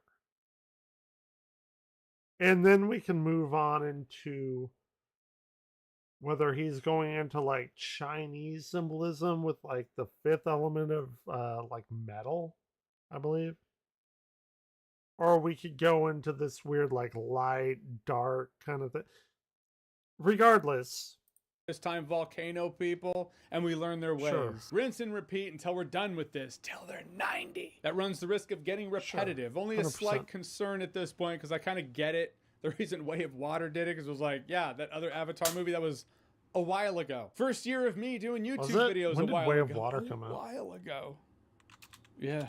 It was a long time. We're So I'm getting old. hoping there's more here to sink my teeth into. We'll see. But if for nothing else, James Cameron knows how to make that entertainment. I'll probably always look forward to a movie by him. Absolutely. I do hope the musical score game has stepped up this time around. Avatar Way of Water, I didn't have that feeling of I need to go 3 years ago. 17, 2023, 2020, 2 years ago-ish. But this one, Fire and Ash. buy the soundtrack. Here's hoping for Fire and Ash. And that's it. That's 10. Those are 10 anticipated Really? movies coming Okay. out this year, hopefully, unless they Oh, get delayed December. Okay. from me. It will Here's be to 3 another years. year of Okay. unknowns. If 2024 wasn't your year, Sure. I hope 2025 is. I do remember something I heard someone say once. I was just there listening, but this dude was on a train. Sure. He was talking to someone, and he said, the future hasn't been written yet. No one's has. The future is whatever you make it. So make it a good one. It always stuck with me. Seemed like a smart guy. New Year's mean new opportunities, so I hope your 2025 is like a that badass line one. of All right, so thinking. 10 movies doesn't even have to be. Not a fan of that line of thinking. Let's see. Worst of 2024. Wait, what did he not like on 2024? My favorite video 2024 was Substance, easily. It wasn't even. I didn't even have to think about it. The Substance, everyone should watch. What? I didn't even watch all of this, so let's restart it. Why not? Hey, I got That was that. actually a line from the movie Explorers. Yeah, that might be way too much. Oh, no, looking at the list, it's not quite enough. Now, not making enough. a top 10 list, it's hard. Top 10 best list, every year is difficult. Sure. More difficult 100%. is making the top 10 worst list, because let's face it, there's a lot of bullshit that comes. I honestly couldn't ever create a top 10 worst list. I generally try to find shit I enjoy in every movie, and I kind of cling on to that. Is that some kind of consumer, let me consume anything mentality? Sure, I guess, but it's movies. I don't have time to get angry at fucking movies or video games. Just play what I like, and if I start watching something and I don't like it, or if I start playing something and I don't like it, I move on. I don't fucking hate watch it. It's weird. It's weird that people do that. It's very odd. And then I go on Steam and I see people that have played 7,000 hours of a particular game. Like, oh, this game is shit. It's the worst game of all time. Why did you play 7,000 hours of it though? That just makes me think that you're some kind of fucking moron. Comes out in any given year. And only 10 slots to fill, which means when you watch this video and inevitably think to yourself, where's this movie? Weird, it's not on the list. Just so many spaces. I did what I could to kind of put as many as I could on here. Yep. You'll see. As always for my list, these are not reviews. I do actually have reviews for all these movies on my YouTube channel. Anyhow, without further ado, sit back, relax. Let's talk about the top 10 worst movies of 2024 per my personal opinion. Starting with number 10. You know, recency bias is a real thing. Nothing wrong with it, but it's usually used to illustrate a positive. It's like, oh, you think that movie's cool because you just saw it yesterday kind of thing. Sure, But recency bias does work for a negative. Case in point, I still have Mufasa in my head. Okay, I've heard that one is not very good. Is that supposed to be Rafiki right there? Do they have Timon and Pumbaa? There's no fucking way they have Timon and Pumbaa in that movie. No way. The fucking lifespans do not add up to me. There's no way.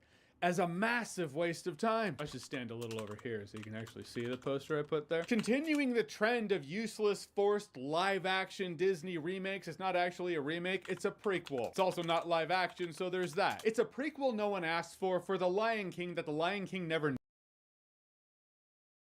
Okay. A meerkat and a lion's lifespans are typically very similar.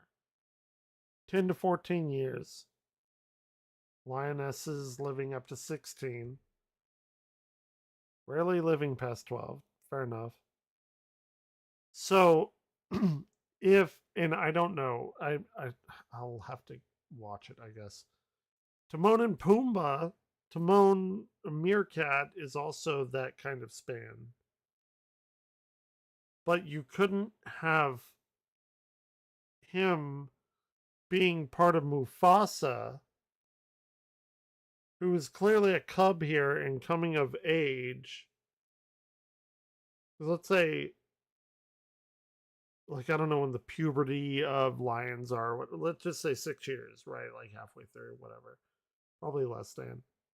And then you have them find Simba and another 6 years.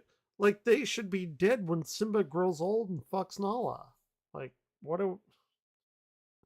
needed. I would say the characters are as forgettable as the music, but the characters are from The Lion King. But that's the only reason you remember them. And yeah, you heard that right. The music in the musical, completely forgettable. When telling the story, you're not just telling the story of Mufasa becoming king. You're also telling the story of Scar's fall to villainy. And that was the laziest turn I think I've ever seen in a movie. I bought none of it. Sonic 3 did kick Mufasa's ass in the box office, though.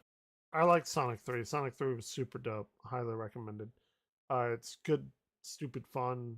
I have an issue with them using Shadow in 3 instead of introducing like Amy or Mecha Sonic, which, well, if you've seen it, we're going to get them. Yeah, I'm glad with that. Sonic, they're not like the best movies ever, but they're fun. They're good fun. If you watch them, I can't imagine anyone coming out of that and be like, oh, that was so shitty. I wish the creators would kill themselves or something. Like, nobody's going to do that. So, and you know what? Good. That needs to happen. It's the only way studios learn. It's the only way they listen is money. There's still time to turn back, Disney, before you butcher Tangled. In fact, you might be able to cut Lilo and Stitch right now. Take the tab. No. Hold on. No, I just realized this the other day. They haven't done Hercules. And that's like one of my favorite Disney movies. They haven't done Hercules in live action. I'm not saying that they should or that I want them to, but it's weird that they like completely fucking skipped over that shit. Like, they're going directly for like Tangled or Lilo. I think Lilo and Stitch is like in production right now, if I remember right. They never did Hercules though. Like, come on, dude. Danny DeVito right now, like, he's a pretty old dude, but like he could definitely reprise his character. He was a Pan or whatever. I mean, I'd love It's Always Sunny, right? Who doesn't? If you've never seen it, go watch it. It's wild. Start with the second season. Tax write-off. Or you can keep butchering your legacy. You know, whatever. Number 9. They gotta get Danny DeVito. Next up, Founders Day. Yes, in any given year, there are a lot of horror movies that are just trash. In fact, 2024 was actually a good year for horror. When I was making this list, I realized it was also a bad year for horror. Founders Day is generic dollar store Scream. It feels like someone watched Scream recently, but like also just got into politics and said, hey, let's merge the two and make it feel like the most generic slasher flick in the history of ever. No need to even keep talking about this one. In a saturated market like slasher flicks, I don't see why you would watch this over most any other one. A slasher, not even a slasher, but a horror film. Like, I love found footage. A lot of people don't. You're either on one side or the other. I've never heard anyone be like, I like it, okay. Horror in the High Desert. Super slept on horror movie trilogy. There are going to be more, but Number 8. Please watch. Speaking of generic slasher flicks, The Strangers got a remake. Well, The Strangers Chapter 1. The original Strangers movie really surprised me when I watched it back in the day. Somehow, studio's like, we're going to recapture that magic. They just never have. Dipshit characters making all the wrong decisions. When I say generic slasher, I mean it. There were a couple moments where I was like, they're being so stupid, it's funny. There is that. Movie still ass, though. But it is called Chapter 1. Is it because it's a prequel? No. It's because there's going to be a Chapter 2. Yeah. God help us all. Oh, Number 7. And this... I'm ready for the new Megan.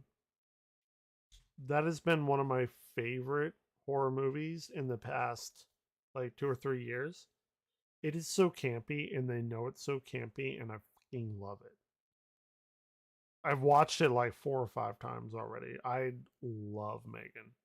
This was about the point making this list when I realized over half of the real estate of this top 10 list was going to be horror movies. Couldn't have that happen. Fair So enough. Number 7, Night Swim, Tarot, Imaginary. Did not see it. They all get to be number 7. They all deserve to be on this list with only so many slots available, so that's the kerfuckery I come up with as an answer. Night enough. Swim, the short film that works as a short film, but drawing it out to a feature film runtime just makes it feel padded, useless, boring. Tarot, the generic horror MacGuffin.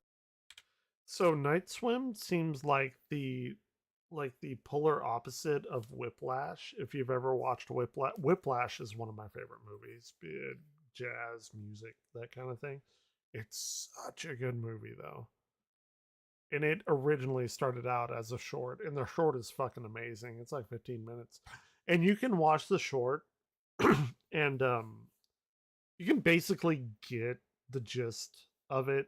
You don't have to watch the movie, but the movie is just as good as the short, with a little higher quality actor pick, I guess. Even though J.K. Simmons is in both of them. Like, we could watch the short after this. Like, I would have no problem with that because it's so fucking good. Time just makes it feel padded, useless, boring. Tarot, the generic horror MacGuffin film, which was what Cabin in the Woods was poking at. It's like someone watched Cabin in the Woods, was like, instead of elevating that because they just called out that entire genre, let's just do another one. Offering nothing new. Watch the trailer. The movie is as generic as the trailer looks. Imaginary, a world where imaginary friends aren't so imaginary. Could be cool, but the movie lacks imagination. The producer of Five Nights and Megan. I don't know what to say. Take all 3 of these, flush them right down the toilet. Number 6. All right, so this is also horror, but it's a Stephen King adaptation, so it is a bit different. It at least hits different for me. Because there was a day it showed us, hey, maybe modern Stephen King adaptations have kind of found a stride. But Love there the have old been one, enough love recent the new Stephen one. King So good. adaptations, Yeah. Gerald's Game aside, that showed us, no, it was a fluke. Salem's Lot was one of them, and fellow fans of the book. I did not know this movie existed. We took it personally. The book was a slow burn, not going to say it's not, but the phrase slow burn implies payoff. This adaptation did not have that. No, it was just slow, it was a slog, it was boring. The cool moments in the book didn't even exist in here. The movie was delayed for a couple years and it just kind of quietly released on Max. After watching it, it's completely clear as to why. 1979 Toby Hooper Salem. I didn't Lot even know was this better movie was coming and scarier. Number 5. Next up, okay. As you probably know, I'm a huge fan of the Joker, just the character. And I loved Todd Phillips' Joker movie. I thought it was a cool, interesting new take. And as that movie is a one-off standalone that made over $1 billion, studio said, hey, here's a check. Let's make a sequel that you... Wait, hold on. Hold on. What do you mean, how about now?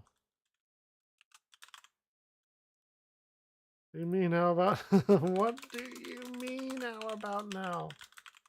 It's only been an hour. An hour since I posted that. I'm coughing up green shit from my lungs. It's so not better.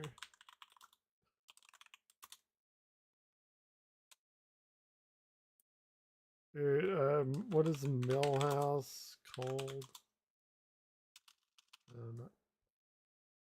That cold.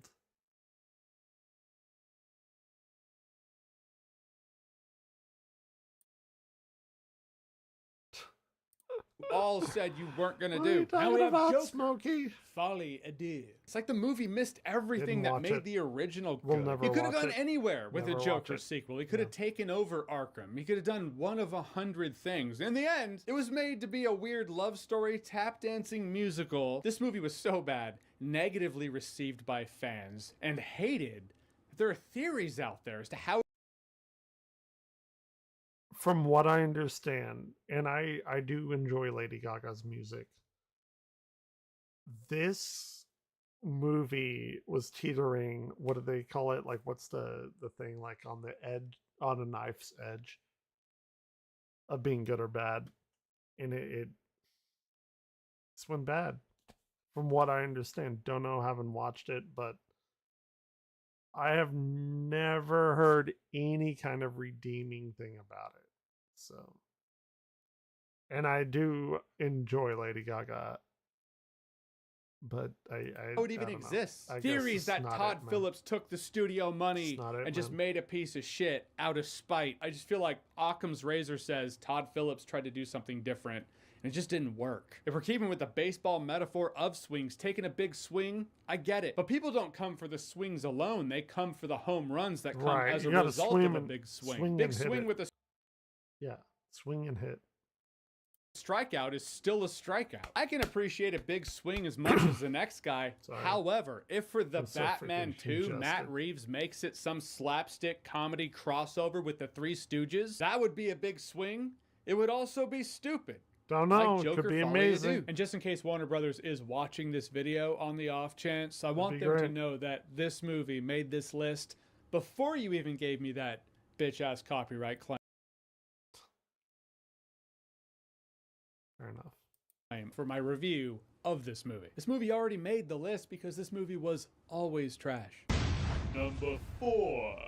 Next up, man, I almost crushed all the Sony Spider-Man verse, not Spider-Man movies into this one, and while Craven was boring, I'm gonna go ahead and let Madam Web shine alone in this spotlight. But Sydney Sweeney has incredibly huge assets that people, but yeah, I get it. Why did they? Okay, I just watched Venom 3 like 2 days ago or something, and it was not. It did not pay off like I hoped it would. It was enjoyable. I mean, all the Venom films are at least moderately fun. I like Venom.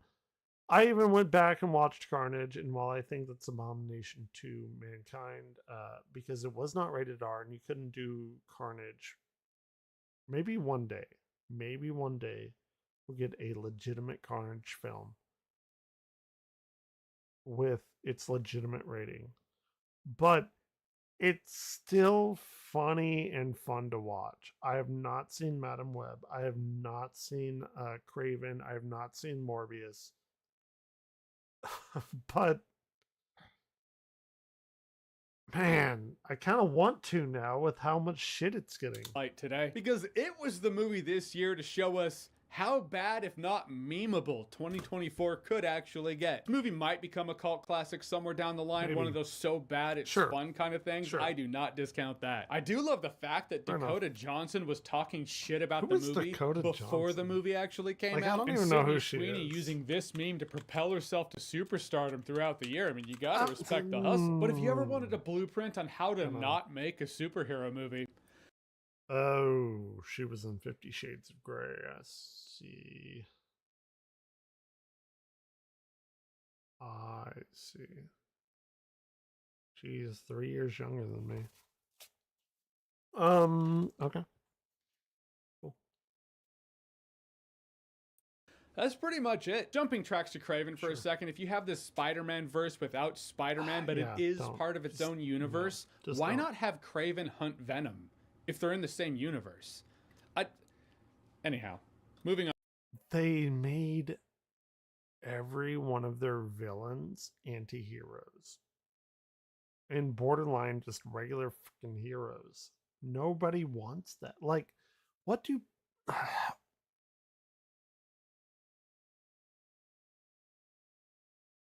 What...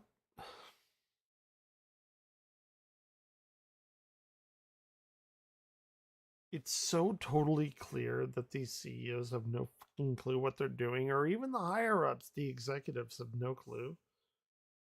And they're supposed to be smart, right? So you would think that they would hire like super film, like comic book nerd type of people, but they don't. And let's say you have like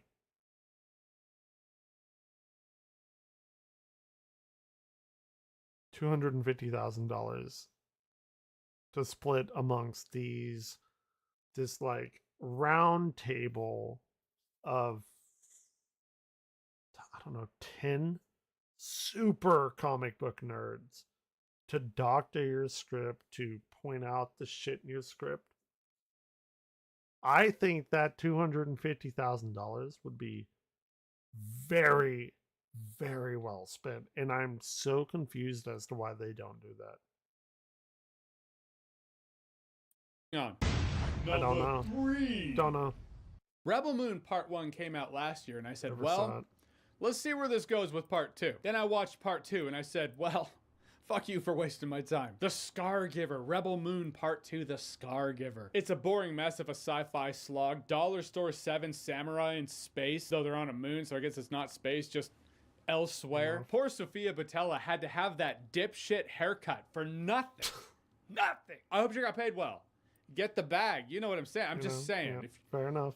Hope she got a bonus. I also hate the business tactic of it, and I've seen it more and more. Make a shitty movie on the promise that, well, there's a director's cut coming out, and it'll be better. I'm not watching your shitty movie twice. Better. Certainly not watching a longer version of it. I hate the fact that it does make me look at it from the Lucasfilm perspective and go, yeah, I can see why they passed on this. I can see why those idiots passed on this. What a world. Number 2. Oh my God. Video game adaptations. They're still a thing, still around. There have been some good ones recently, usually reserved for being a series. Borderlands is not that. Borderlands is Eli Roth, never grew up, never grew out of the frat house, and wrote a shitty sci-fi action comedy that's not funny. Then directed it. Not only do the actors look zombified as they're floating through this nonsense for their paycheck, but they're all horribly miscast. Now, given it's Eli Roth, usually known for violence and gore, and the general disjointed clusterfuck that this movie feels like, I could see it being a situation where this movie was written and filmed to be a rated R film, and the studio was like, hey, PG-13, make it happen in post, which never works out. I get it, and I empathize with the situation. But on the consumer level, it's all about what are the fans going to have to sit through? A disjointed, unfunny sci-fi slog of a mess with shit special effects.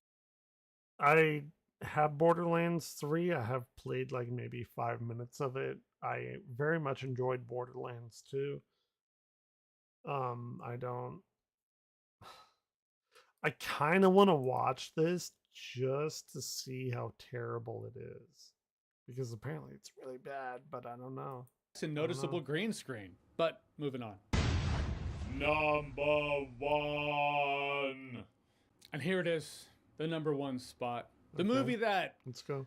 Well, it just annoyed me more and more as time went on. I've told you this before, my brother and I will pour some scotch and watch a bad movie. Right. Just because, you know, I guess talking shit about bad movies is a brotherly thing to do. We have fun, but he loves the original Crow. So do I. Oh. I'm really morally conflicted on whether or not I should show him the 2024 Crow reboot. Because I don't want to take it from him. You know, I don't want to show him how they massacred his boy. Bit funny that Bill Skarsgård is in my favorite and least favorite movies of 2024.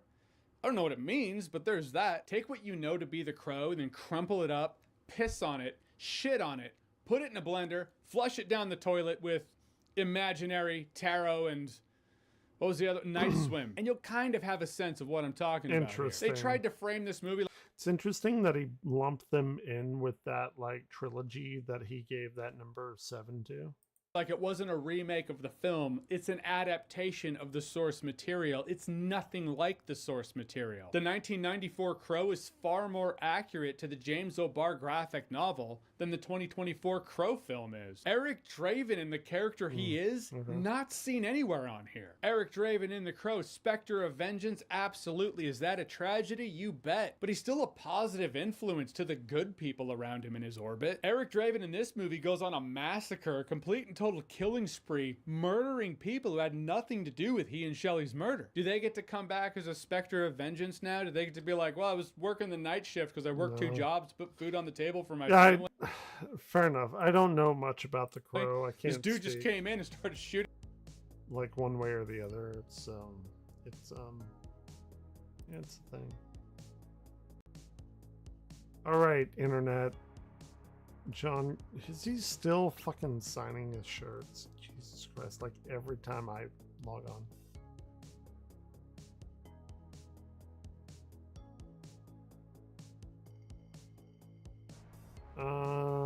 Okay. So I'm not gonna watch this online. I'm probably gonna get off and I'll be back later. But that'll be interesting. Anyway, yeah, I'll be back later. We'll have some fun. And I've been streaming for nearly 5 hours, so nobody's come but Super Shade, and I appreciate that. But yeah, I'll be back later. I'll probably play some like Final Fantasy or something.